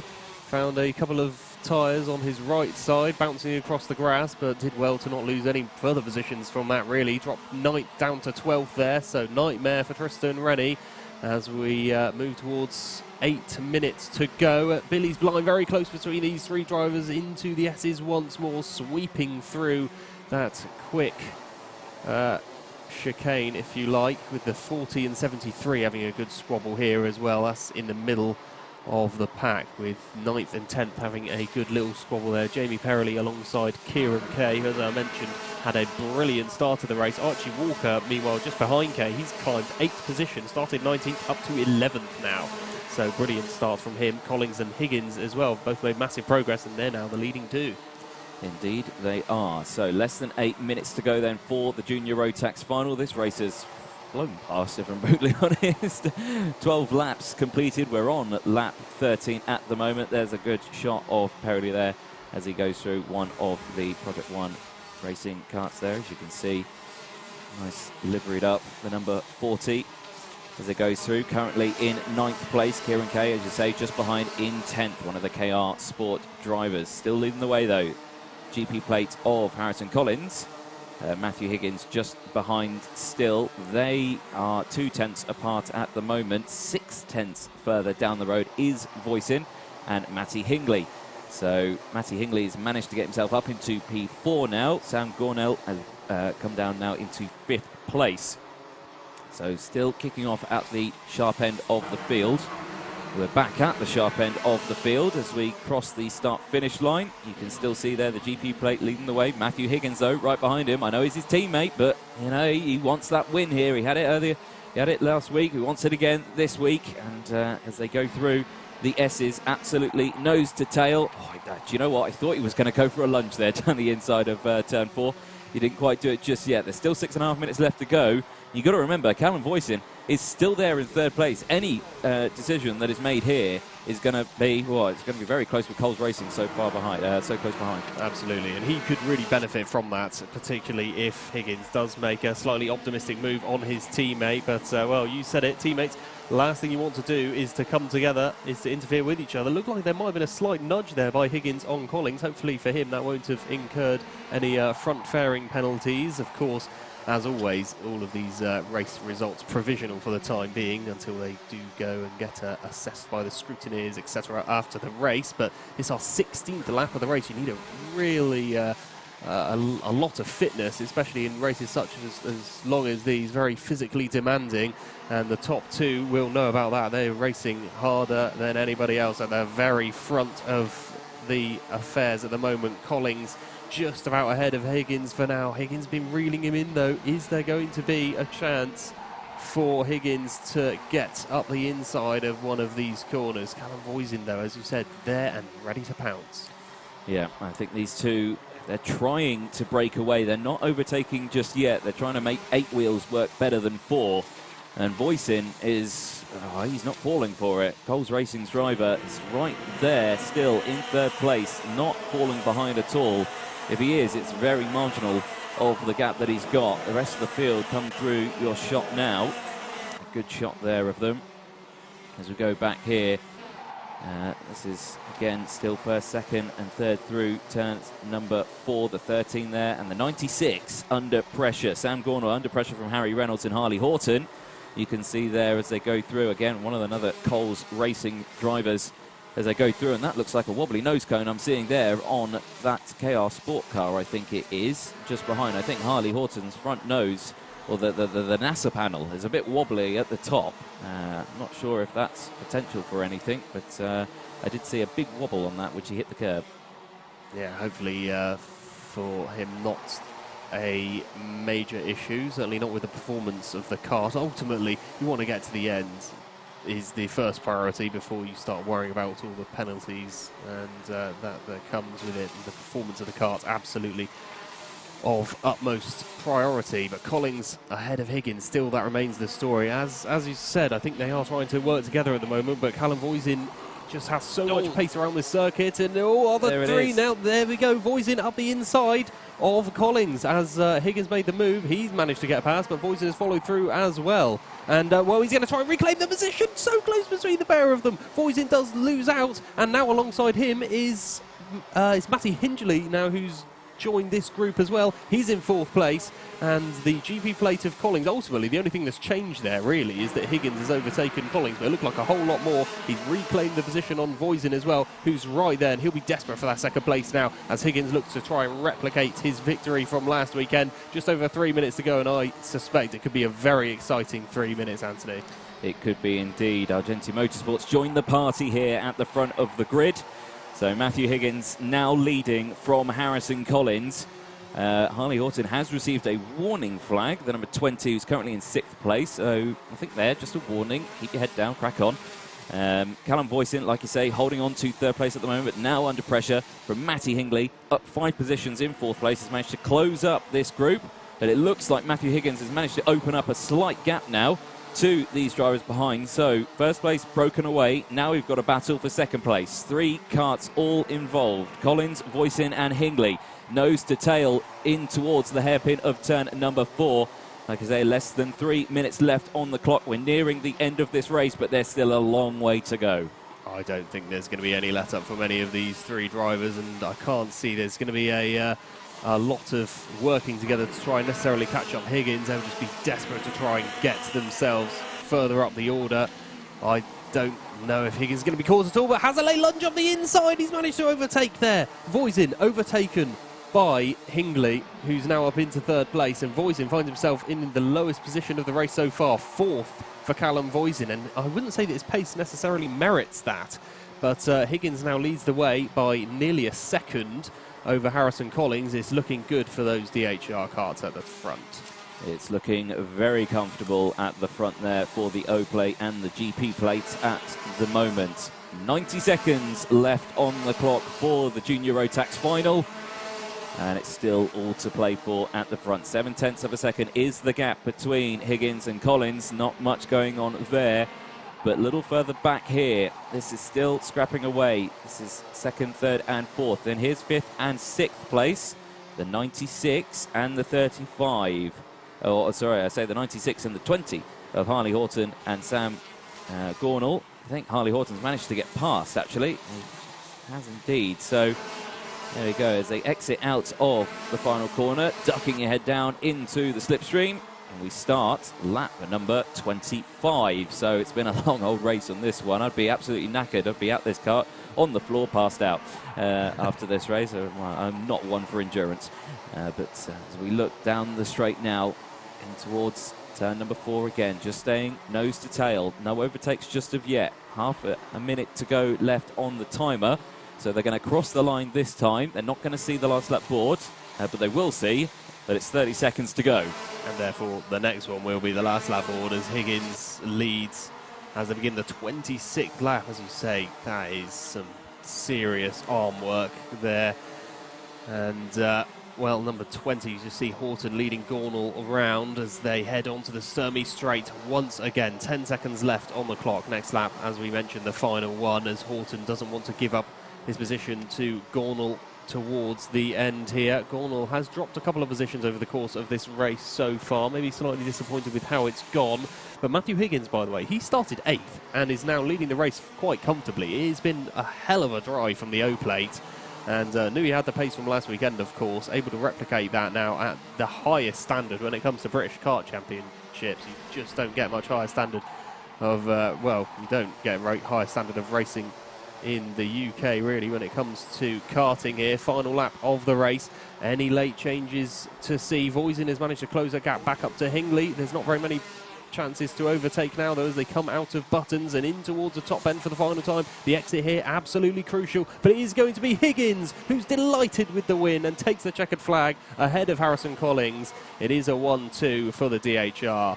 as then Hingley comes third, fourth goes to Voisin, fifth Harley Horton with Sam Gornall in sixth, seventh is Kieran Kay, eighth goes to Jamie Perrelly and Archie Walker. That group from fifth down to ninth, those 5 drivers incorporated in that were so close together going over the line, and then Harry Reynolds in a bit of space on his own in 10th position. 11th Tristan Rennie, 12th Daniel Armstrong, 13th William Walker, 14th Jez Williams, 15th Archie Kitching, 16th Louis Weaver, then Mackenzie Cresswell, Ryan Willis in 17th and 18th, 19th Declan Russell with Caitlin May in 20th, 21st, 22nd and 23rd go to Kamata, Parker and Crockett, with 5 retirements along the way in that race. As Anthony's just disappeared, I think he's going to try and catch an interview there with one of the drivers from your junior Rotax. Their final, of course, one more final remains for each of these Rotax classes and for the junior Rotax as well. That will be next month to conclude the 2020 championship, but a win which evidently Matthew Higgins absolutely delighted with there as he beats Harrison Collins to the line.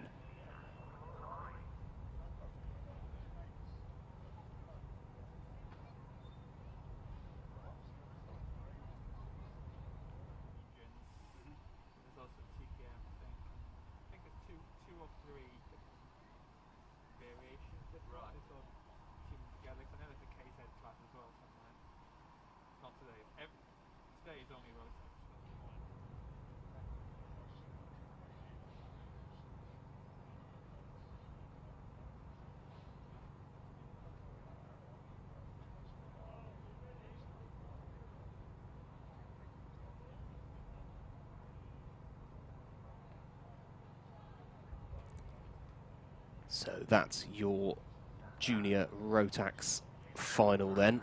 Brilliant race, eventually won by Matthew Higgins. Harrison Collins in second. The O plate and the GP plate, those aren't plates you can just pick at the start of a championship. Oh no, you have to earn those two, and they showed why and how they've earned those 2 plates as well, as they finished 27 laps at the top. Once again, it cannot really be emphasised how physically demanding that is, especially on these younger drivers in the junior Rotax class, the feeder class up to the senior Rotax, which will be coming up in our last race of the day, race number 22 today. Matty Hingley eventually came third with Callum Voisin in the Coles Racing Kart in fourth, but your 18th race of the weekend so far, the final for the junior Rotax, certainly an entertaining affair.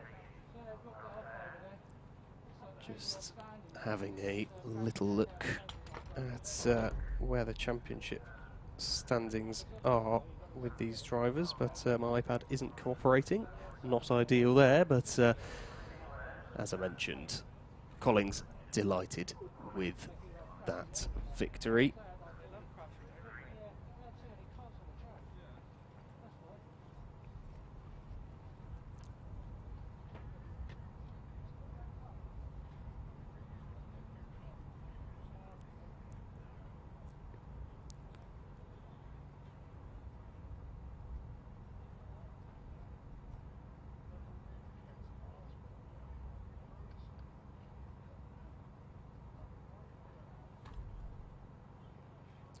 Going across to Anthony now to interview Rotax.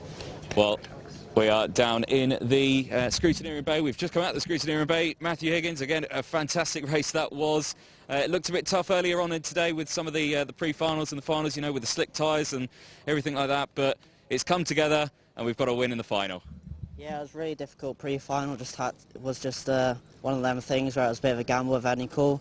We didn't quite get it, but got a good result in the end, good points, and then in the final I knew my teammate was really fast, so I had to time the move perfect so I could get a little bit of a gap and hopefully get a bit of a gap and get the win. With this win, again, another one, are we feeling confident going into the final round, obviously, in the next few weeks' time at PFI? Yeah, feeling really good. We got next week and X30 first, and then full focus for the last round of the Rotax British Championship. Excellent. Well, you get some good practice in that one then before you head to that one. So lots of weekends at PFI, but again, great stuff here at Clay, and very well done on the win. Thank you very much. Well done. Back up to you in the commentary box. Well, thank you very much for that interview, as Anthony, I'm sure, will get his running shoes back on and try and get back up to the commentary box ready for the Minimax final, which will be up next, your second final of the day. But, yeah, you can see Matthew Higgins absolutely delighted with that one. Thank you for him for that one as well. Battling at the top of the championship, meanwhile. In the junior Rotax, there's Hindley, so he will look forward to that final event as well. Next up, though, we do have the Minimax race number 19.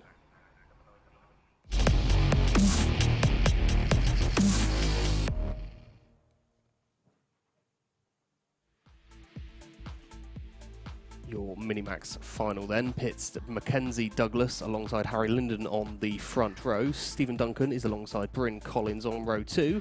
Chloe Chong is in 5th and Pearson Bullock Carter in 6th place on the grid. In 7th, Aaron Full with Jay Lawrence in 8th alongside him. Row 5 sees Jacob Gilman alongside Harrison Crowther, with then Alfie Gallagher and Michael Porter on row 6. And at the back of the grid, making up the last 2 positions, Mason Perrin and Ben Crossley. Who knows, innit?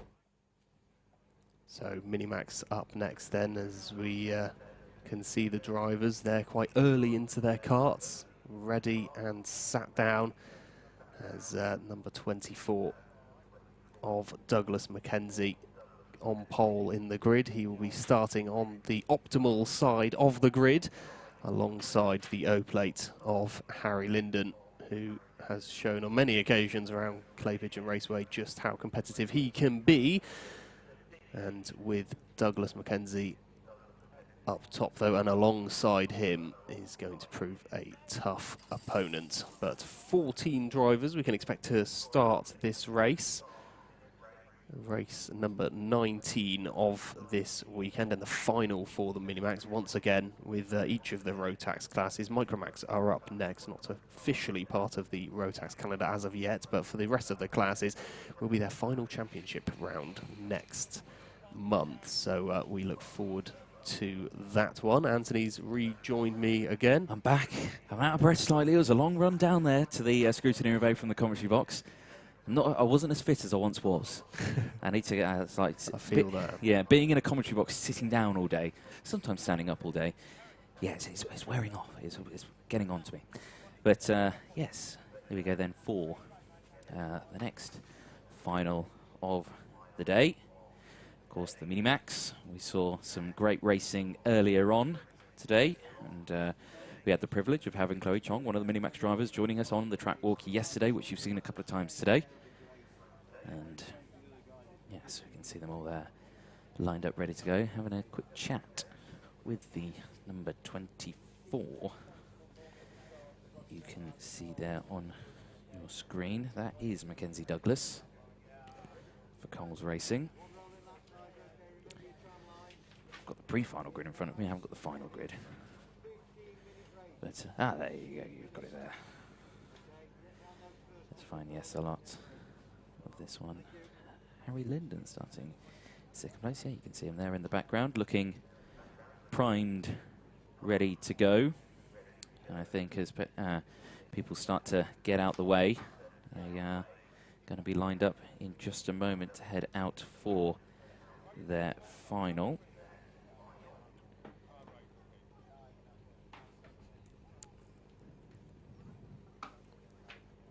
Chloe Jessica on the stream says, well, they still can't say Hingley right. Right, how do you say it? Feel free so, to... someone come to the commentary box and tell me what we're doing wrong.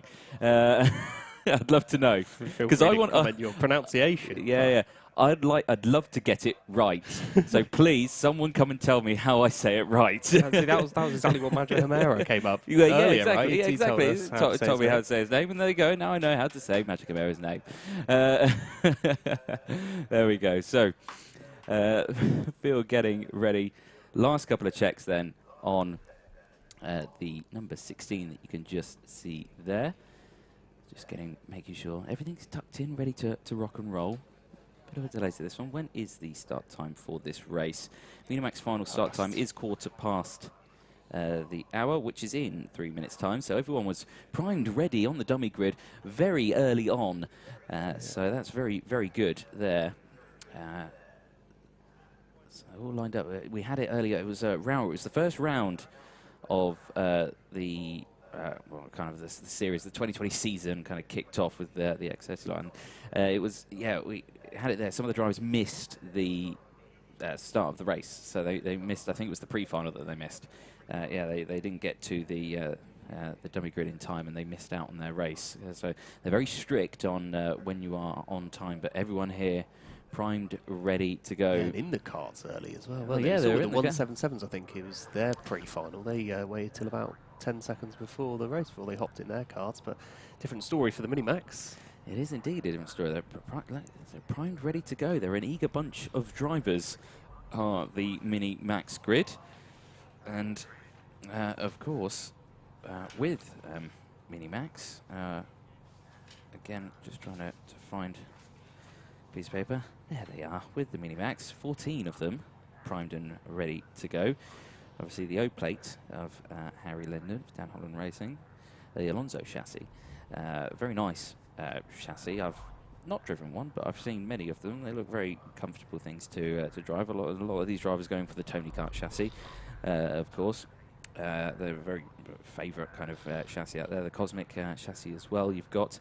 And that's where it kind of falls in. So KR Sport run Tony Kart chassis on some of them. So some of them run what am I looking for? Cosmic chassis.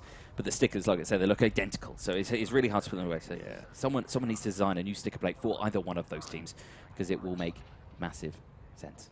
There we go. So a lot of ease from a commentary point of view as well. Yes. If they could do that would be great. Yes. So there's another look at the Motorsport UK truck, as the karts are going to be lined up ready to come out soon. I'm waiting to see the green flag appear. I can see the green flag on track. Subsequently, the green flag will be released in the pit lane in just a moment, I suspect. And these karts will be heading out on track in just a moment. Paul Kopp says Vortex is better. There we go. Each to your own opinion. Yeah. There we go. But out of the pit lane now we go for the final for Minimax, and long-awaited final. Popular grid of drivers in this one. As we start, they make their way through. Start their warm-up lap. Of course, Mackenzie Douglas, the 24 starting at the front. Harry Linden, the O-plate, also on the front row. Oh no, the O-plate of Harry Linden is not starting on the front row. Is now starting at the back of the grid after spinning out of turn number 5, the horseshoe. That is a disaster in the final for Harry Linden. Are we going green flag this time? We're not. It is a false start. So we are going around again. Is that going to allow? Yeah, is that going to allow Harry Linden to get back up to his original spot? He's got a lot of places to gain before he gets back up into that spot. Diving through the field now. Hopefully he doesn't spin again to get back up to the top, but hopefully we get going this time around. So here we go then. Final time, take 2. Let's have another go as they enter the final couple of corners now. Is he back in second place? He is. So he's managed to get it done. Here we go then. Final time. No, it isn't. It's another false start. I believe it's another false start. I'm seeing other things on the board. The lights have stayed on. I've got no green lights, and they're not racing, are they? Doesn't look like it. There is confusion out here. No, they are. I think they're stopping. I think they're going around again. Are they going around again? They look like they're full-on racing, but I've got no green flag on my screen. It's all still formation. Yeah, I don't think they were aware. Yeah, they're going round again. They're going round again. It was a false start. Right, that was quite a bit of confusion there, but it looked like a good start, but I think they went a little bit too early again. So we're going to try third time's a charm. That always sounds better. Third time's charm is always the one that works, isn't it? Yeah, it's the third time's charm that does it. Well, let's just hope these warm-up laps are just warming us up for a thoroughly entertaining final here, which I'm sure the Minimax are going to bring us. Exactly, that's what they're doing. They're just edging us along ever so slowly. Teasing us. Yes, they are. Teasing us into the final. They are indeed for Minimax. So Minimax has had quite a few restarts or false starts this weekend. Finger pointing going on by some of the stewards out on track. That was your fault. No, I'm sure that's not what he said, but it looks like we're getting lined up then. Third time's a charm then for Minimax. Let's see if we can get the final underway here at Clay Pigeon. It's the last time we're here.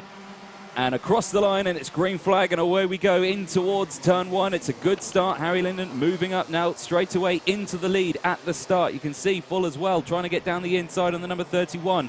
On the inside, can get it done through the chicane, moving up another position as well. In towards turn number 4 we go now, and again, everyone's still side by side through that section there. The 77 and the 40 coming together slightly, the 48, so Harrison Crowther and Jacob Gilman squabbling together through that section. 14.5 minutes to go as we enter the final corner. The number 12, Bryn Collins, has managed to do quite well, holding on to that 4th place spot. Across the line, there's the order on your screen. Linden, Douglas, Duncan, Collins, Chong. Then it's Bullock, Carter, Full, Lawrence, Gallagher, Gilman, Crowther, Porter, Crossley and Perrin. That is the order as they finished the first couple of laps in towards turn 4 again. No one going for an overtake this time around. No, Linden definitely will be relieved that that was a false start, because he definitely wouldn't be this high up the order if it wasn't. And, well, in the lead of the race now, has got the better of Mackenzie Douglas in the race down to turn 1. And, well, here we come out at the top end once again now. This for the 3rd time in this race. Well, several, including the several formation laps we had along the way. But Harry Linden, once again, it's no surprise really, but all of the O plates have done superbly well in each of the classes today, and Harry Linden is proving no exception to that rule. Douglas in 2nd place. It seems like those two have split off a little from the rest of the pack. Is Stephen Duncan in 3rd with Bryn Collins and Chloe Chong in 5th place. She's holding her ground in the middle of that pack at the moment, with Pearson Bullock Carter there as well, who was really racy in the pre-final and then dropped off a little bit towards the end. Ended up finishing 6th. Might be a little bit disappointed with that. Chance for a bit of avenging to be done to try and finish a little bit higher up the order this time. Indeed. So 3 laps gone so far. Harry Linden, the O plate, fastest lap of the race, 35.920 for the young driver. Looking down the inside goes the 18 of Chloe Chong. Gets past Bryn Collins, or gets past one of the drivers there. Here's a look further up, the 48. This is Jacob Gilman behind Ben Crossley at the moment. Down in towards turn number 1. Side-by-side action, though, at the front. The 24, Mackenzie Douglas, gets past the O-plate of Harry Linden through the first corner and into the chicane.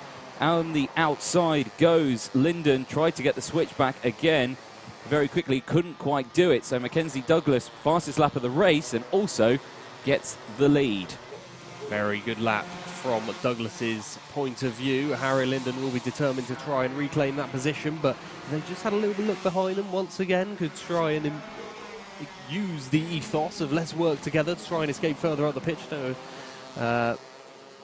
Linden will be activating that sort of mindset at the moment, but he has got quite a big gap back to Chloe Chong now internally, who is up into 3rd, so she's having a good race towards the end of the day here. And it is Bullock Carter who's climbed up to 4th now. Stephen Duncan losing a couple of positions actually in the last lap or two.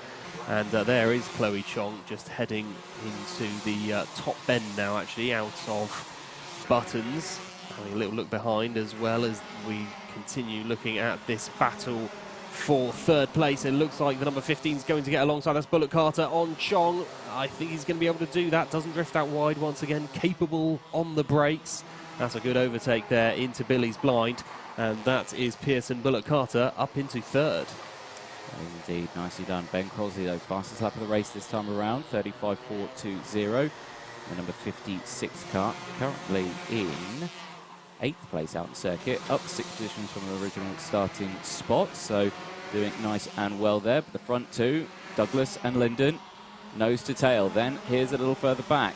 Pearson Bullock Carter's up into P3 now. Chloe Chong P4, say P4, now P5, almost P6, and maybe even P7 as they go through the chicane. Oh, surely she's not going to lose another spot there as they exit out of the chicane. That was a disaster for Chloe Chong through that first sector.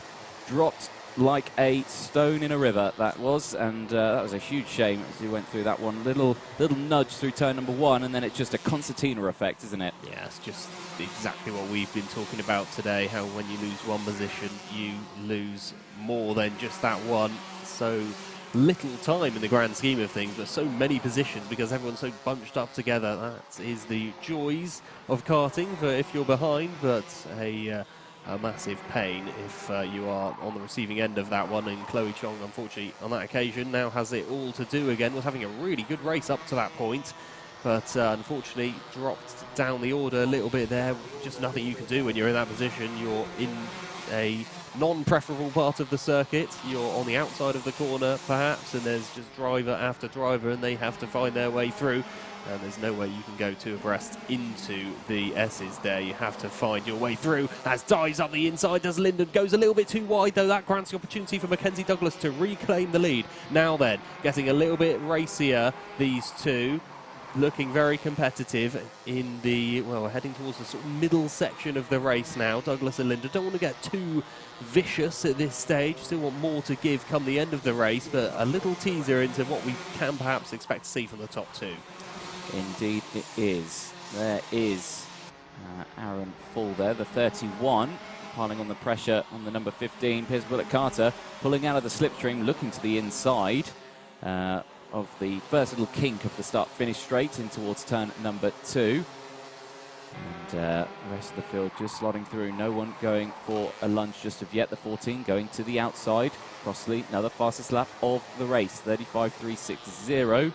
Now in 7th place, up 7 positions at the moment, so slowly moving up the field as we watch this group at the moment. There is the 56 of Ben Crossley just behind these drivers. There's just, you know, just watching, waiting to see what happens. You know, there's still 8 minutes in this. There's still plenty of time. I say that. He's got the fastest lap of the race, but then he's just got given a black and white flag. So maybe, what was that for? Yeah, swings and roundabouts there, yeah, I think, for Ben Crossley, but won't be too concerned, I don't think, over that black and white flag, or shouldn't be, unless he intends on any more reckless driving, or was deemed by the marshals on that occasion anyway. But well, Douglas and Linden still very close together at the top, but we're just focusing our attention at the moment. Pearson Bullock Carter, he leads the race for 3rd at the moment, but 4th, 5th and 6th are so close behind, and all very tight between the two. The number 56 and 16 is Duncan and Crossley, very close together. They were, again, in that little left-hand kink on the pit straight alongside one another, and I think it was Duncan who managed to find his way through, so Crossley just dropping a position there. Looks as though it's Bullock Carter still in charge of this one at the moment, though, with the number 31 in behind. Aaron Full is still right there for the taking, but now, if he does overtake, probably good thing is for Pearson Bullock Carter is now separated out a little bit, and he might only lose that one position. Indeed, he might. 7 minutes left on the clock then, as we watch this battle ensuing here. And of course, with all this squabbling going on, it is allowing the two at the front to pull away. The gap now between top two and this pack that we're seeing here, 3.2 seconds, and that's something that you don't usually see in a final. Usually it's very close at the top end, and yeah, they're kind of broken away. They get my words out as they go through. 6.5 minutes left on the clock then, and they exit the final corner back onto the start-finish straight. Still leading this pack is Pearson Bullock Carter in 3rd place. Aaron Full just behind, but under pressure from the 56 of Ben Crossley in 5th place. Again, he's up 9 positions. He's at a cracking race at the moment, looking very strong out there. Is Crossley for Vision Motorsport. looking to the inside here at the horseshoe. Bit of front to rear contact, almost getting his front nose cone caught within the rear bumper of Aaron Full there. Couldn't quite do anything as he exit through, and now he's under pressure from Stephen Duncan again, his teammate, in 6th place, just behind.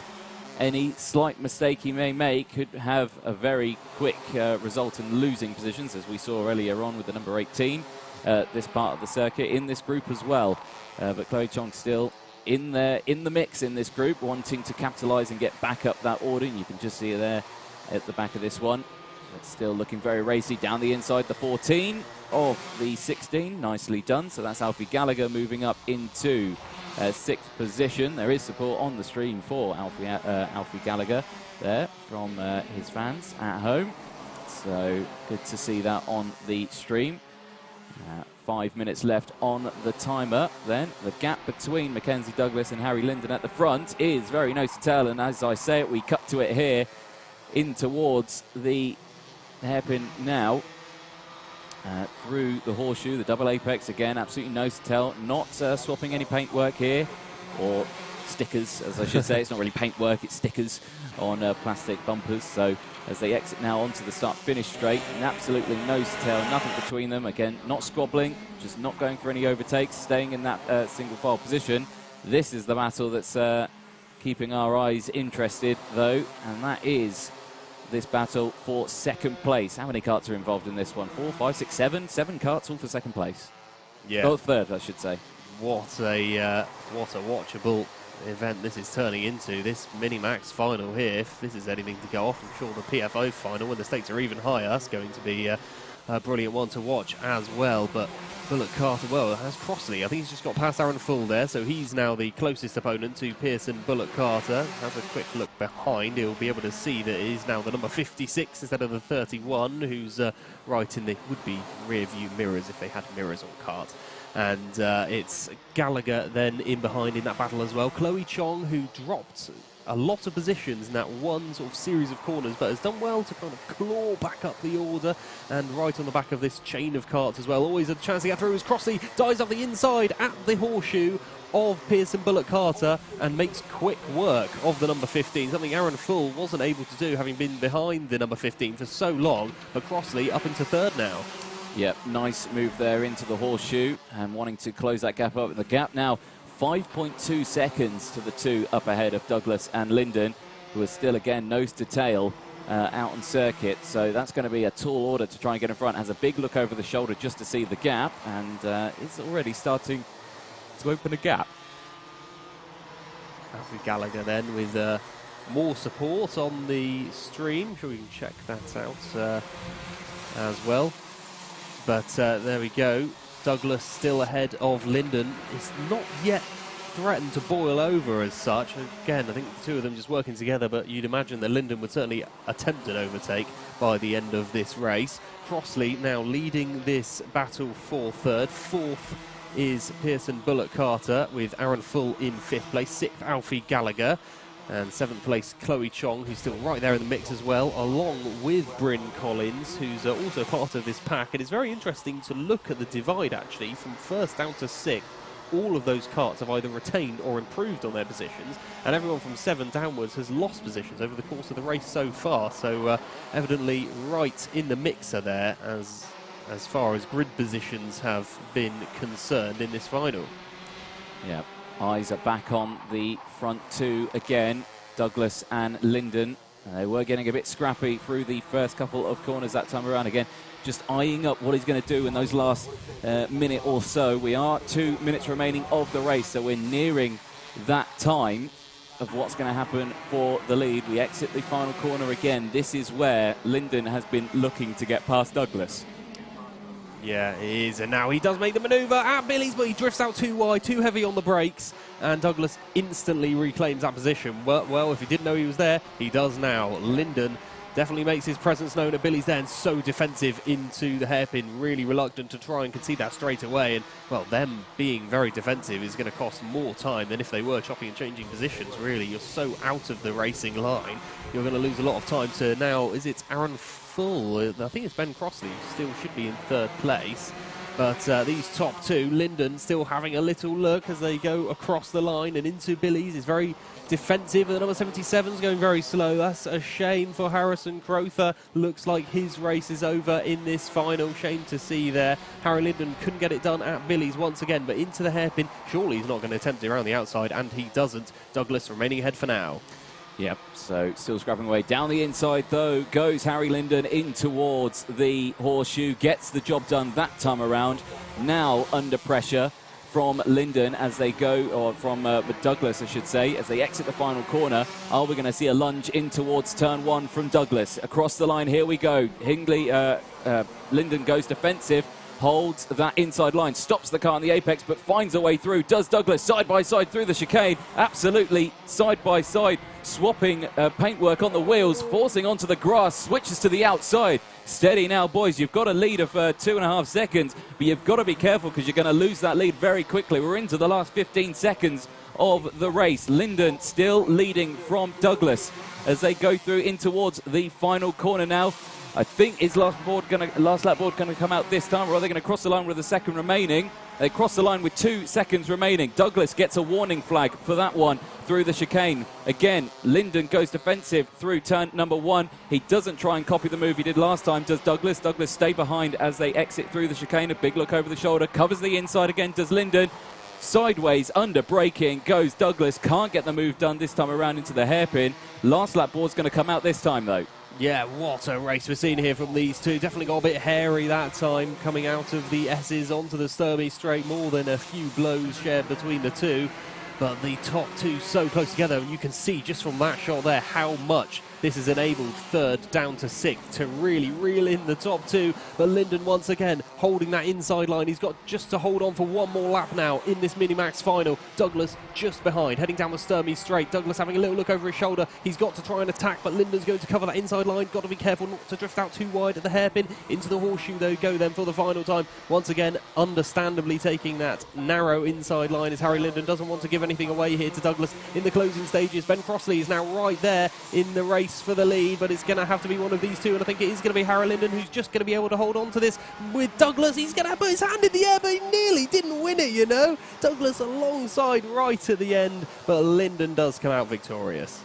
Yep, very close then at the end. Harry Linden taking that win, only just from Douglas, and of course Douglas did receive that warning flag for the side-by-side contact there through the chicane, but Linden holds on to that win for that one. So very well done to Harry Linden. There he is, the O-plate. 27 laps completed. Let's go see how tired he is after that. Yeah. So, well, you try and tag him for an interview. It was a Welsh 1-2, actually. DHR from Coles Racing after 27 laps and 22 kilometres. Linden wins from Douglas. Ben Crossley in third. Fourth, Pearson Bullock Carter with Aaron Full in fifth. Sixth, Alfie Gallagher in the number 14. Seventh, Chloe Chong with Bryn Collins in eighth. Ninth, Stephen Duncan. Jay Lawrence in 10th place. 11th, Jacob Gilman with Michael Porter 12th. 13th, Mason Perrin, the privateer. And then Harrison Crowther finished in 14th. They did all manage to complete the 27 laps in the end, but Harrison Crowther was a fair way adrift. I think we saw him have an incident midway through that race and did end up finishing 16 seconds adrift of the main pack. So a shame there for Harrison Crowther come the end of that race. But it will be interesting to see between Linden and Douglas, because there was a definite scrap coming out of Billy's and into the S's with 2 or 3 laps to go. I think it was. There was definitely a little bit of argy-bargy between the pair. Interesting to see how the stewards perceive that one, and indeed if either of them will pick up a penalty along the way. If one of them was to incur the infamous nose cone penalty, the front fairing penalty, then you'd imagine it'd be more likely to be Mackenzie Douglas in that scenario. But the O-plate of Harry Linden, provisionally at least, taking the win here in this Minimax final. Next up is the Micromax, by the way, their final with those incredible prizes they've got up for grabs in their final. Next up, race number 20 of this weekend. what a weekend it's been so far. We've still got 3 races left, the Micromax, Senior Rotax and Rotax 177. If you haven't already, I know that Anthony mentioned it earlier, but please do go over and follow our Instagram page, British Kart Championships. We're about 62 followers, somewhere around that mark, away from 4,000 followers. It would be great if we could get there by the end of today, so make sure you follow that one on Instagram. Stay all up to date with the happenings with the British Kart Championship, as Anthony just tries to tag race winner in the O-plates, Harry Linden, and he's got him for an interview. He's going to interview him now. Over to Anthony. We are indeed. So in the scrutineering bay again, Harry. Whoa, that was an exciting one, wasn't it? Right to the wire. Yeah, me and Mackenzie Douglas really close until the end. Bit of a fight, but managed to come on top. So we were watching it in the last couple of laps. It looked a bit scrappy through the chicanes. It was a lot of side-by-side, a lot of bumping, a lot of defensive driving. But again, it came out on top, but it looked like a very tough race. Yeah, it was really tough. Well done to all the drivers out there. Yeah, a fantastic effort all the way through, but a bit of drama at the start. We had a couple of false starts. We didn't know if we'd gone, so it was kind of, do you know why that was? Do you think it was a bit too eager to get off the line? I'm not too sure, because on the start, as soon as I came on the last corner, they were telling me to re-roll it, but they didn't for the rest of the corners, so we did about 3-4 laps on the start. Well, plenty of time to warm those tyres up, wasn't it? But no, excellent, well done on the win, and we'll see you on the podium later. Thank you. Spot on. Back to you. Yeah, great stuff from the young man there. No doubt delighted after claiming that O-plate at the weekend as well. But Micromax will be next up, as once again Anthony will be returning to the commentary box after that interview here with Motorsport UK British Kart Championships, the penultimate round for the Rotax. They'll be at PFI next month for their final round of the championship. That's bound to be an exciting event. Obviously a slightly reduced calendar than we'd normally expect in 2020 thanks to coronavirus, but nonetheless we've had some brilliant races here so far at Clay Pigeon Raceway. Next up, the Micromax. The stakes so high, arguably even more so than any of the certified normal Rotax events, and therefore you'd expect to see some not necessarily desperate, although we may well in the closing stages, but some certainly high tension and high bearings racing from these Micromax drivers. At least now, no longer we don't have to worry about the weather too much. Seems fairly nailed on. There's going to be slicks for the rest of the day. These clouds have never disappeared overhead, but they haven't looked too threatening since the late morning, early afternoon, with those downpours that did cause that initial mayhem. But next up is the Micromax and their final race, number 20.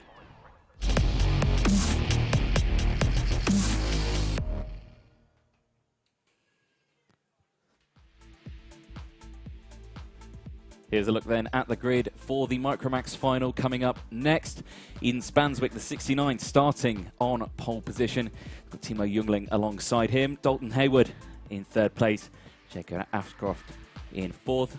Scott Marsh in fifth place. And Harrison Whitcomb in sixth place. And for the latter half of the grid, it's Adam Wooden in 7th, alongside 8th placed Freddie Baker. Jack Price starts alongside Amelie Ackett, with Charles Green and Oliver Bocock rounding out the rest of the field.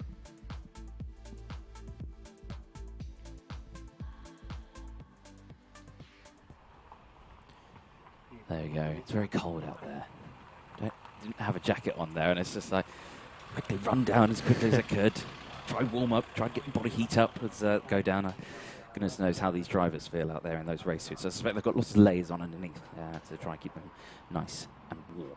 Well, it is, of course, Micromax time, and this is where it matters for Micromax. The top two from this final go to Portimao for the World Finals in the early of 2021. The top three from this round get to keep their engine. Which is a brilliant prize in itself, you have to say. Those well, are yeah, worth a few quid. If you don't want it, I'll have it. I mean, it wouldn't be able to pull me along in a car. It'd struggle. Yeah, so we'll see. There is the 69 Eden Spanswick primed and ready to go for this race. Looking very comfortable in the car. Timo Jungling had a much better race in the later part of today. Struggled earlier this morning, so looking comfortable there on the front row in the 25. So the rest of the field all lined up, primed, ready to go. Is that man wearing shorts? He's a brave man. It's insane. It's just at least 20 degrees too cold for shorts. Well, we don't need to zoom in on that. There we go. So race start time for this group Micromax is 1:45, which is in 2 minutes' time. And again, everyone's primed, ready to go. On the no need to worry about not getting to the dummy grid in time. Everyone's well ahead of it. I think everyone's well practiced now, nearing the end of the 2020 season. It's been a short season. It's been a quick, brief, packed in nearly every weekend. It's been very busy, but everyone's primed, ready to go for this final.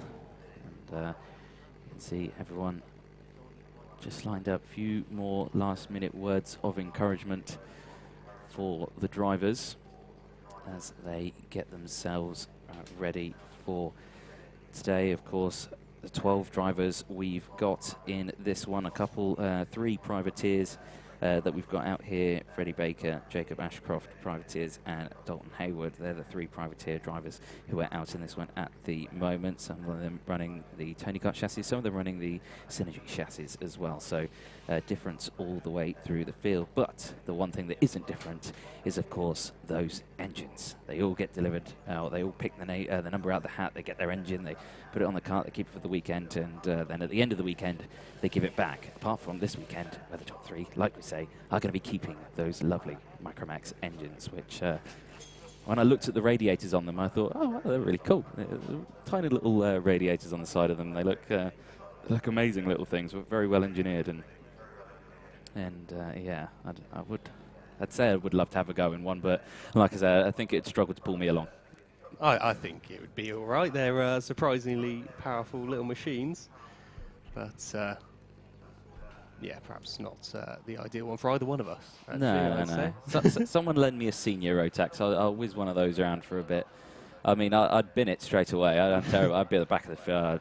Awful driver. I did an endurance event here, actually. Did you? Last year, yeah, it wasn't anything official or anything, but last summer that was fun, hurtling around in a kart around this circuit. Got a bit of a feel for the circuit which I so often am talking about, but here they emerge onto said circuit.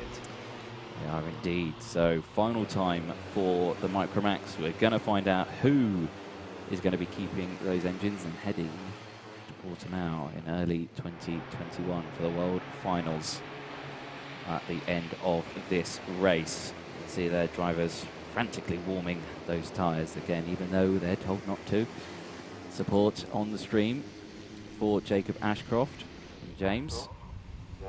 Straight there, so support there for Josh, starting in 4th place for this race. So a good opportunity here to keep an engine and potentially get that trip to Portimao. But here we go then, across the start-finish line. Green flag straight away, first time in towards turn 1, side by side with the drivers.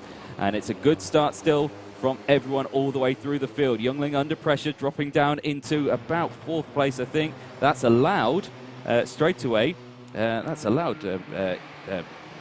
Jacob Ashcroft to get up into 2nd place. So a great start for Ashcroft as he heads now into 2nd place.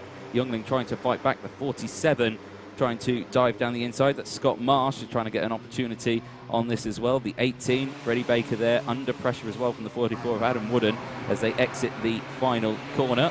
Onto the start-finish straight to complete lap 1 of the Micromax final. And it's Spanswick leading the way from Ashcroft. Then it's Haywood, Timo Jungling. Then Scott Marsh, Freddie Baker, Harrison Whitcomb. And then it's Adam Wooden, Amelie Ackett, Charles Green, and Jack Price and Oliver Bocock rounding out the top 12 as they head through.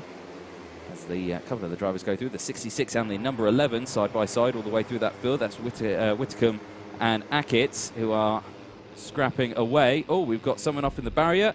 It looks like a wheel has come off. It looks like a bent axle, actually. The axle looks like it's completely come apart at the back, and it is the number 11 of Amelie Ackett.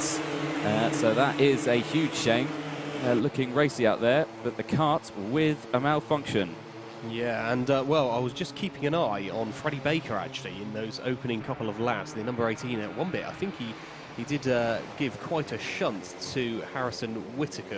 Whether it was his fault or not, maybe Whittaker was a bit earlier on the brakes than anticipated, but I wouldn't be surprised if, unfortunately, that may well have resulted in a penalty when the scrutineers come to investigate that kart at the end of the race. We will just have to wait and see for that one for Baker. But Spanswick, I'm pretty sure today he's had a 100% record. I can't remember a time where Spanswick hasn't won so far today. So Ashcroft looking determined to try and end that, and Youngling there as well, with Hayward also in the running. Those four drivers, you'd imagine those three immediately behind are definitely the most likely drivers to try and end the dominant reign of Eden Spanswick, but at the moment no one has been able to stay ahead of the number 69 for very long, the number 22 of Jacob Ashcroft, who has provided that lovely interview that we've shown a couple of times throughout the day as well. He's right there and seeking a win in this final.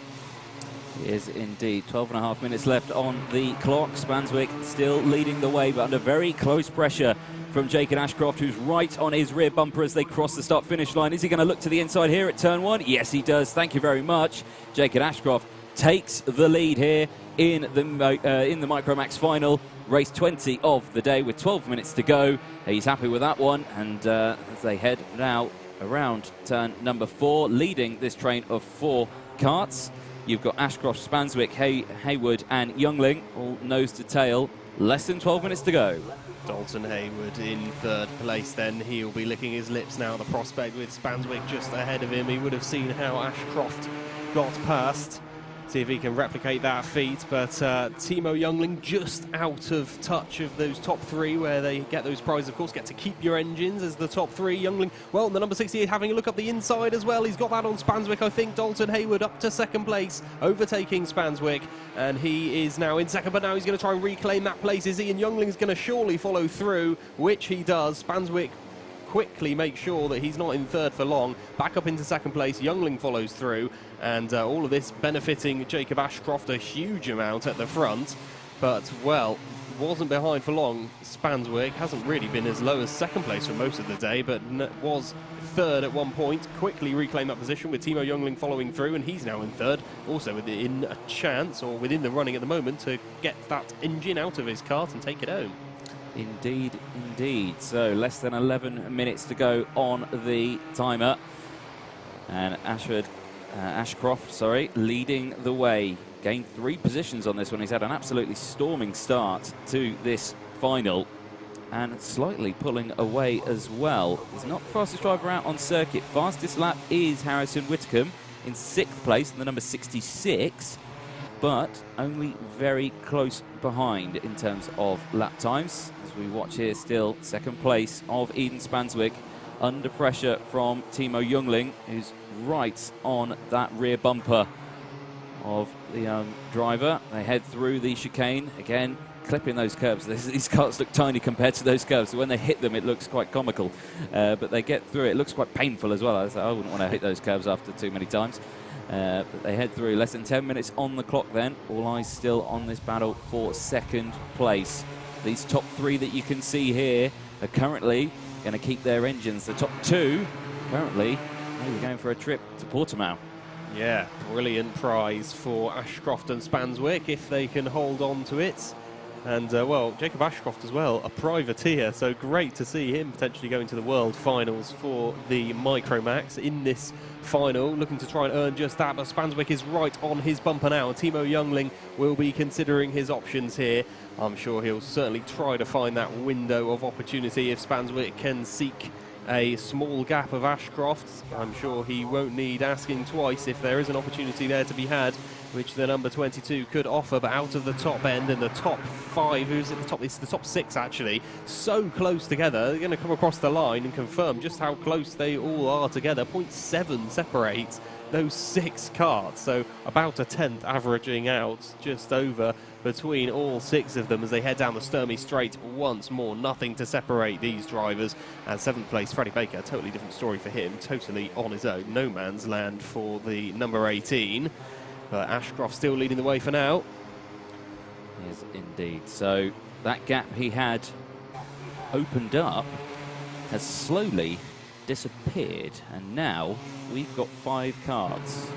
Or 6 cards. 6 cards? 6 cards. 6 cards. Oh, he's counting there. All squabbling at the moment. They're all close for that lead, but Ashcroft holding on to this one at the moment. Spanswick still all over the back of them as they head through the chicane. Again, tapping on the steering wheel. Just a bit of encouragement, I'm sure, to himself to say, come on, we can do this, let's get to the top. I know that he wants to win that prize. I spoke to him the other day and he's very excited for this one, and he was hoping to really improve on this one and get to that front, and at the moment doing very well to do that. But the top 3 still very nose to tail. Ashcroft, Spanswick, Youngling, Hayward, Marsh, then Whitcomb. That's the top 6. Then you've got Freddie Baker on his own in 7th place. Then it's Jack Price and Adam Wooden nose to tail. Oliver Bocock and Charles Green, they're out there as well, 10th and 11th. And of course, Angley Hackett, who had a disaster, the rear quarter of the kart breaking away and having to retire the kart number 11 in the middle of the circuit at the moment. So 7 minutes left on the timer, 11 laps completed. We are on lap 12. We're going to cross the line to finish lap 12 and start 13. Again, quick maths again by me, they're counting. As they go through over the start-finish line, looking very nose to tail still. Yeah, nothing to separate these top 6, is there? But you don't necessarily sense at all, or you don't sense in the slightest, that Jacob Ashcroft was holding up those 6. Just that they were so even on pace that they were matching each other along the way. But Spanswick and Ashcroft, incidentally, have broken away now and sort of formed 2 groups of, well, a 2 and a 4. Ashcroft and Spanswick together, and then a little tiny gap of just under half a second back to Timo Youngling, who's actually been overtaken now by the number 47, Scott Marsh. So getting past Youngling, and Youngling pushed out of the top 3. Marsh now in the positions and in the running to get that engine for himself. Indeed he is. So a little bit of front to rear contact as they concertina up into the braking zone of turn number 2. But they all get through nice and easy through the S's. Down the straight now in towards hairpin. And again, all eyes on this front 2 at the moment. Still Ashcroft leading from Spanswick as they exit out of the horseshoe. The double apex corner on this one, very fast through this section. Fast through buttons as well, and fast through. It's a fast track, this one, at the final section. It's a quick hold lap. It's a very nice circuit here at Clay Pigeon. Very good for racing on as they head across again in towards turn 1 again. Into turn 2 through Billy's Blind into the S's. That's a move in the background there. That looked like the 66 of Whitcomb getting in front of Hayward. That's the 66 on the 68, which he has managed to get done. So a good little overtake there. And the 47 of Scott Marsh looking very comfortable in 3rd place. Looks like he's closing that gap up on these 2. Wanting to capitalise on this. There's still 5 minutes to go in this race, so still plenty of time as we see them cross the line again to finish lap 14 and to start 15. Yeah, it's been entertaining so far, but you suspect that the best may still be yet to come. Oh, I think definitely. I think that they're just sort of, well, when the closing stages come and they realise what they're up for grabs here, especially in maybe someone in Youngling's position, he's thinking, I'm 4th, I just need to push to get into 3rd to get those incredible prizes that are up for grabs. That's when the desperation will kick in. That's when we'll see some brilliant manoeuvres along the way, I am sure. But what they really want is to win this race. At this moment in time, that is the priority, and that is what Spanswick is on course for, really trying to attempt on Jacob Ashcroft, who's led pretty much from the first corner of this one. Ashcroft taking a slightly wider line than Spanswick on that time around Billy's, but onto the straight, they're pretty much the same distance apart once again. Down towards the hairpin once more, flicking into the sharp right-handed hairpin. as you mentioned, the latter sector of this circuit really fast. These two are two of the harsher braking points of the hairpin in the horseshoe. And once again, we head into Buttons, named after Jenson Button. A few years ago, it was granted its new name status, of course. Jenson Button starting his racing here at Clay Pigeon Raceway, went on to be Formula One World Champion. Wonder if the future holds any World Champions that we've seen here today. It's a brilliant place to start racing, that's for sure. It definitely is indeed. So as they again head down the Sturmey Straight in towards hairpin, 3.5 minutes left on the clock and still all to play for at the front of this group. The top three you see currently in line to keep those engines attached to those chassis. The top two still looking for those tickets to get to Portimao for the World Finals in early 2021. So they cross the line. 3 minutes left on the clock. Ashcroft still leading from Spanswick and Marsh. Whitcomb still there in 4th place. Youngling now down into 5th place. And Hayward as well now P6. As they go down the inside, the 69 of Spanswick gets the job done. Moves up into 1st place. Ashcroft responds straight away. Goes back up into the lead. Alongside, though, goes the 47 of Scott Marsh. Tries to get that move done. Can't quite do it. Stays there. So there we go. That was the elastic band that had been building the tension all the way through this. Finally snapped. And they went for those lunges. And again, across the start-finish line into the braking zone of turn 1. A dive down the inside. It's a very late lunge from the 66. Harrison Whitcomb tried to get that move done. Outbraked himself and lost the position again. So Marsh still in 3rd place, but under pressure. Again, here comes Whitcomb again, down the inside, takes that 3rd place spot. This is a disaster for Marsh, who wanted that 2nd place earlier on, is now struggling to keep hold of 3rd place. He's dropping down the order now. He's back down into 4th place. He's got the pressure of the 68 of Hayward behind him now, but Youngling also now down into P6. Yeah, well, I said the best was probably yet to come, and it is now arriving. Ashcroft and Spanswick at the front, and they're being enabled to escape a little bit from this group of 4 as they continue to struggle for 3rd place, the last big prize up for grabs. And at the moment it's Whitcomb who occupies that space. Went a little bit too hot into that corner on the previous lap, which cost Marsh that position, but does still hold that position for now, Whitcomb. Meanwhile, Youngling's dropped into 6th, so still very much within the running with those 4. But looking at the top 6, there's still so little to separate them. Even the gap between 2nd and 3rd is only 0.4 of a second, so it's not like it's insurmountable. And with just under 90 seconds left to go in karting, really, we've still got a few laps left. Whoa, a bit of a nudge there on the 68 on the back of 47. Wouldn't be surprised if that's a potential penalty at the end of this one. But it is Hayward who's now moved up into 3rd, constantly changing this order here in the final. Yep, Youngling sweeping to the outside there, trying to get as much momentum as he can out of this corner to try and potentially go down the inside here. Oh, no, can't do it. Oh, no! And there's contact between the two of them. The 68 has got involved and has gone down the order. Hayward, who was looking really good for a podium here, has now dropped down the order, back down the field, and there's no chance of getting on the rostrum this time around. Here's the replay of what happened. So you can see the 68 sweeps to the outside. The 47 goes to the inside. There's a huge gap there. Why wouldn't you go for it? Fortunately, the 68 came back across onto the racing line. So that is a disaster then for Hayward, who's now in P6 and out of the running here. 15 seconds left on the clock, and the gap has closed back up at the front as well. I mean, the two are already, potentially, if they stay in these positions, already going to Portimao. But, you know, you still want that win in the final, don't you? So across the line, the timer clicks to 0. It's last lap time now for these drivers, and there's a black and white warning flag for the 47 going out. So that is for Scott Marsh for the contact that happened, that they go through. The stewards have given. Out of the S's now, and you can still see the battle for 3rd still hotting up. He takes a look over the shoulder into the braking zone, sweeping to the outside, stays Ashcroft at the front. Spanswick trying to look for a gap at any possible chance. Even though they've both got the tickets at the moment, he still wants that win into the final couple of corners. There's not many opportunities now to do it. Here we go, final corner time. Out of that corner, onto the start-finish straight, into the slipstream. Is it going to be a run to the line? No, it isn't. The 22 of Jake and Ashcroft takes the win. Spanswick holds on to 2nd place. Scott Marsh crosses the line in 3rd. Harrison Whitcomb in 4th place. Timo Youngling crosses the line in 5th. Dalton Hayward crosses in 6th position. Freddie Baker in 7th. Jack Price in 8th place. Adam Wooden in 9th. And Charles Green's going to cross the line in 10th place, I suspect. Yes, there they come across the line.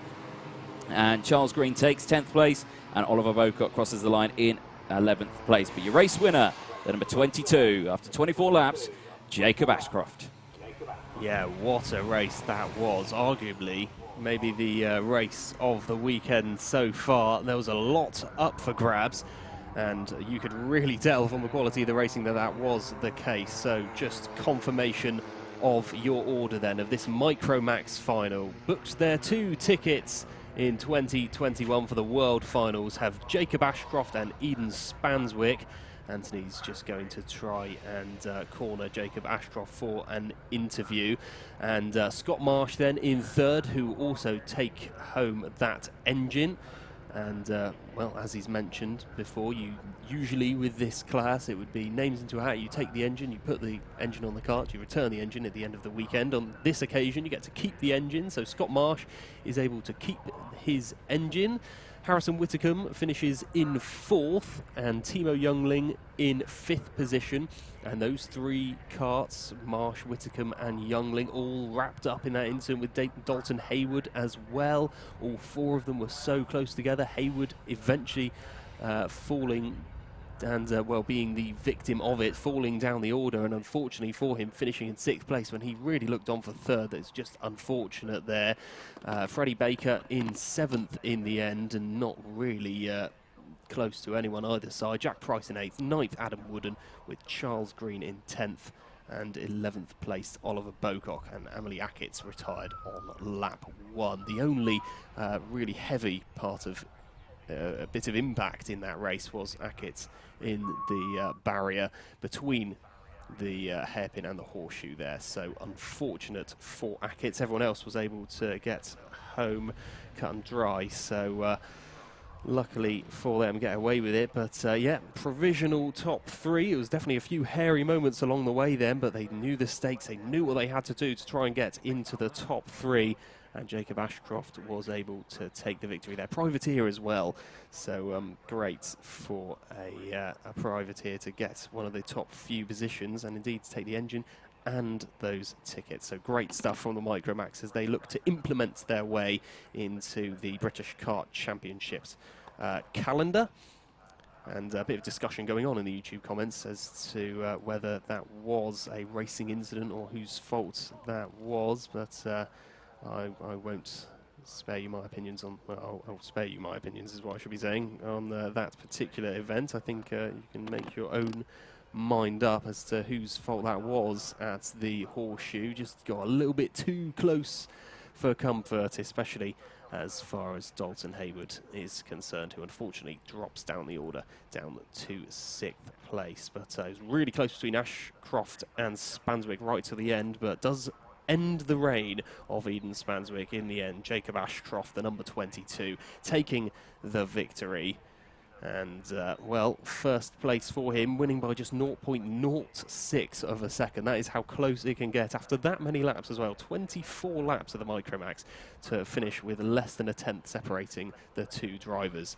Now that is some seriously impressive close driving from each of those 2, who I'm sure wouldn't have wanted to push each other too hard come the end anyway. But now we go across to Anthony. Well, thank you very much. We're down here with an emotional Jacob. Jacob, well done. A race win in the final, a ticket to Portimao as well, and you get to keep that engine as well. That must be a great feeling. Yeah. You're lost for words, aren't you? No, it's a fantastic effort. You know, we spoke to you yesterday. You were really wanting that win on this one. You've got it. It must be, like I say, a fantastic run for you on this one. And you get those 10,000 roadblocks, I think, don't you, as well? I think that's what you're looking forward the most. And my dad, I have been asking my dad if he get my helmet painted, so I think he might do it now. Excellent. Yeah, I think that's a buy deal. We'll make sure that he gets that helmet painted for you. But yeah, huge congratulations. Very well done. Thanks. Spot on. I think I want to have a quick chat with Eden as well. Eden, Eden, don't tuck yourself away over here. I want to have a quick chat with you. Second place, but also ticket to Portimao as well. A fantastic result. You must still be pleased with that one. Yeah. It was a great race, very tough all the way out. It was a tough day as well as yesterday as well, but you've worked hard with your dad to get the car out for another podium on this one. Yeah, I did. Yeah. Anything you want to say to your, working hard on it all weekend for you? Yeah. You've lost your words as well, aren't you? Looking forward to going. Yeah. Spot on, well done. Spot on, back to you in the comms box. Oh, some great interviews there, particularly with young Jacob. But, I can't decide which was the best prize out of all them. Maybe the tickets to Portimao, or whether it is those Robux. Those go a long way for those invested in that one. And also the helmet painting as well. How many prizes did he amass over the course of that race? Who knows? But great stuff from Jacob Ashcroft, but Eden Spanswick as well also books his tickets. So brilliant stuff from each of them. And as Clay Pigeon Kart Club have just commented on YouTube, the normal kart club for this circuit, that is a marathon for the youngsters. And yeah, very good point by a very good job by each of them to get to the end of the race. That is a serious physical toll. I couldn't do it, and I'm probably over twice the age of most of these drivers. Nonetheless, Ashcroft winning the way, and you love to see that emotion in the youngsters, see how much it means to them to be racing and at that higher standard with that many impressive prizes for the Micromax. Next up, though, it will be the Rotax 177 at 15:15, so we've got 6 minutes or so to wait for race number 21 of the weekend of this 6-kart grid. They'll be slowly gathering on the grid now as we turn our attention to the grids. But next up, it is race number 21.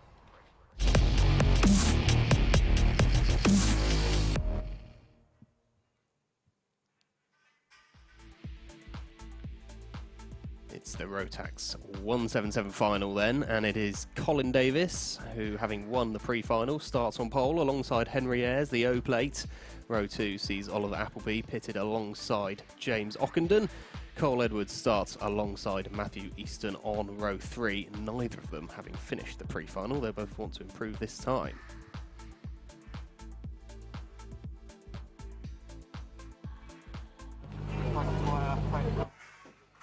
So, 177's up next then, and well, we were talking earlier about how these drivers often later into the karts, and they want to just be standing around and soaking in the atmosphere for as long as possible, really, before they get into the kart and get ready to get underway with their final. Might not be quite as many karts involved in this one, but we've seen already some very, very close racing between them, and particularly it was between, I think it was Ayres, Appleby, Davis and Edwards were all involved in a 4-way tussle for the lead at one point. I think then Edwards was forced to retire in that pre-final, but with the final now in just a few minutes time, see if Edwards can improve on a fairly miserable weekend so far, unfortunately for him.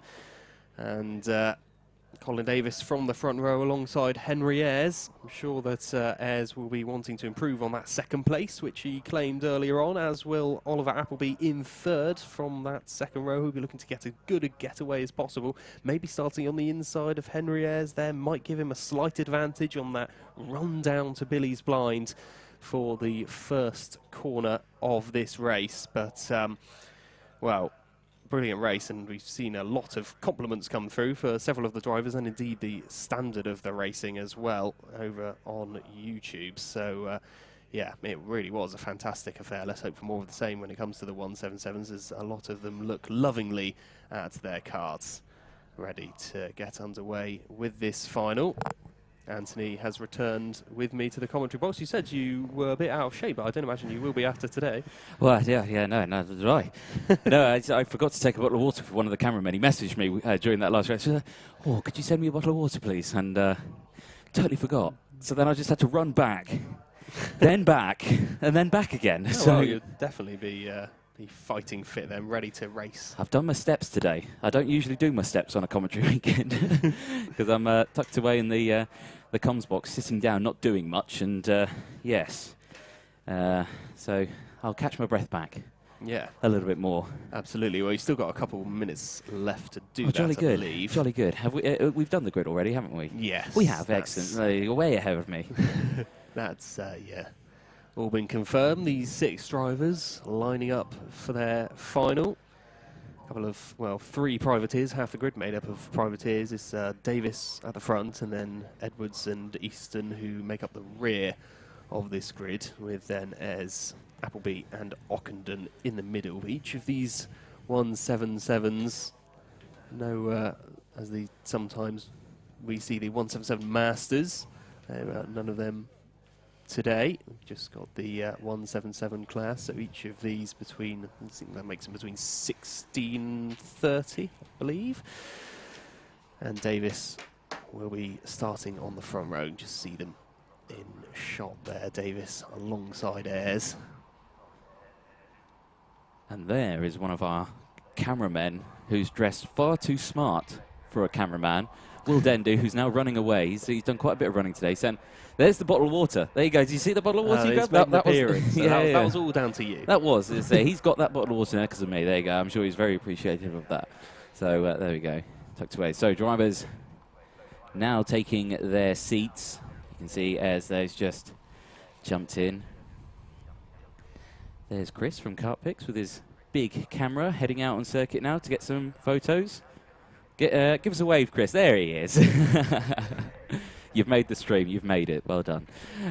He's heading out now to get some fantastic pictures. Obviously, he's got his Instagram where he posts a lot of tons of pictures out there. So you can go and follow him out there. Kart Pics. Well, I mean, you don't need to. He's already got 13,000, so he's got plenty. Oh.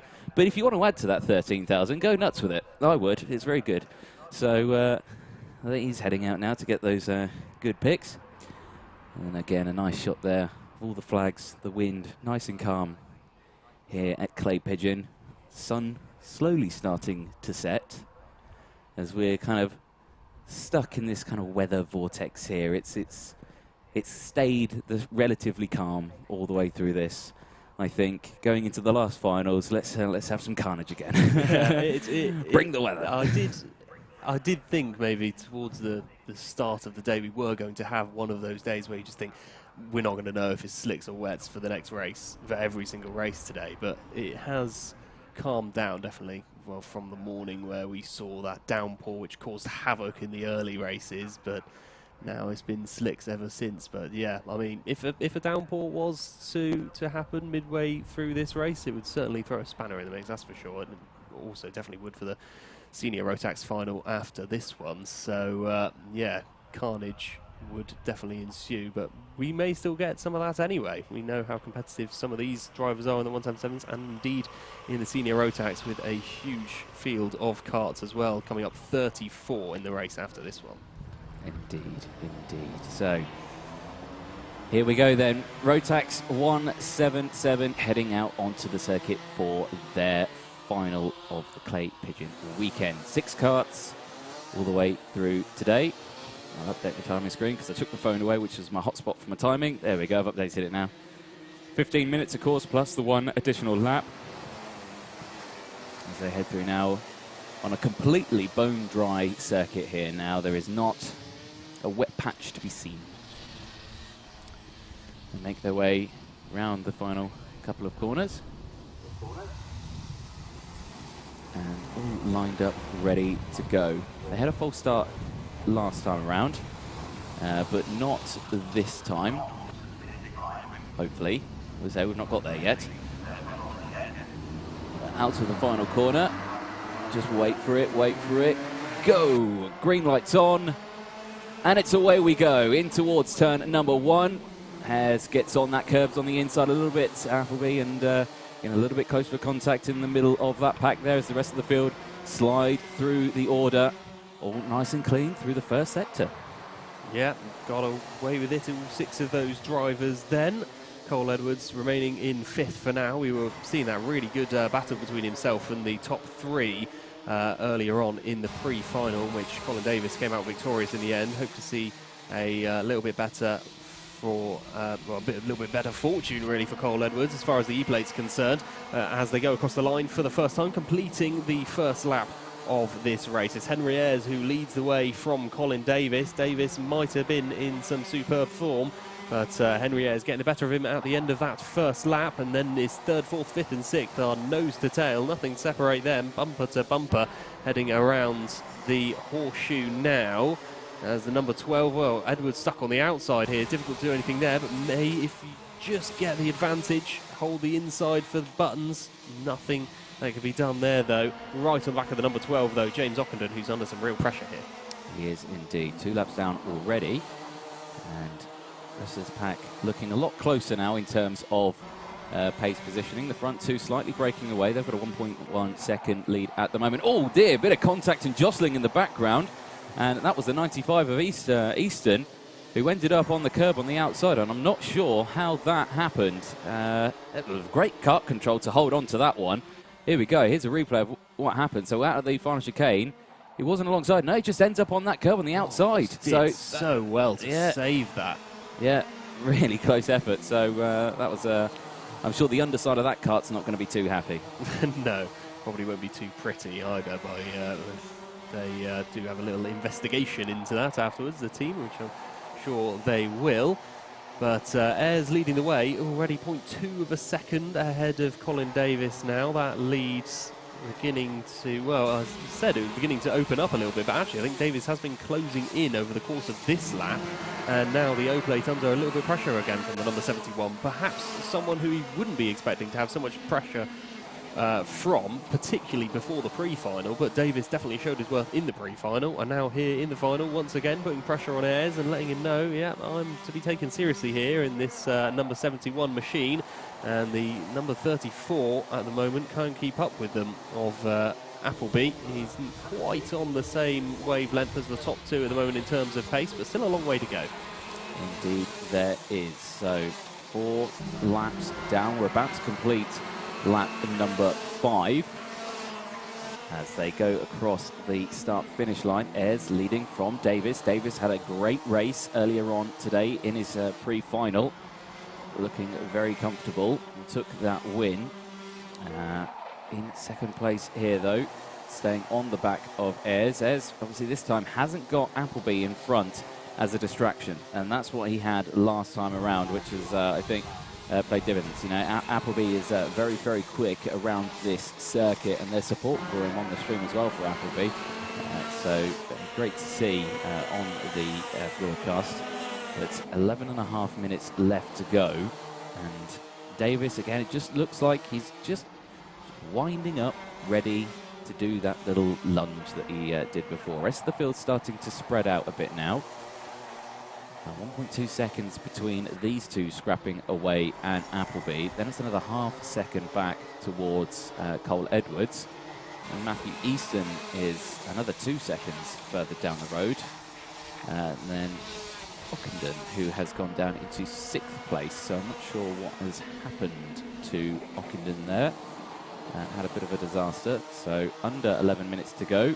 All eyes currently on Ayres and Davis as they exit the S's onto the semi-straight and in towards hairpin. Yeah, on that previous lap, Davis, well, the lap before prior actually, he did set the fastest lap of the race. Then on the previous lap, Henry Ayres was ever so slightly quicker than him. Not quicker than his personal best, but just a little bit quicker than Davis, so the gap was ever so slightly spread out.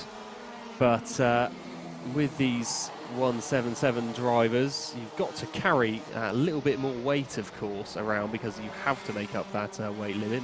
A lot of the drivers, I'm sure, have some lead planted on the side of their seat to make it round. I think that does just take a little bit of strain off the fitness, but you still need to really know what you're doing in the cockpit and know your own physical abilities in order to take it around, because this is going to be, you know, 25 laps plus, which is a real endurance ride, but Colin Davis just having a little look over his right shoulder, heading down the pit straight there, just looking back and seeing Appleby is about a second adrift, so not too concerned about him at this moment in time. Definitely can just focus on attacking Ayres, but this the 9th lap of the race now, and Ayres, who's just about ahead of the number 71 at the moment, he's been ahead for the entirety of this race, got the better of Davis at the first corner, but you can see how close Colin Davis is. He's right there and coming out the top end. I wonder if he'll have a good enough run heading down to Billy's Blind, one of the more favourable and arguably most famous corner of this circuit.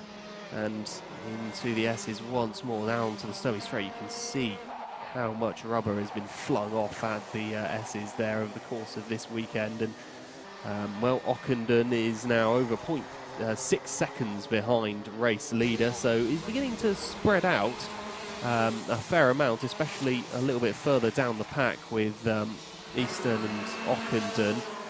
But also, meanwhile, Cole Edwards isn't too far away from Appleby. Those two not separated by a lot in the race for third. They are not indeed. No, they're starting to close in now as well. Appleby still holding on to third place, equaling his starting spots. He's not gained or lost any positions, James Karting.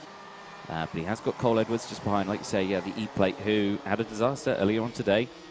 Ran those slick tyres when it was clearly raining.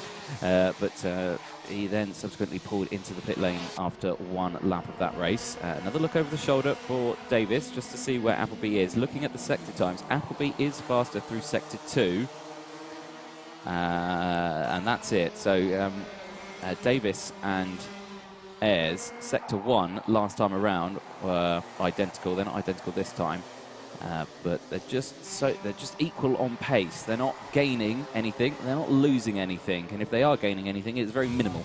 Yeah, all four of them, really, the top four, seem very even on pace. We can see how Edwards closing in on Appleby ever so slightly, but there's very little to separate the four of them. If you put them all on exactly the same part of the circuit right now, there'd be a crash. Well, there would be a crash, but if you put them alongside one another, I think they'd be very close to one another, heading around the lap as well. I don't think either of them, any of them, would pull away or necessarily fall off from the rest of the pack. But Ayres and Davis, they're 0.2 of a second apart, these leading duo. And, well, battle for third heating up, that's for sure. It is indeed. Looking at the championship standings before this round,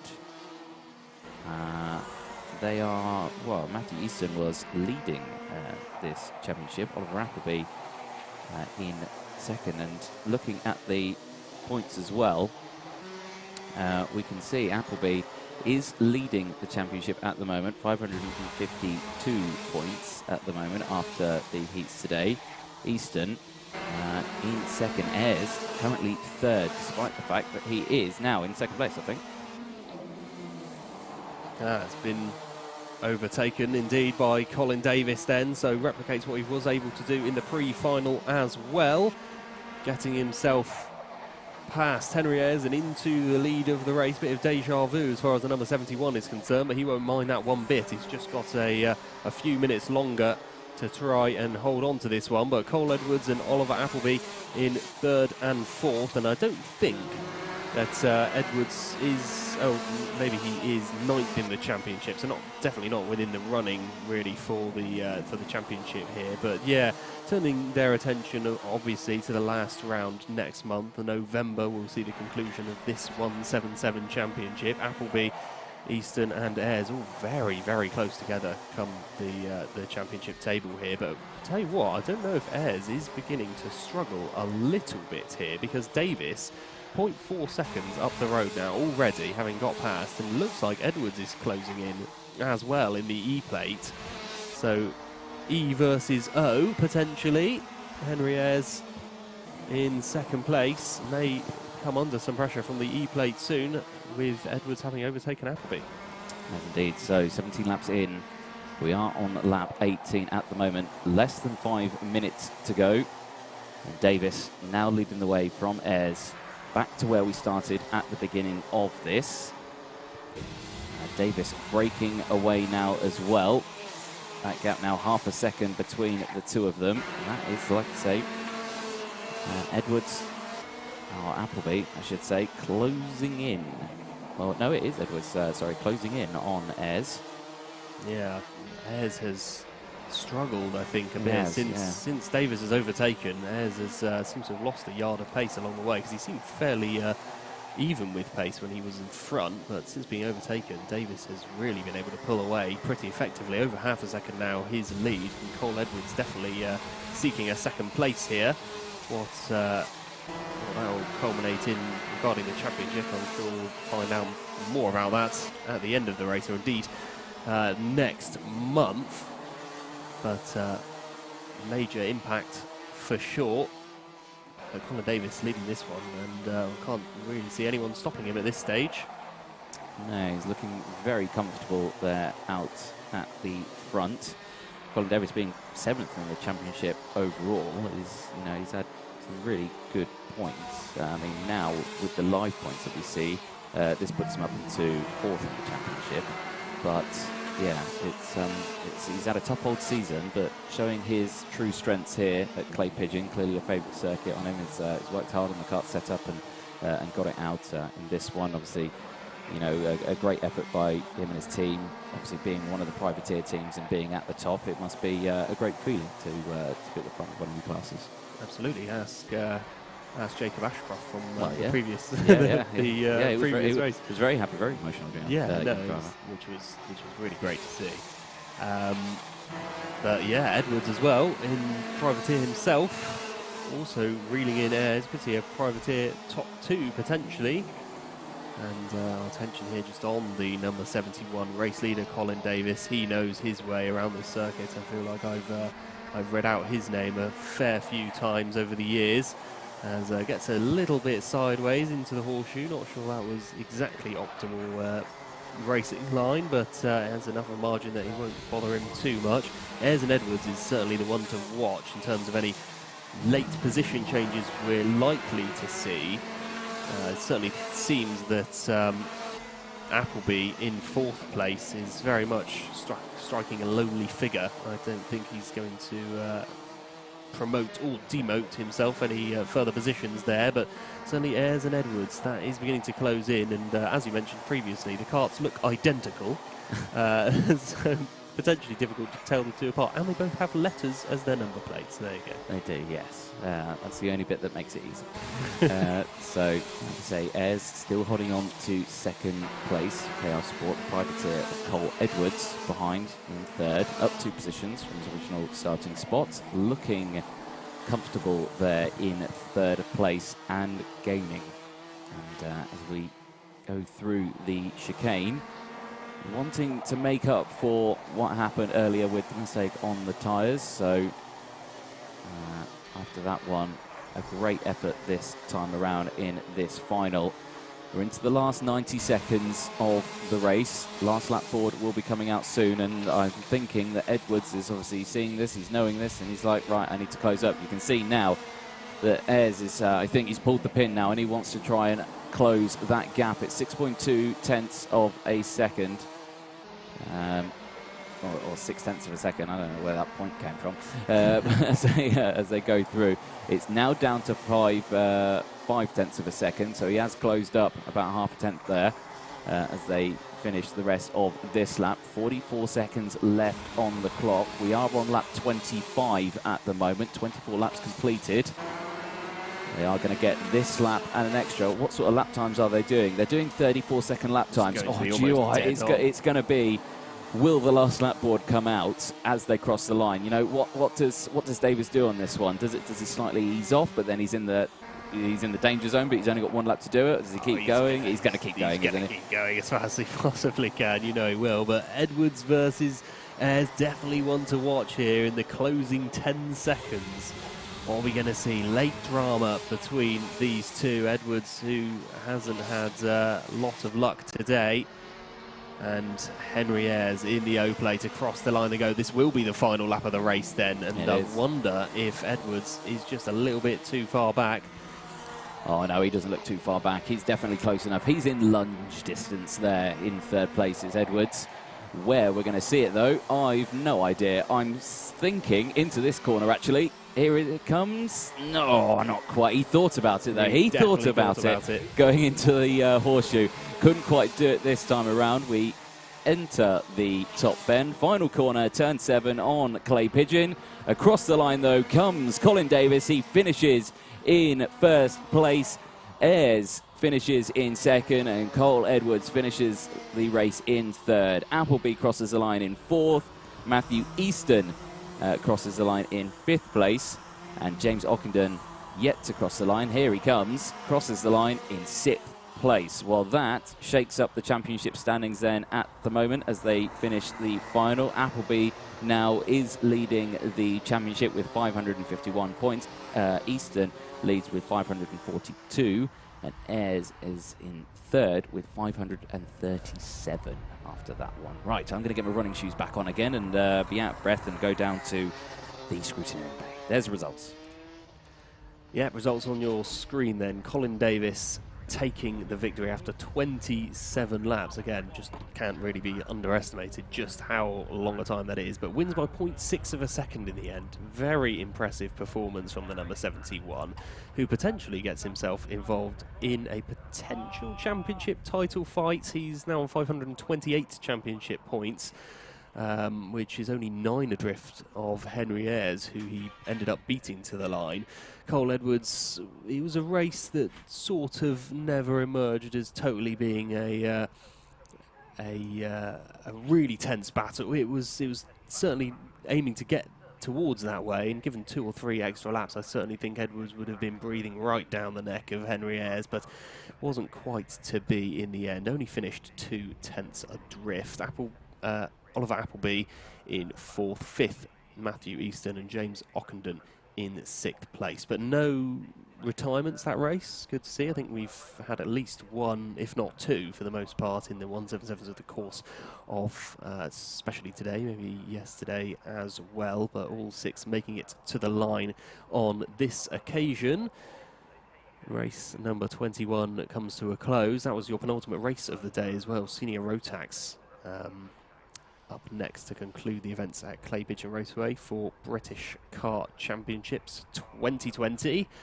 Colin Davis winning it in the 177s. So yeah, Oliver Appleby leading the way in the championship, but just by 9 points ahead of Matthew Easton, who we may well be disappointed with today, really. The number 95 never really got going.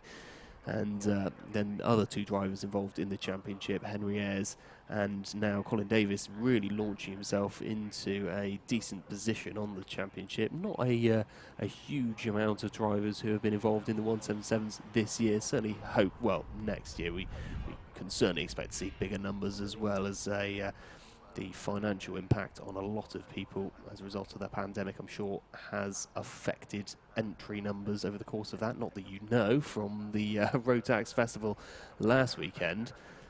Incidentally, the 177s with another very sizable grid last weekend as well. But all 6 making it to the end here.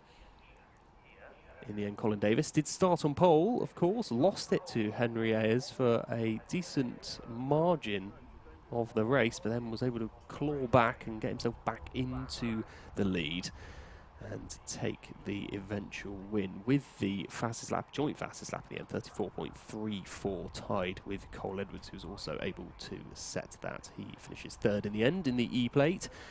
So E and the O, Henry Ayres gaining that, but Anthony is now in the paddock with Colin Davis. Well, Colin, a fantastic end to the weekend. Good lineup. It's been a tough old weekend with the weather for the 177. The same that we had at Warden Law as well, but must be a good feeling. Yeah, no, it's been really good. Didn't get off too good a start yesterday, but today it's been a different day. And yeah, we were lucky yesterday. I come in after the first heat, not to use my tyres too much, and I think that's helped us out. We've had more laps, obviously, to do on our tyres, so yeah, the part was really good. Excellent. Well, it's put you 4th in the standings as we go into the final round at PFI, and it must feel like a nice feeling as well for that one, you know, a chance for that. I'm a master anyway, so I don't don't expect to be competing with these guys, but yeah, no, this is my home track, so good to get a result here, really. It shows. Excellent stuff. Well, very well done on the win, and yeah, good luck for the next round. Spot on. Back to you in the comms box. Yeah, great to see a local driver taking the win, as Davis does. The number 71, very impressive racing. They had some serious pace in that 177, but brutally honest about his feelings towards the championship. Doesn't think he stands a chance. Well, I think maybe, Colin Davis, you may surprise yourself going into the final round. But next up, Senior Rotax then. Final race of the day. We've got to wait about 8 minutes or so before we will be getting going with that. A huge grid, and we will be showing you the grids very shortly. Don't know if that's just being figured out at the moment. A lot of people trying to punch various things into computers along the way.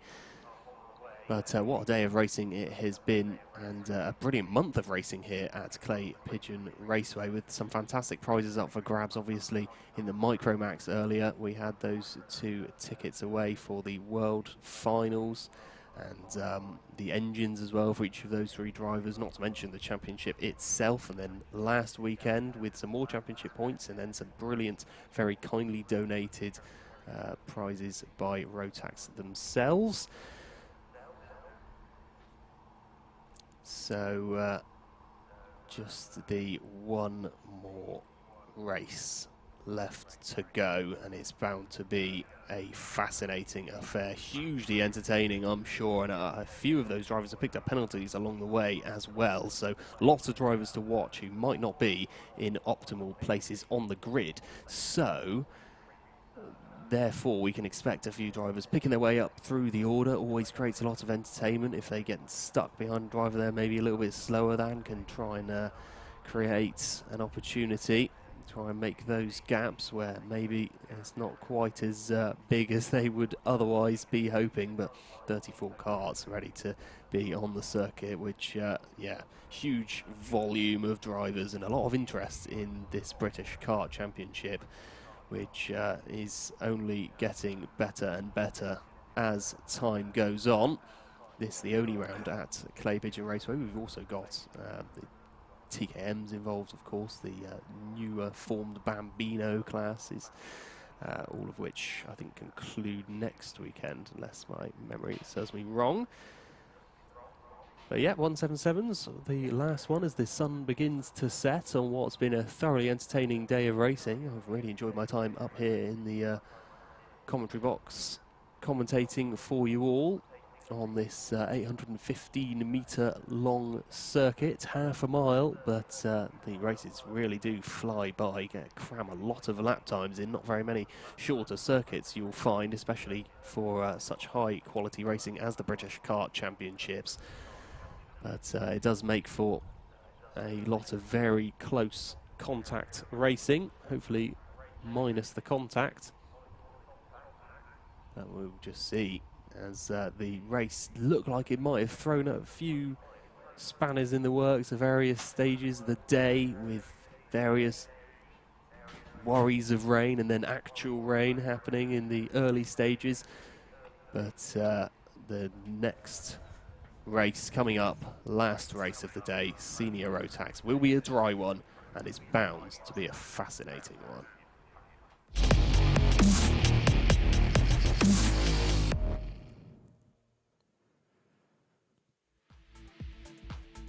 Fresh off the dummy grid. Let's have a look at the grid then for the final race of the day, Senior Rotax. Clayton Ravenscroft is starting on pole position, Morgan Porter alongside him, Tom Edmonds and Reese Hunter rounding out row number 2. Row 3, Jack Stedman and Oakley Pryor. Row 4 sees Kai Hunter in the O-plate alongside Nelson King, with Teddy Clinton in 9th alongside Benjamin Burgess. We then got Bradley Barrett and Charlie Turner in 11th and 12th. Tom Adams and Magic Hamera on row number 6. And then no, that's not row number 6. This is getting it wrong. 13th, 14th. Tierman Rourke on row 15th position, and Will Ellswood on 16th place. Ryan Taylor Truman 17th, and Ben Casey in 18th.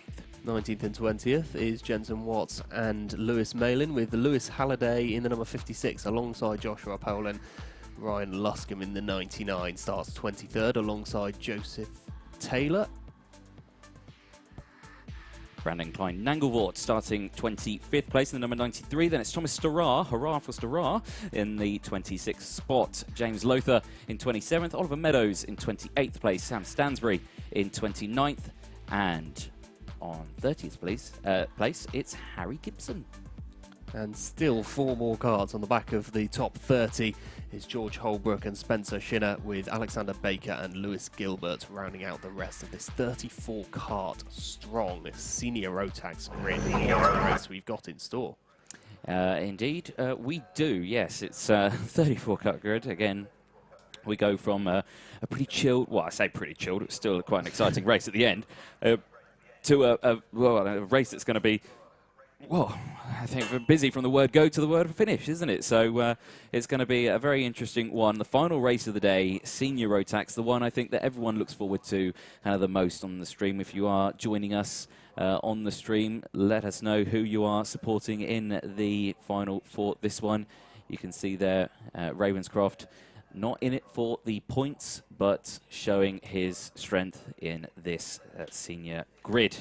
Yeah, so, of course, his debut in Senior Max this weekend. And what a debut it could prove to be, already starting in pole on the final against some of the best racers in the country when it comes to karting, and that takes some doing in itself. But we're certainly not going to be starved of entertainment in this one. 34 karts on the grid, and you can expect about 34 second lap time, so it means there's going to be at least a couple of karts per second, basically.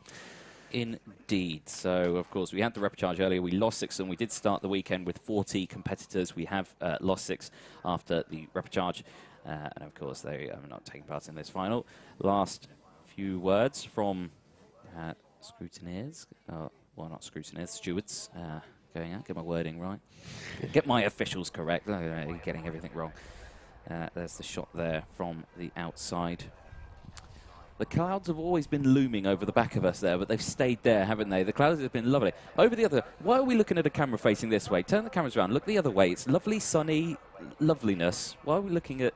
Yeah, with rolling fields in the background as well. Why are we looking at that? Well, I know why we're looking at that, because it's the Motorsport UK truck, and it's also the pit lane. That's why we're looking that way. Unfortunately, it does look more grey. Yeah, it does. It's an unfair illustration on what the weather's actually been like. It's been all right. Yeah, it's quite nice. It's quite nice weather that we've got out there.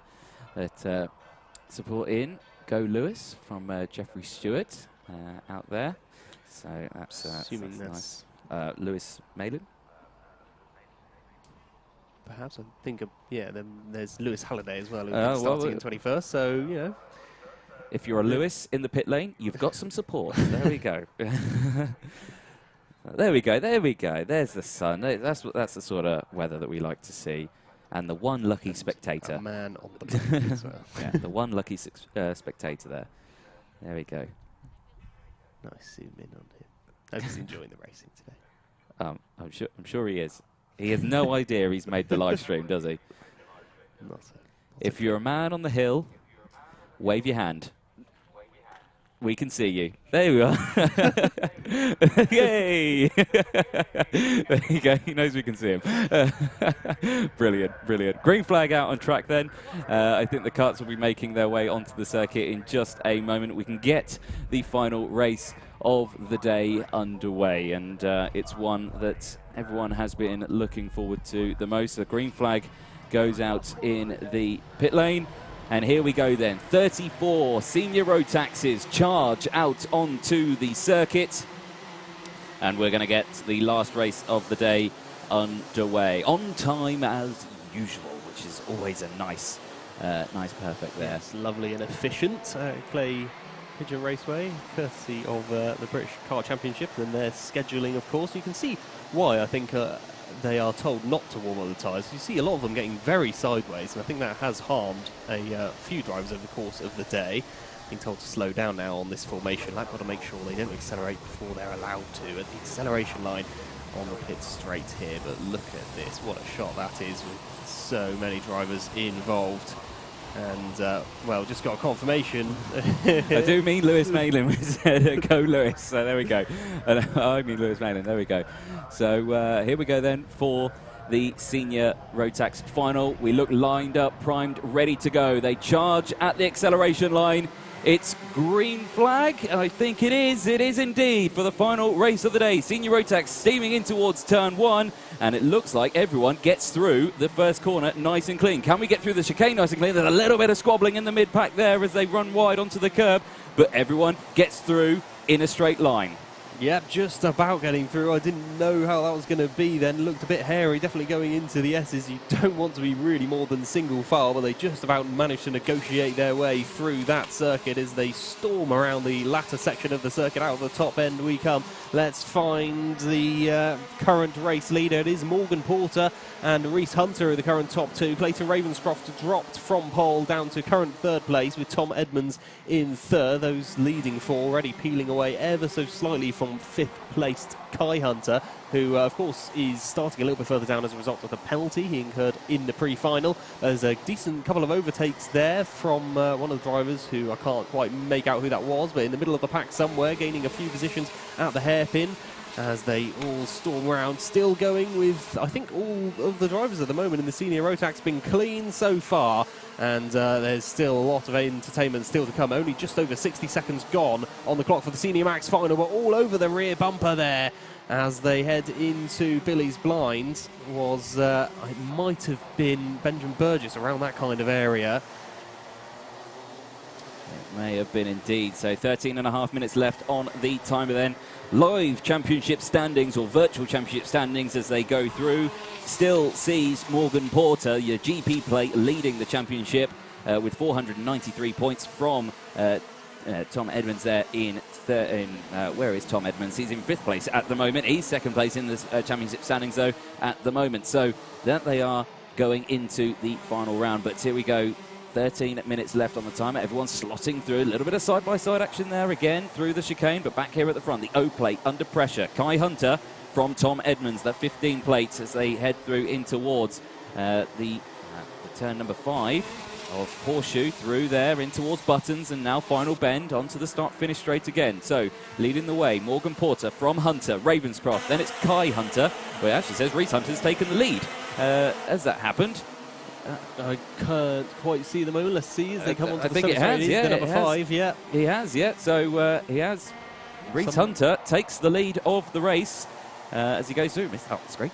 12.5 minutes left on the timer. There they are. There is the leaders. Yeah, so Ravenscroft has dropped a few positions as well. I think he's down in 6th place now, but you can just see why. Those carts so close together. You're never just going to lose one place, and I think that's been proved there as he does drop a few positions down the table. I noticed a couple of laps ago, Tom Adams, interestingly, set the fastest lap of the race, but goes a little bit wide there, the number 45. That's Teddy Clinton at Billy's blind, and loses a position or two, I think, along the way there somewhere, but no one making a late lunge. Oh, no, it is the number 13. Under investigation is the GP plate of Porter, so that is definitely one we want to keep an eye out for, the GP plate in 2nd place. Now, what that's for, I'm not too sure. Maybe it could have been something to do with the start of the race, maybe something in towards turn 1. Clear on that one, but I'm sure all will be made sense at the end of this one. 11.5 minutes left of the race then. 6 laps completed. We're on lap 7 of probably more than 25 or so. So a long old race ahead of these drivers here at Clay Pigeon. And the lead still very close indeed. So Reese Hunter leading the way from Porter. Then it's Kai Hunter, Edmonds, Stedman, Ravencroft, Clinton, Burgess, Adams, Barrett. That's the top 10. Then it's Ellswood, Hamera. Then it's Pryor, King, Turner, Malin. Then it's Watts, Casely, Klein Nangelvort. Then it's Powlin. That's your top 20. Again, they all fly through. Under 11 minutes to go. And who's that back at the front? Oh, it's the GP plate of Morgan Porter for Agenti Motorsport, who's back at the front now.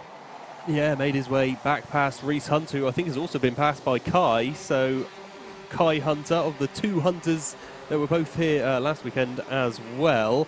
But the pair of them back in the top few positions, and this time it's Kai Hunter who's got the better of Reese Hunter once more. The number 5 dropping to third. It's still Tom Edmonds in third place at the moment, and then it's Jack Steadman in 5th place. Clayton Ravenscroft in 6th, who hasn't had the race he would have dreamed of from pole. There's still a lot of time left to try and get it back. There's 7 karts with nothing to separate them at all, bumper to bumper.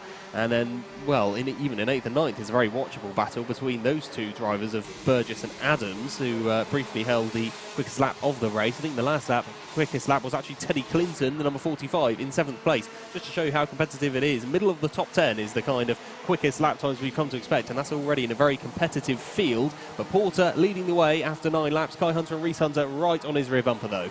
Yep, they are not breaking away, are they? They are staying absolutely nose to tail at the front here for the Senior Rotax final. It's race 22 of the weekend, the final race of the weekend, and the final racing that Rotax is going to do here at Clay Pigeon this year. So it's going to be a very, it's going to be a very memorable win, this one. You know, the final Rotax race of Clay Pigeon in 2020. It's definitely one to have on the resume. As they head through now onto lap number 11, 10 laps completed, 9 minutes left on the clock. Morgan Porter still leading from Kai Hunter. Then it's Reese Hunter in 3rd place.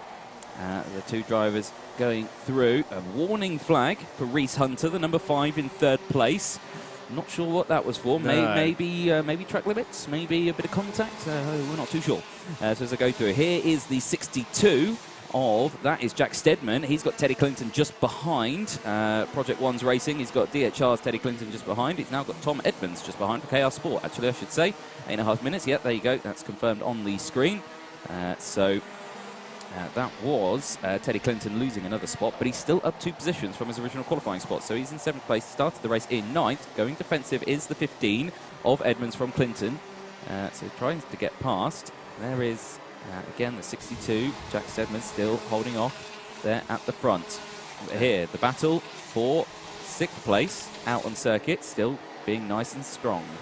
Yeah, and well, Clayton Ravenscroft as well. Quick shout out to him, because in the past 2 laps he's climbed a couple of positions, back up into 4th, and back within a real shout of potentially claiming the race win when, as I say, his maiden tournament, really, well, maiden weekend in Senior Max, and here he is battling with the big boys. Kai Hunter and Reese Hunter, it says, have got past the GP plate. I think that may well be the case as well, as we just look at the karts. They have, yeah.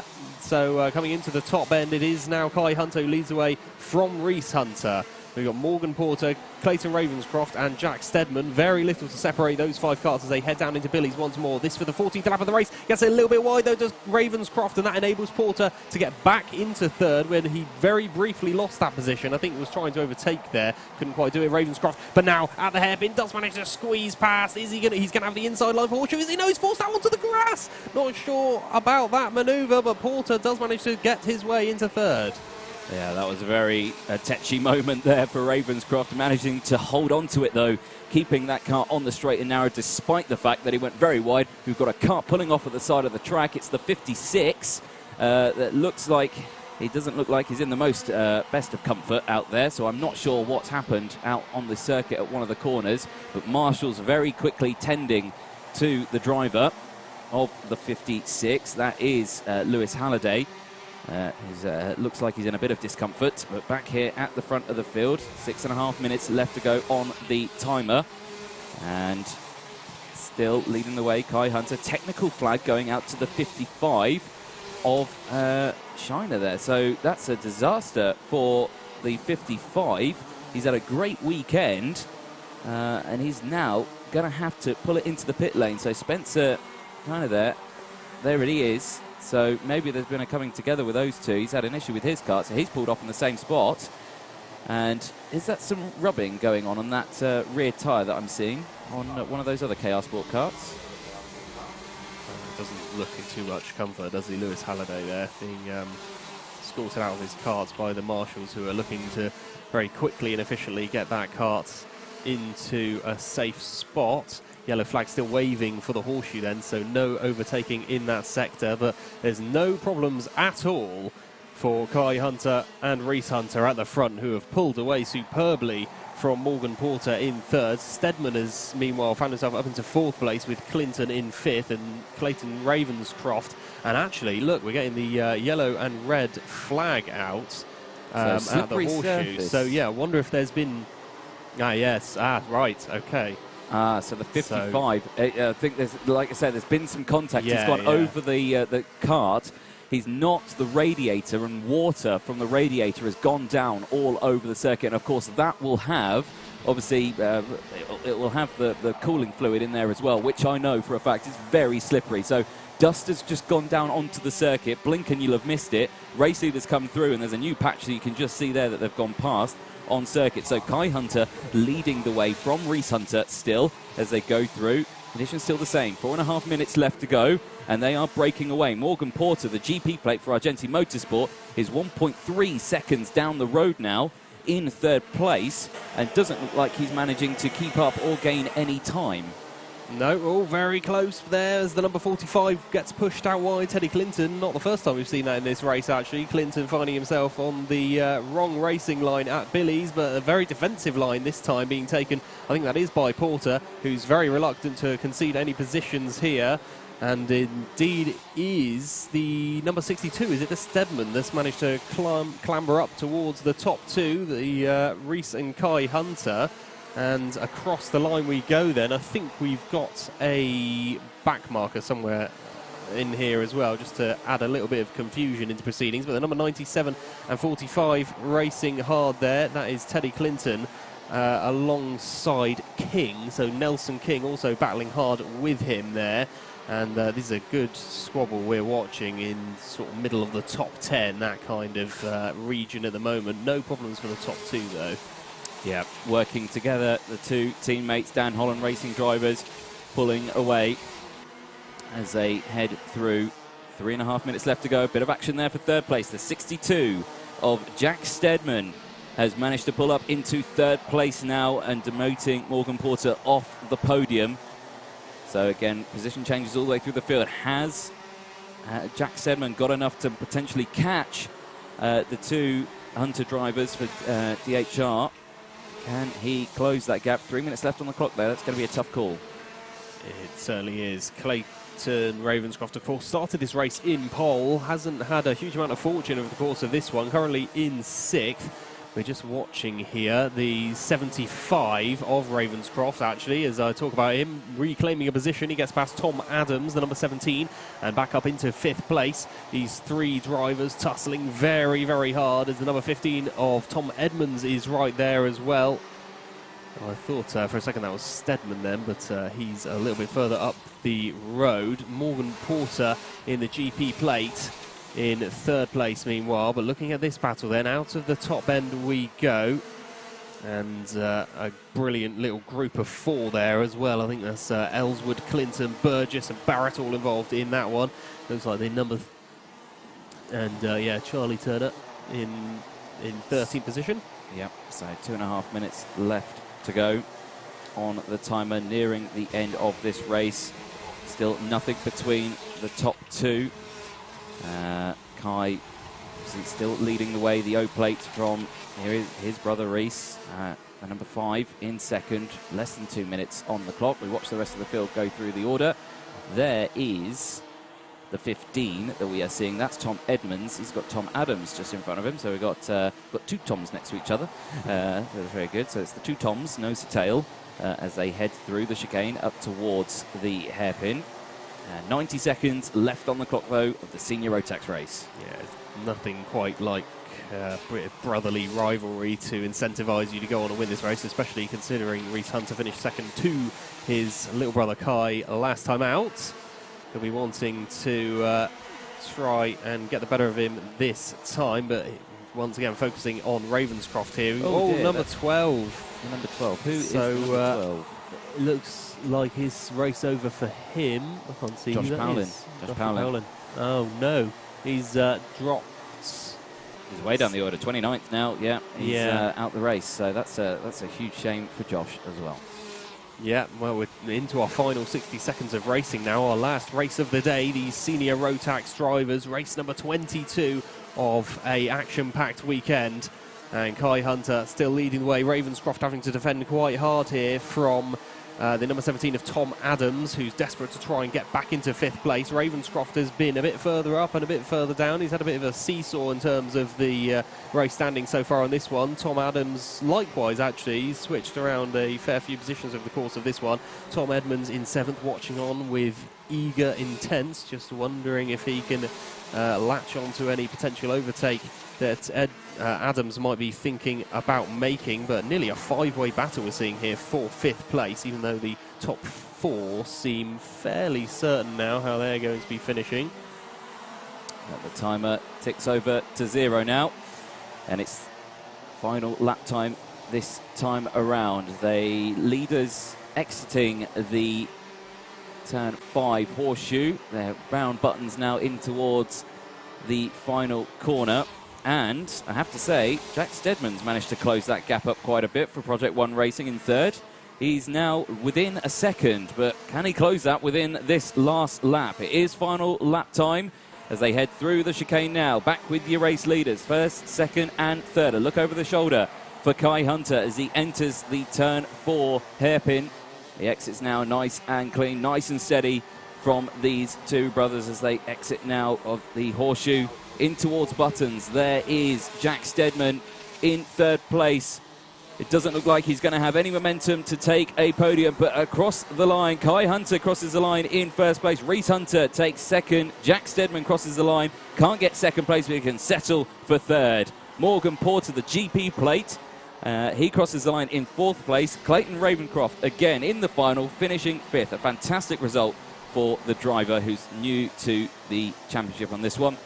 Tom Adams crosses the line, he takes 6th place. Then Teddy Clinton crosses the line 8th place. Nelson King in 9th, and Ben Burgess equals his starting position, finishes in P10. But Kai Hunter, the O-plate, won here last week and wins again after 28 laps. What a month it has been for the Hunters, and indeed Kai Hunter.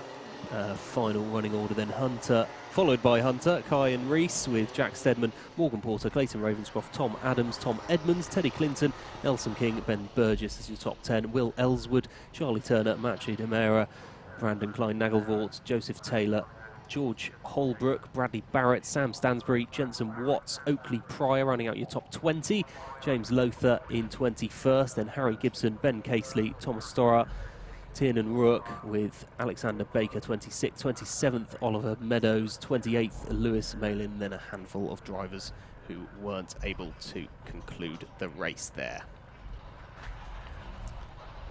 And that is the conclusion of your racing for this weekend here live with Alpha Live for the British Kart Championships.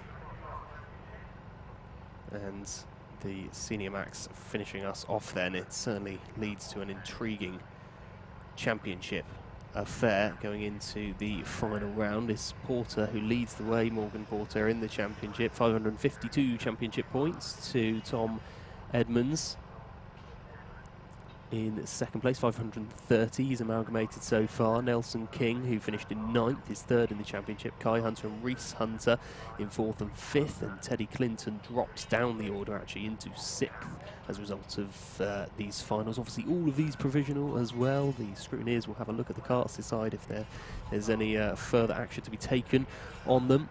And then we've got Gilbert, Ellswood and Taylor rounding out to your top 10 in the championship. A 34 kart strong.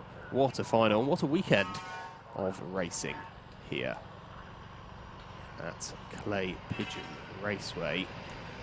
I know that Anthony once again will be on his march to the paddock to try and sneak an interview with Kai Hunter, who can't have had many better months in his life, you wouldn't have thought, than October 2020.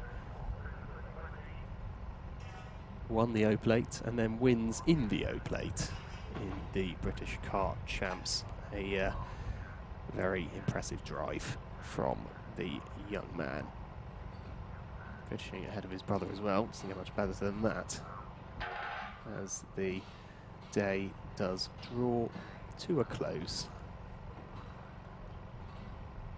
really entertaining stuff over the course of the day. That Minimax final was absolutely superb. And, well, all of the races actually very watchable, particularly all of the finals. There was a lot of racing along the way where you could, if you were supporting each of the drivers, hope that they got the result that you were seeking this weekend. If you were watching this on the Alpha live stream, hope that you got a decent amount of coverage of the drivers that you were supporting.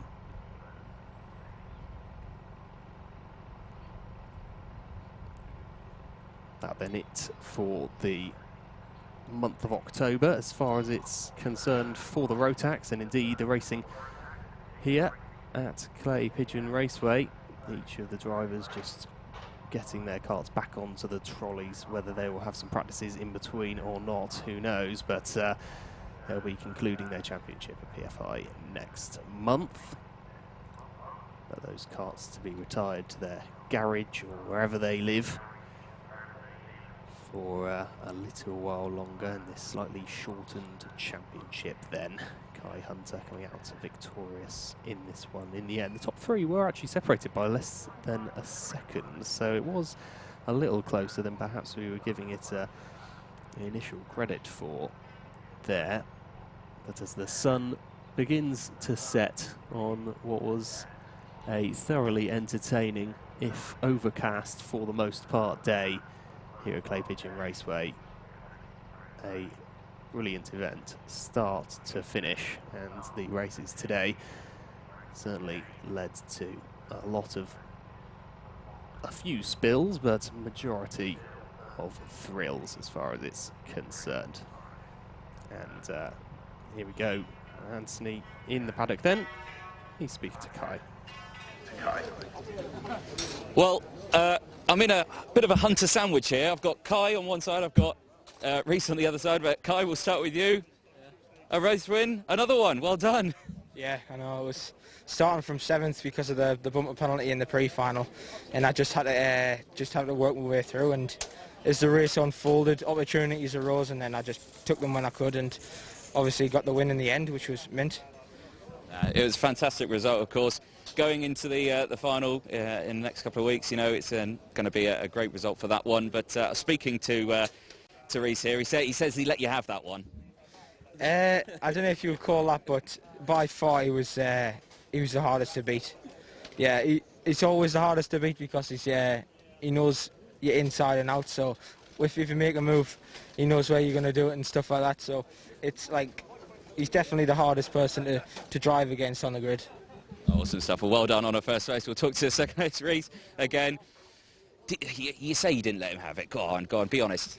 Well, I just couldn't keep up with him at the end of it.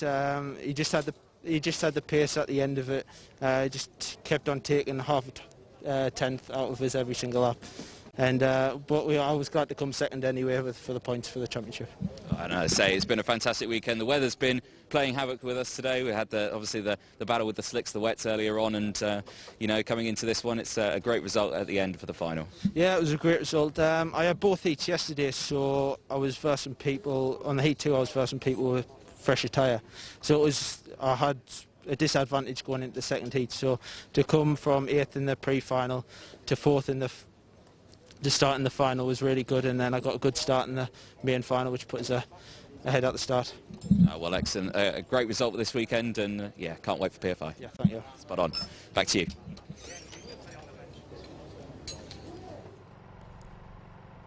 Yeah, great stuff there from Kai and Reese Hunter, who may get a bit of deja vu, really, from last weekend in the much coveted Rotax Festival. But there we go, with your live coverage for the British Kart Championships.